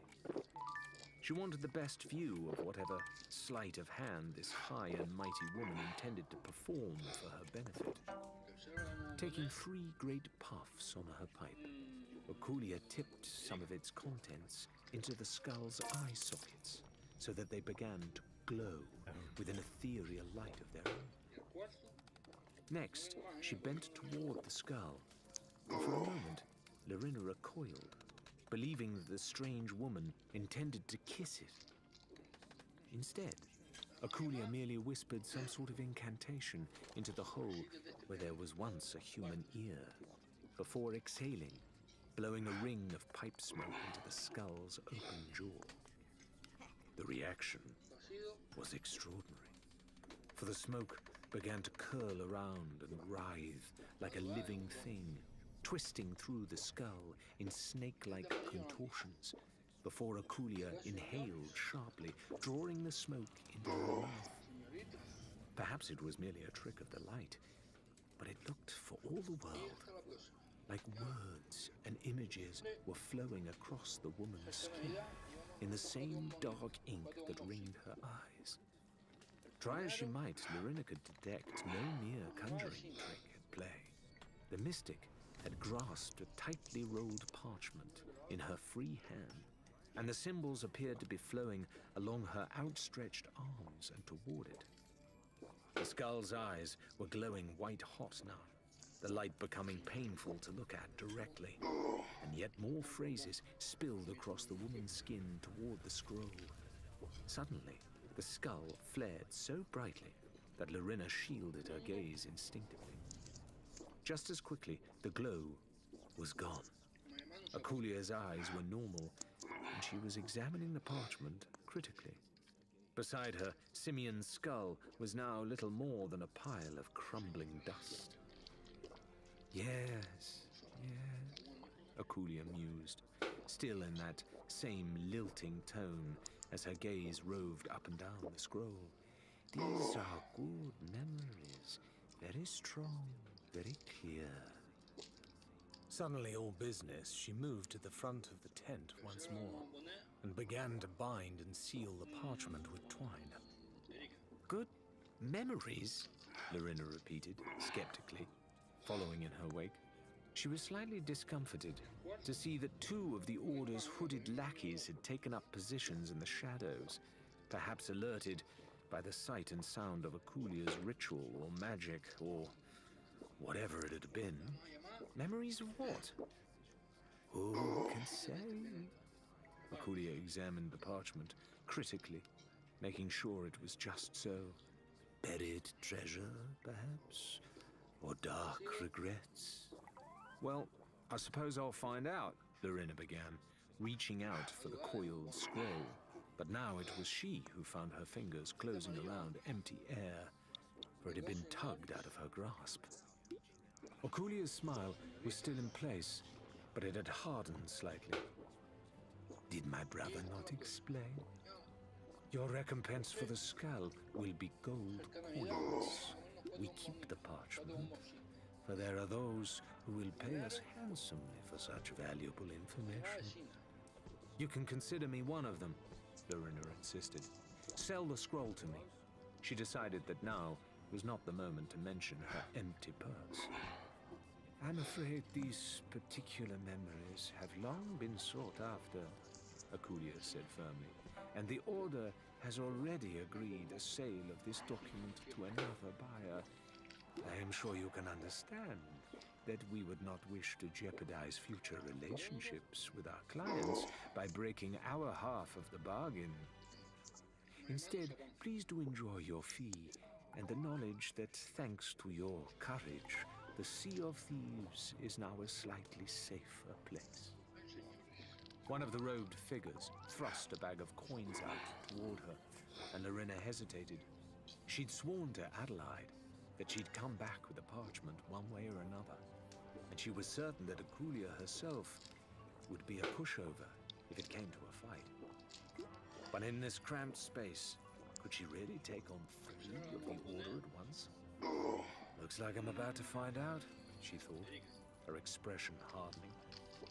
Well, if these memories really are as valuable as you say, then I hardly think a purse of gold is fair payment. I say you're trying to cheat me. Since you can't very well give me back the skull, you can just surrender the parchment, and I won't need to tell every passing pirate what a bunch of lying two-bit swindlers you are. Lorena placed her hand on the hilt of her sword. And if not, well, I'll just have to fight you. All of you, if I have to. If you're thinking that I won't make it out alive, you may be right. But I promise you that you won't either. She grinned defiantly. What will they do with your skull, do you think? There was no longer any pretense of friendship on Akulia's face as she glowered over the desk. You dare to meddle in our affairs, insult our ancient art and threaten us? Then to declare that we are the disreputable ones? You, who are nothing but an odious pirate, come swaggering in here alone? I agree. She could use a good bath. One of the robed figures interrupted. But to say that she is alone is, I think, quite incorrect, yes? Lorena stared in astonishment as Faisal pushed back the hood of the cloak he donned and stepped forward, abandoning his disguise and drawing a thin blade. Adelaide, who'd been concealed in the other robe, did the same. Akulia flinched as the scroll was tugged roughly from her hands, well aware she was surrounded. Now we will part ways, Faisal continued. But to show you our good intentions, we will not be charging for our services today. Enjoy your evening, please. The 3 pirates backed toward the flap that served as the tent's exit, with Faisal's blade still flashing menacingly in the fire. Only when they were outside did they discard the Order's robes and sprint toward the ship. It's ready to cast off, Faisal explained, breathlessly, as they pounded through the busy streets, back toward the dock, where the Unforgiven was waiting.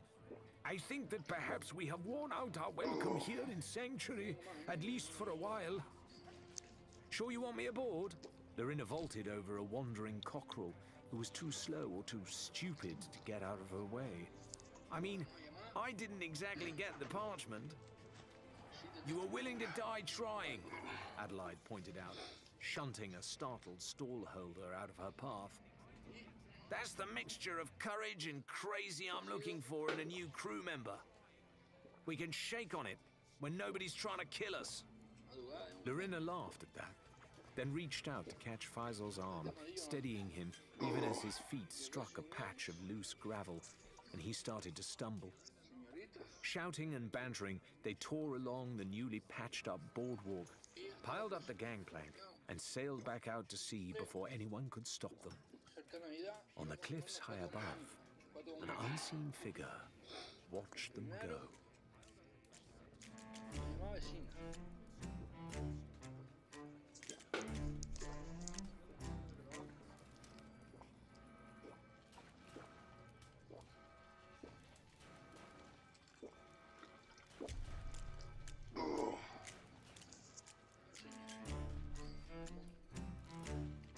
Chapter 9. Ramsey. Mercia headed to the crow's nest immediately upon her return to the magpie's wing, for her head was spinning both with the night's revelations and with the dying refrain of the music she'd heard. She desperately wanted to clear her brain, to try and make sense of everything that had happened. She'd been staring blankly out at the horizon for less than an hour before the creaking of the ladder roused her from her thoughts. She expected to see Rathbone, whose face seemed to be set in a permanent scowl these days, hauling himself up into the little wooden basket atop the mast. In fact, it was Shan who plopped down beside her, seemingly content to say nothing, and just stare placidly at the horizon. Mercia would have indulged him, but the crow's nest was scarcely big enough for two. "Is my shift over already?" she asked, trying to keep the irritation out of her voice, and only partly succeeding. "I've always thought of myself as a bit of a tinkerer," Shan said conversationally, as if Mercia hadn't spoken. "Happy to let the ebb and flows carry me through life. Never really needed a long-term plan, as long as I've had something to keep me busy. Content to go along with my crew. But it's just the four of us out here now, see? We need to be sure we're all dancing to the same tune, or we won't survive. And right now it feels like you and the captain are dancing a waltz, while the rest of us are standing around a maypole." "That was some metaphor," Mercia said dryly. "Well, let me put it another way. What the hell is going on, Mercia? What did you find down in a soggy hole that's got us racing out to the middle of nowhere at full speed? The captain must know that Rathbone's angrier than a wasp in a wine bottle." Mercia let out a deep sigh. "If I told you, you wouldn't believe me. And I know that sounds like an excuse, Shan, but I'm not sure I believe me. Ramsey thinks you need to see for yourselves, like we did. If we just told you, there's every chance you'd think us both cracked, and we're gonna need all of us dancing, as you put it, together tonight." Shan looked more pensive than she'd ever seen him. "Well, we've got a full hold and a fair wind," he said finally. "It's trust we're running low on. Hopefully, there's some to be found, wherever it is we're heading." "There is, I promise. Or do I have to swear an oath?" "No oaths," said Shan. "But the next round is definitely yours." Mercia gave a nod and a small smile, and Shan swung nimbly back onto the ladder, dropping the last few feet to the deck. Rathbone, who was at the helm and grudgingly following Ramsey's directions, gave him an inquiring glance. But Shan merely shrugged and turned his attention to the sails. He could feel a cold glare boring into the back of his skull for the rest of their journey. They sailed until their maps and charts could guide them no farther. And Ramsey came above deck to stand moodily at the front of the ship, one hand on his compass and the other resting on the railing, as if urging the magpie's wing to move faster. When Mercia gave a curt whistle from on high, he began to move rapidly about the ship, extinguishing the lanterns one by one and half furling the sails to slow their approach. It was easy to see why he wished to approach as covertly as they could, for 3 distinctive shapes were visible, even at this distance. A trio of galleons rest, moored in a line that bent to follow the curve of a sandy beach. Ramsay bade them weigh anchor, lurking out of sight, behind a small atoll that disguised their profile. He led them down to the map room and unfurled a crude map he'd sketched so recently that the ink had barely had time to dry. I'll keep this short, for we've not much night left. This island's a hideout for a group who've laid claim to these waters, he explained. As you've seen, we're outnumbered, but no one knows we're here yet. If we're shrewd, we can get the drop on them. Their camp is deep within a cave system at the heart of the jungle. And if you follow the river from here to here, you'll spy it soon enough. He jabbed his thumb twice at the map. Now, there could be a dozen pirates here, perhaps more, but they'll likely not all be together. Some will be asleep, some will be on watch, and others, well, Shannon Rathbone, that's where you come in. Use the river, head downstream into the cave, and keep as quiet as mice. You'll get to see how many are still at the camp. If I'm right, you'll also come to understand why we've come all this way. But you're not to pick a fight. You can't win. You hear me? Count heads and come home. You make us sound like a group of reckless thugs, Shan said dryly, tracing the outline of the river with his finger, as if he was trying to commit every bend to memory. Where will you be? Ramsay grinned in the moonlight. Baiting traps.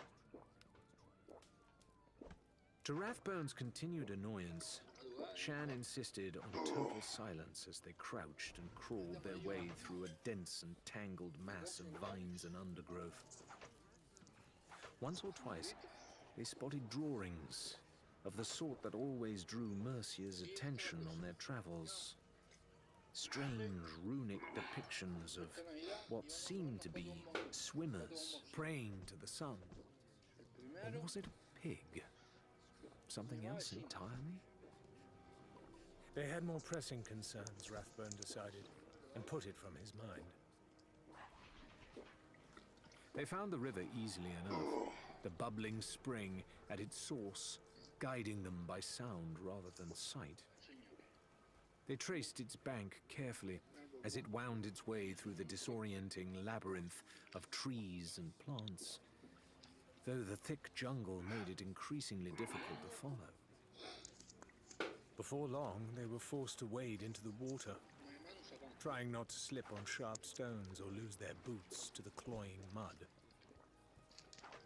Eventually, the river itself delved underground, plunging into a gap between 2 rocks and down into darkness.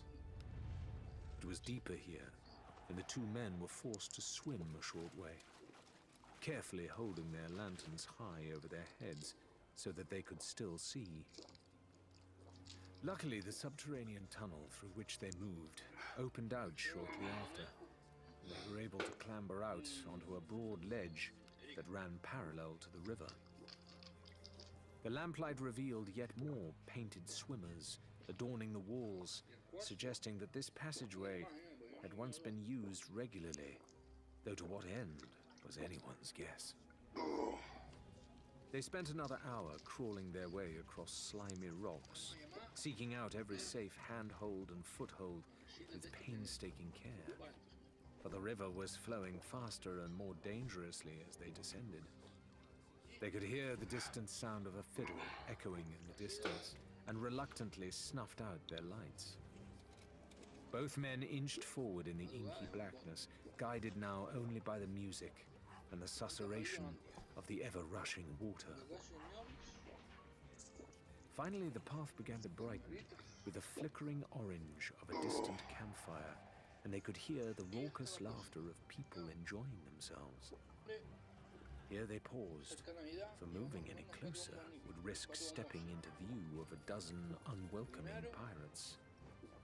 Somehow, they needed to see without being seen. As Rathbone chewed his lip in thought, his eyes came to rest on another of the faded cave paintings. Like the others, this one seemed to make little sense.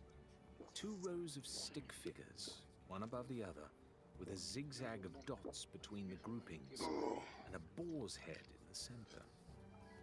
It seemed a strange place to have left such a doodle, and he stared at it for a moment before an idea struck him.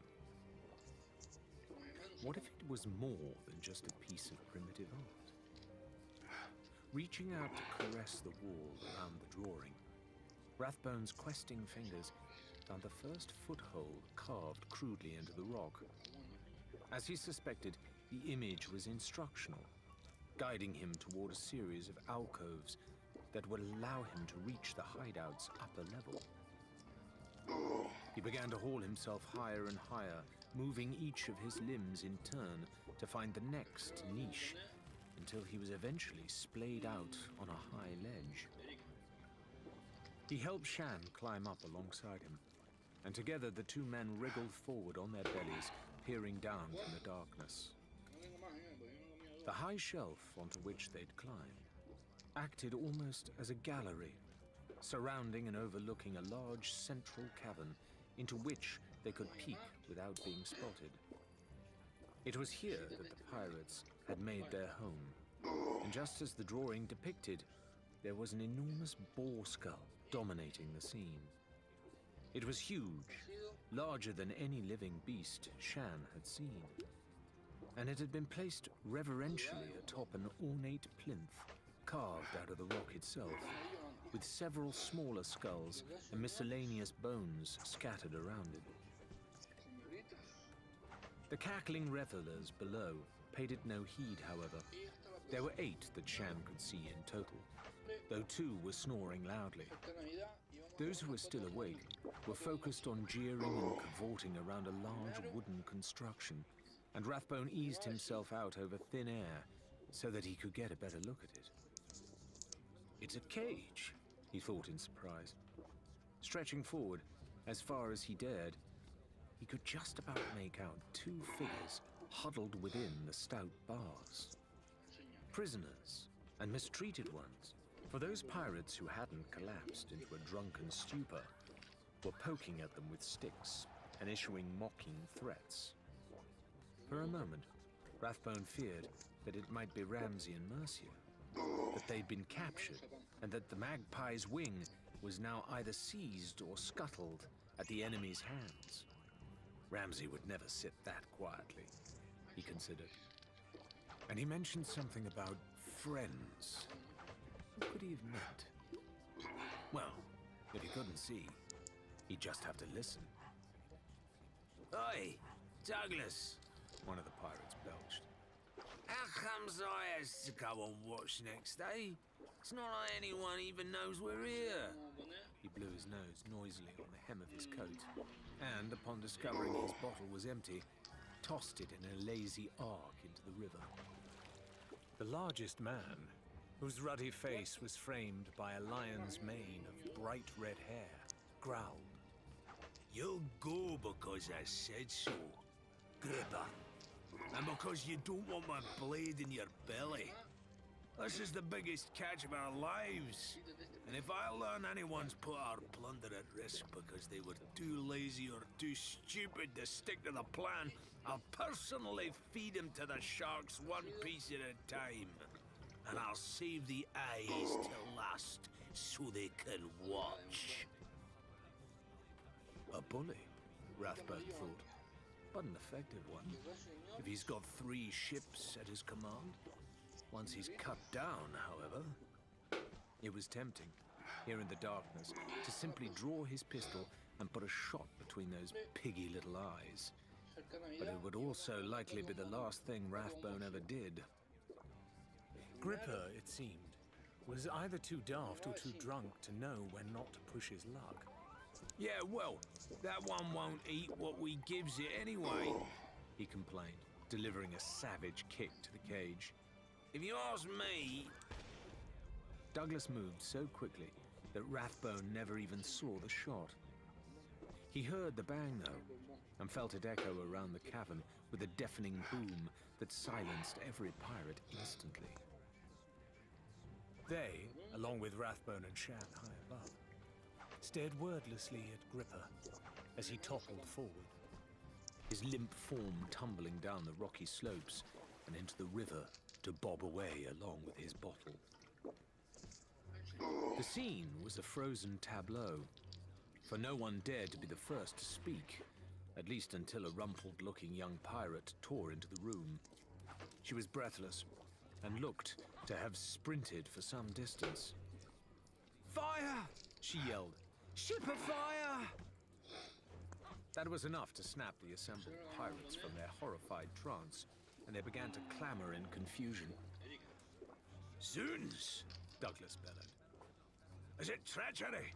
Or just another fool who wants to dance with a cat of nine tails? Never mind, He added, immediately answering his own question. Hauling the two sleeping pirates to their feet, he dragged them to the river and dunked their heads under for several seconds, assuring he had their full attention when he finally dropped them back on dry land. Take Norris, Smiley and Bo and make sure every single ship is as it should be. And if you find the ones who've tried to scupper us, you're to leave them alive till I get there. You understand? Smiley, but we can't find... The pirate whimpered, then thought better of arguing. Wordlessly, she and her dripping comrades fled from Douglas's fury and out of the caves as fast as their unsteady legs could carry them. You two! Douglas growled, rounding on two startled young men who were trying to linger at the back of the crowd. Stay here and guard the prisoners.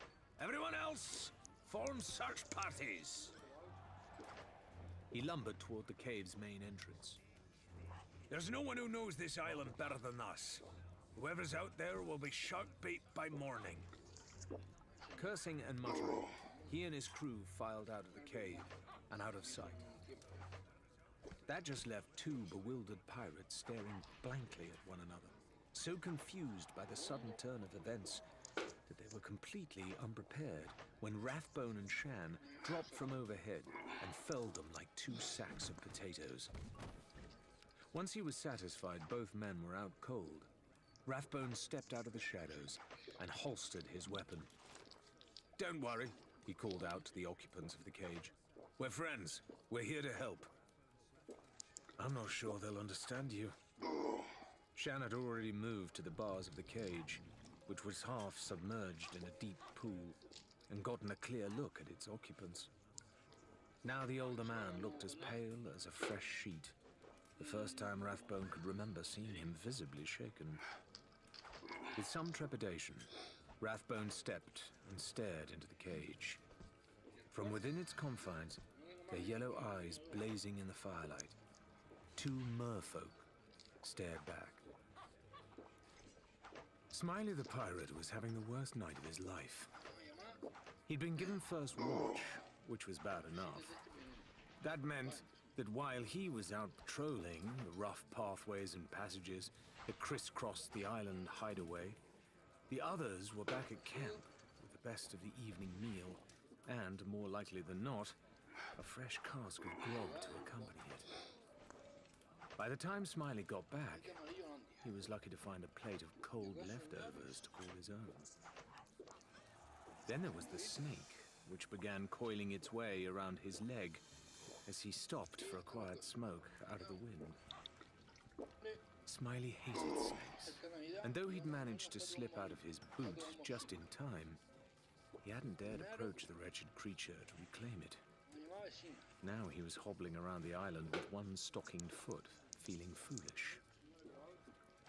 To make matters worse, his arm seemed to be getting worse. He'd snuck another look at it earlier, when no one was around. 4 days had passed since he defied Douglas's orders and snaffled a golden idol for himself while exploring one of the island's many shrines. Now shadowy flecks of amber were visible in the veins of his hand and wrist, as if the little totem had been under some protective magic or other. His little finger was almost completely immobile now, but he didn't dare tell the others, in case they decided a solid gold arm was worth more than Smiley himself. Finally, as Smiley trudged along his route, feeling immensely sorry for himself, a man the size of a small bear had plummeted out of the treetops and landed on his head. Now Smiley was hanging upside down from a sturdy branch, bound and gagged. The terrifying figure and his accomplice made Smiley spill his guts about everything Douglas's gang had been up to, how many of them were on the island, and the plan for their 2 prisoners. When Smiley mentioned the bit about taking the merfolk far from the Sea of Thieves to sell, the woman struck him with a blow that he felt sure ought to have taken his head clean off. Even so, he begged her to take him prisoner, lock him in the brig, or even make him walk the plank out at sea. Anything seemed better than being found by Douglas and made to explain himself. He'd been left swinging regardless, high in the branches and too ashamed to even call for help. Smiley was forced to watch as one of their 3 ships was set ablaze, lamp oil burning brightly across her deck and flames bubbling the paint of the hull. 3 of his shipmates raced aboard, buckets in hand to extinguish the blaze, only to be blasted into the ocean by cannon fire from their sister ship, which was now under control of the trespassers. Douglas and his search party located Smiley shortly after, and he hung forlornly, confessing everything. He begged to be cut down, to be allowed to rejoin the fight and take revenge. But Douglas spat on the ground below him and declared that Smiley could be left there to rot as far as he was concerned, an example to others. Now Smiley was swinging, trying to get enough momentum to hack his sword into the bindings that held his feet. His wild swipes were missing by mere inches as he rocked back and forth. Finally, by curling his stomach as tight as it could go, he managed to land a blow that struck more by luck than judgment. It was only enough to fray the stout rope, but it spurred Smiley into landing a second blow, then a third. There was a lurch, a snap, and Smiley was in free fall, landing painfully on the hard ground, face first. After a moment lying in a painful private world of his own, he reached beneath himself and began groping around, for he'd landed on something that was proving incredibly uncomfortable. Forcing himself onto his hands and knees, he pulled the mysterious object out from under his belly. It was a boot. His boot, Smiley realized, with a rising sense of dread. His boot, and a very, very angry snake. "Hurry up!" said Rathbone, for the 5th time in as many minutes. "I thought you said you could pick the lock." He was pacing, agitated, trying to keep watch on all possible entrances at once, while Shan crouched in the icy water and fumbled at the door of the cage. The merfolk within stared impassively as he stamped back and forth. "I did say that," Shan agreed, his speech rather slurred, thanks to the selection of slender metal implements clenched between his teeth. "But the thing about this lock, the main thing about this lock, right, is what? Is that I can't pick it," Shan admitted, spitting his tools back into his hand and clambering out of the pool. "Not without the rest of my tools. I don't suppose..." "No," said Rathbone firmly. "We'd never make it to the ship and back before that Douglas and his thugs caught up to us." He swore and shook his head in disbelief. "Merfolk. I mean, you always heard the stories, but never expected to see them in the flesh." Shan had to admit that Rathbone was right. The 2 creatures were captivating, Their faces were mostly human, with features that suggested one was male and the other female, though a few lines here and there hinted at the existence of gills and fins somewhere in their heritage. Their skin looked tough, like flattened scales, and seemed to be slightly pearlescent, shifting between white and silver, depending on how you looked at them.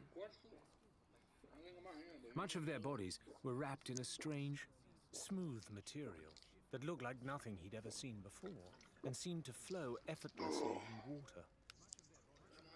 The coverings extended all the way down past their waists and tied together neatly in a point, making it impossible to tell with any certainty whether they were disguising something approaching a pair of human legs or, like the legends promised, an enormous fish-like tail. The two Mer had been watching the two men intently with large and doleful expressions, but so far they'd given no indication that they understood anything that was being said. Forcing himself to think less about the cage's occupants and more about the current predicament, Shan began to join Rathbone in pacing around the cave. So, we can't pick the lock, can't smash the bars. Reckon all four of us could carry the cage? No, Rathbone said curtly. Even if we could, who knows if merfolk can survive out of water? We need the key, and somehow I doubt Douglas is just going to hand it over. You know, I think he might. Rathbone's hand went to his pistol, for Douglas's looming form had appeared at the entrance to the cave, but the voice was Ramsay's. He came in close behind the furious pirate, holding him at sword point. Personally, I was hoping he'd have swallowed it for safekeeping, so I'd have the pleasure of cutting it out of him. But young Smiley tells me it's on a chain around his neck. You've no business coming here and meddling in my affairs, you self-righteous prig! Douglas snarled. Just 'cause you got here first doesn't mean you run the whole damn ocean. Not yet, Ramsay muttered, and there was a glint in his eye as he spoke those words. But I know more about being a pirate than you ever will, boy. And what separates us from kings and queens is we don't treat people like things. Not out here. Not even if we hate them more than anything in the world. People aren't property. He practically spat the last word as he reached for the key to the cage. It was rare for Ramsay not to be the tallest person in the room, but he almost had to stand on tiptoe to grasp the silver chain around his captive's neck. He made no effort to lift the key away, but merely gave a savage yank so that Douglas choked and the necklace snapped. Ramsay tossed the key to Shan, who caught it ably and began to fumble with the cage's lock while the merfolk looked on, silent as ever. There were quiet footsteps behind him, and he turned to address Mercia as she entered. Did you find the rest of his little gang? All awake, but tied up tight, she confirmed, and a bit singed. No wonder, she reflected, considering the amount of gunpowder she and Ramsay had tipped over Douglas and his crew as they'd re-entered the camp, covering them in a thick grey coat. The expression on Ramsay's face as he dropped a burning torch down onto the group was one she wouldn't forget in a hurry. Mercia stepped forward, giving a little smile in the direction of the merfolk.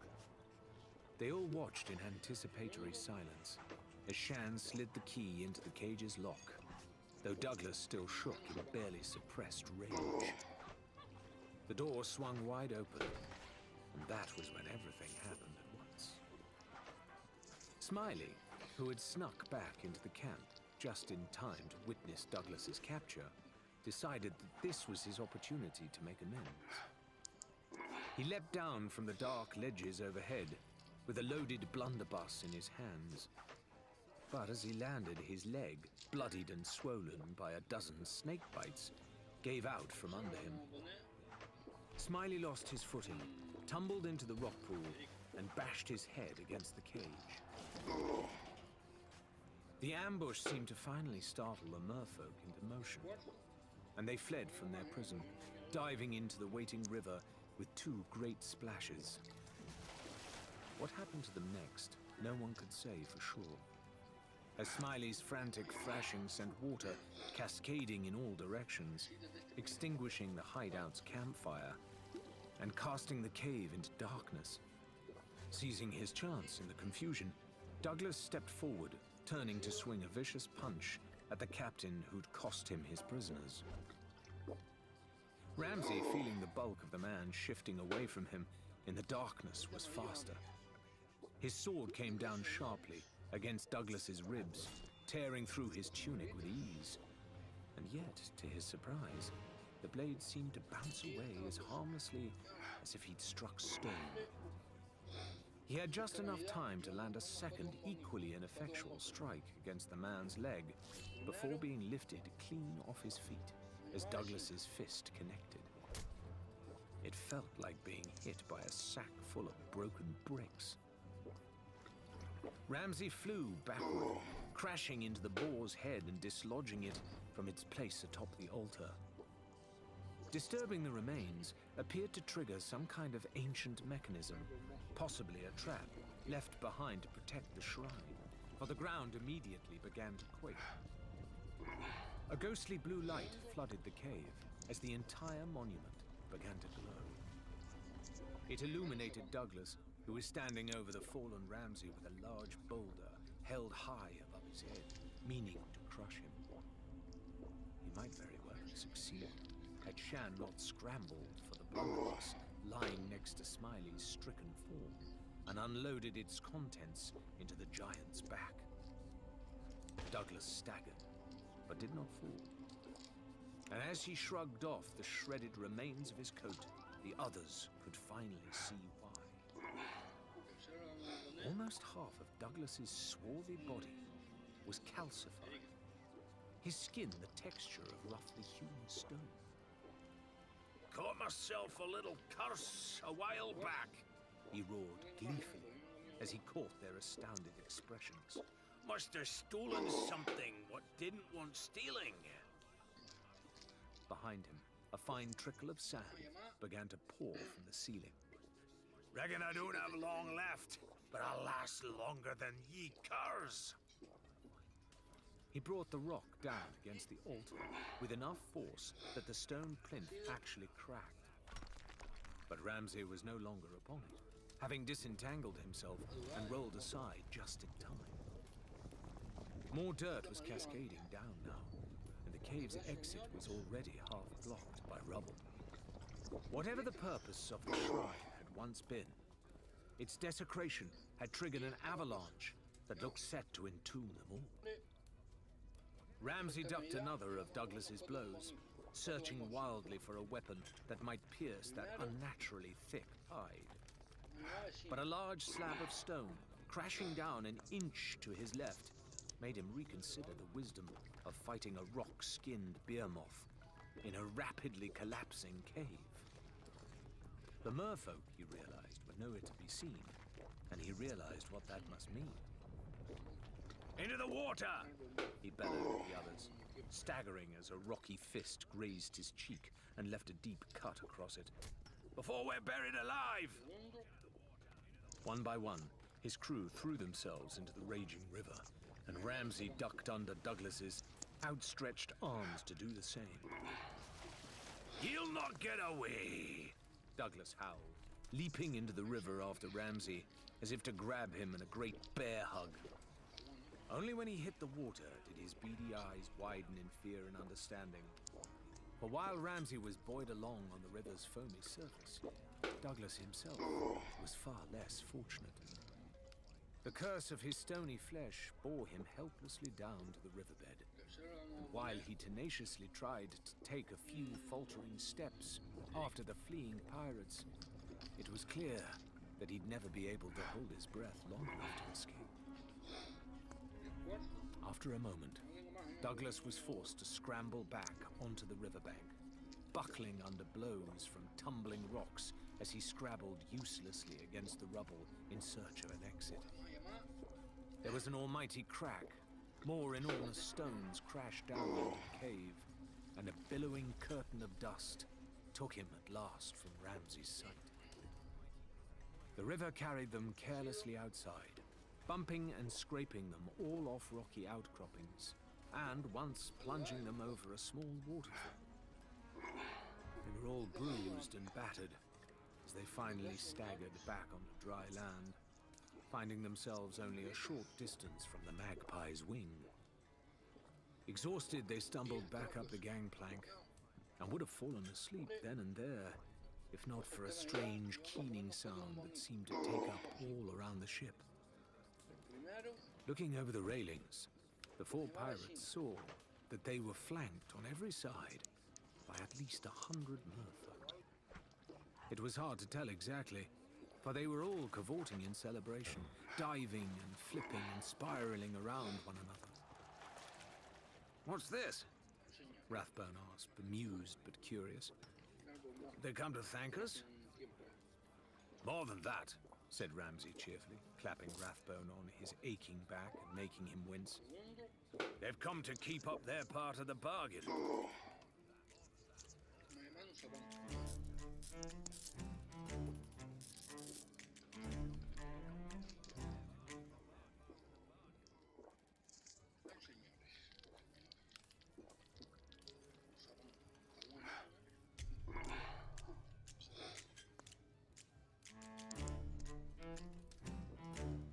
Chapter 10.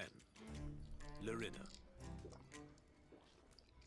Once the distant lights of Sanctuary Outpost had faded from sight, Adelaide and the crew took their places at the map table and spread the parchment out in front of them. Larina wasn't entirely certain what form Simeon's memories would take, but she assumed some kind of map or chart would be involved. Rather, the parchment contained just 2 lines of spidery writing. "On strangled shores, my ship you seek. Begin your search at Tribute Peak." Privately, Larina didn't think that this was much to go on, and certainly not worth the grief they'd been through to obtain the information. The others seemed satisfied with what little they knew, though, and clustered around the table until they located Tribute Peak in a distant corner of the map. While Faisal and Ned headed above decks to set a course, Adelaide asked Larina to linger for a moment. "I'm sure you must think this is all just a wild goose chase," she said preemptively. Surprised, Larina nodded. "Oh, don't look so startled. You don't hide your emotions that well." "Well, I expected something a little less cryptic," Larina retorted, indicating the parchment.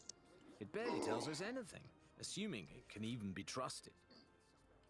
"It can," Adelaide said firmly. "Memories aren't always easy to interpret, but they don't lie. Besides, I knew Captain Simeon. Back when he was alive, I mean.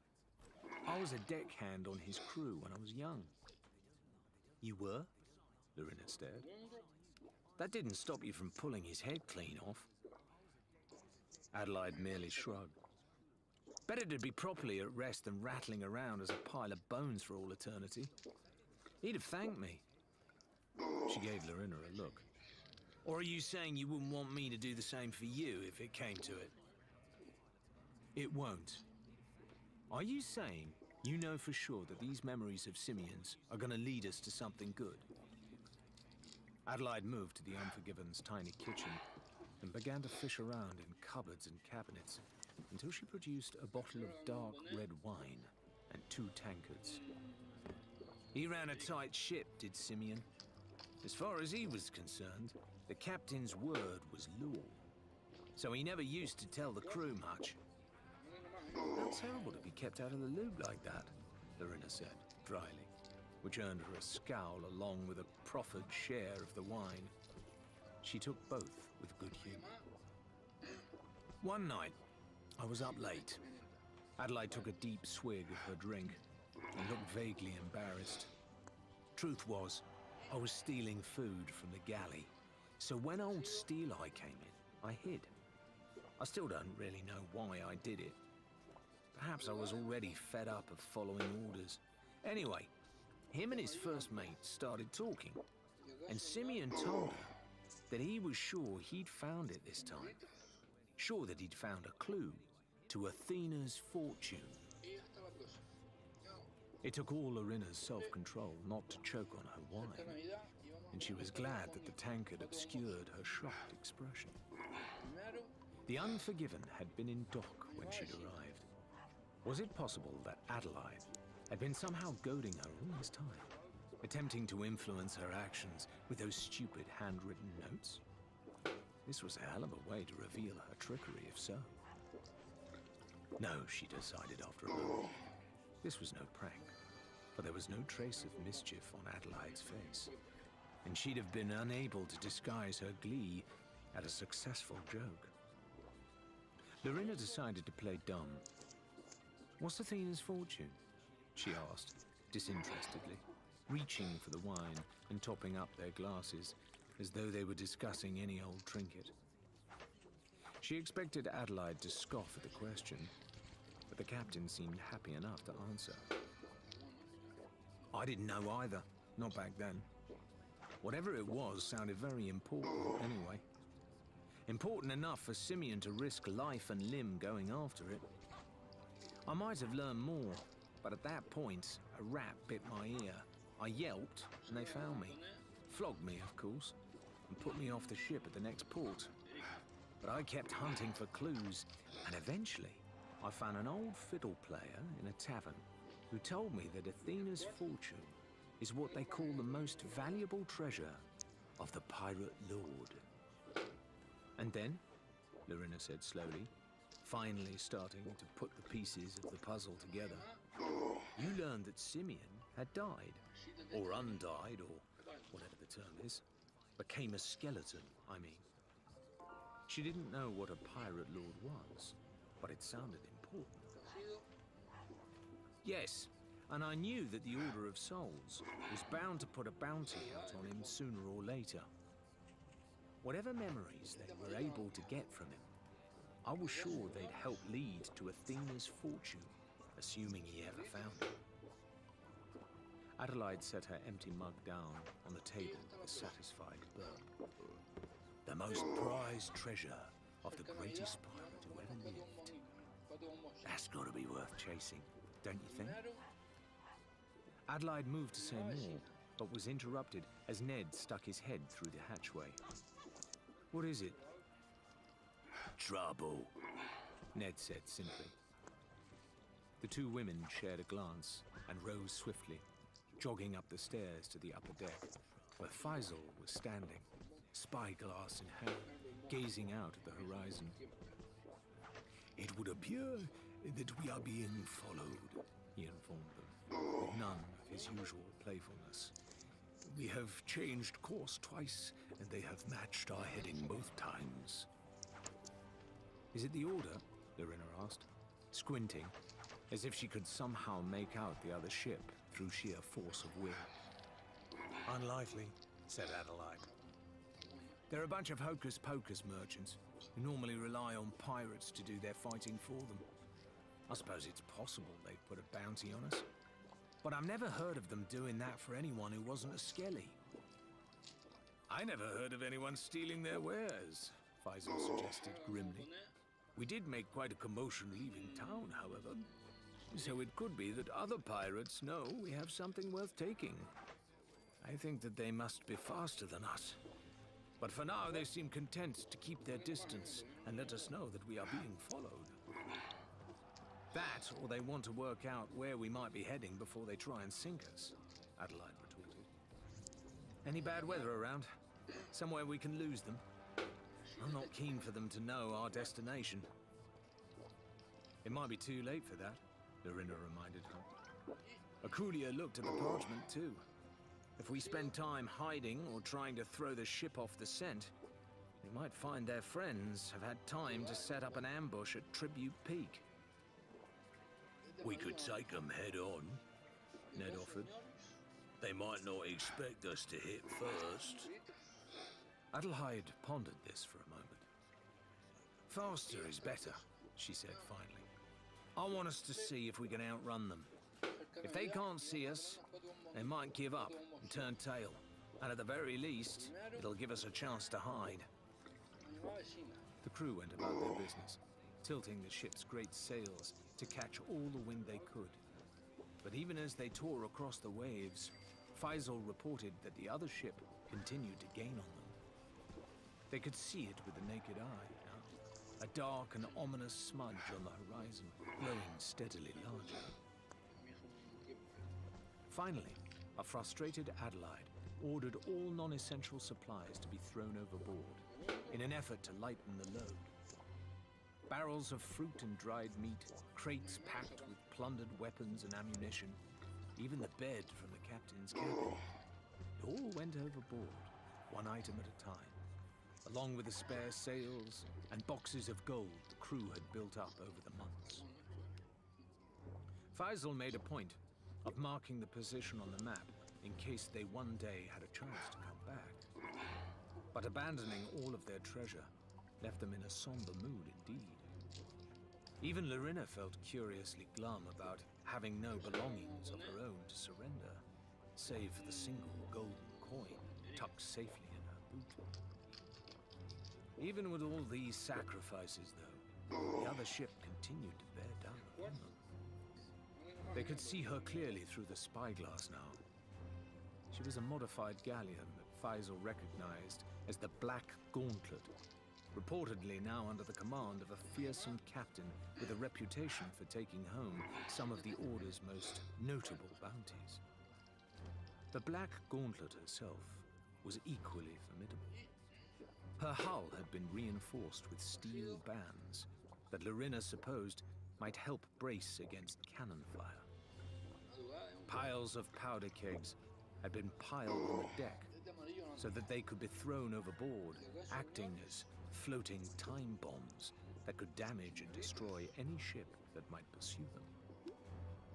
They could see harpoon guns, too, capable of launching vicious spears that could tether two ships together if used effectively, not to mention skewer her crew. Larina lowered the spyglass momentarily, dazzling herself as the hot sun caught the lens. As she blinked furiously in an effort to keep the purple spots out of her vision, the first vestiges of a plan began to form in her head. She stood for a few moments pondering. There was a good chance something could go wrong, she knew. But there was also a chance everything could go right. Faisal, she called across. What do you know about the captain of that ship? If you are thinking that you can appeal to his better nature, I am not certain that he remembers where he buried it, Faisal shouted back over the roar of the waves.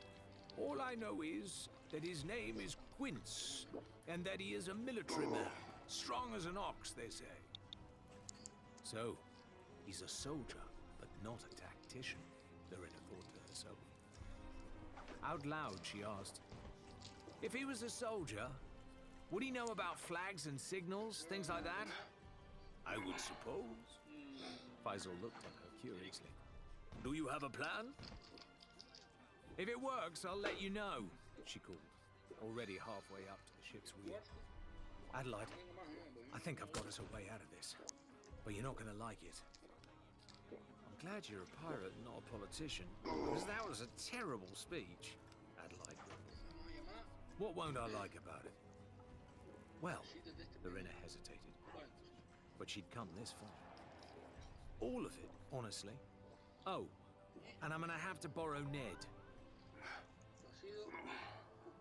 Captain Quince, sir? Quince, who had been inspecting the newly installed cannons that ran along the deck of the Black Gauntlet, harumphed at the sound of his name and glanced upward. To his surprise, he saw that the scruffy little ship they were pursuing was beginning to turn, so that its own relatively meager arsenal was aiming directly at their prow. So they've decided to make a fight of it, have they? He barked. Lucky, I say. I was starting to get bored of the whole bloody cat and mouse game after all. Prepare to fire! Said a nearby deckhand meekly. I believe the plan was to bring them in alive, sir? He flinched as Quince rounded on him. But the captain was a great bull of a man. Not tall, but as solid as a slab of beef, with a great whiskery moustache that bristled when he was angry, which was often. Two piercing blue eyes bored into the deckhand, who was already regretting ever having spoken. Don't be a bloody idiot, boy, the captain snapped. Bringing prisoners aboard is a fool's game. No, they deserve to be scuppered, and scuppered they shall be. Can't have the companies thinking pirates can't get the job done, or that'll be the end of the contracts. Do you want to spend the rest of your life digging up crusty old boxes on a godforsaken beach, lad? Well, no, sir, but... Precisely! Quince patted the hull of the Black Gauntlet, his pride and joy. Back home, he diligently saved up all his wages from over 20 years of naval service and never managed to afford himself more than a creaky little sloop. Out here on the Sea of Thieves, free from the grasping fingers of the taxman and his cronies, he'd managed to afford himself a fine and distinguished vessel by handing in bounty after bounty. He was not, he vowed, about to let anyone take that away from him. As he glared at the rapidly approaching vessel, Quince noticed something strange. A flashing burst of bright light, visible even in the daylight, winking at them with a regular pattern. Feeling for the ornate spyglass at his belt and peering down its length, he could see a hulking man with a great mirror, clutched in his outspread arms, tilting it up and down to the instruction of a dark-haired woman at his side. It's a signal, he declared out loud after a moment. They're trying to get our attention, I'd wager. Does that mean that they want to talk to us, sir? The deckhand inquired cautiously. This was his first voyage, and he'd been hoping for nothing more exciting than a few skeletal bounties that might bring him to the Order's attention. Sparring with a crew of living, breathing pirates was another matter entirely, especially given the chaos their targets had already caused. Of course it does, laddie. They probably want to surrender like the lily-livered filchers they are, Quince harumphed. Let's give these cowards our answer, eh? Fire the cannons! He watched in satisfaction as his own ship began to turn, cutting across the Unforgiven's path and striking her twice on her port side. The instant the first blows hit home, the woman sprinted down the steps to the cannons on her own vessel, and Quince barked with laughter at the sight of the large man still dumbly holding the glittering mirror. Ah! Oaf! He barked, before ordering his crew to brace for impact. A single cannonball arced through the air from the Unforgiven, striking the hull of the Black Gauntlet and causing a small shudder. Only minor damage, sir, someone shouted. We'll have it repaired in a moment. Quince sneered. One cannon? Pathetic. He called, hoping that his voice might carry across the waves somehow. Is that the best you can do? He coughed wheezily, and then ordered a second volley. This time 3 of the Black Gauntlet's shots hit their mark. Her crew shouting and jeering as the Unforgiven came close to rolling just from the impact. It's almost too easy, Quince laughed. Though this again gave way to a second coughing fit that nearly doubled him over. Right, he thundered, staring down at the crew with red-rimmed eyes. Wish one of you idiots is smoking while we've got powder on the deck. All he got in return was a sea of blank expressions, however, and he turned slowly in place, trying to find the source of the putrid smell that was washing over him. Finally, Quince's eyes settled on the piled-up powder kegs, stacked next to the bow of the ship, close to where he was standing.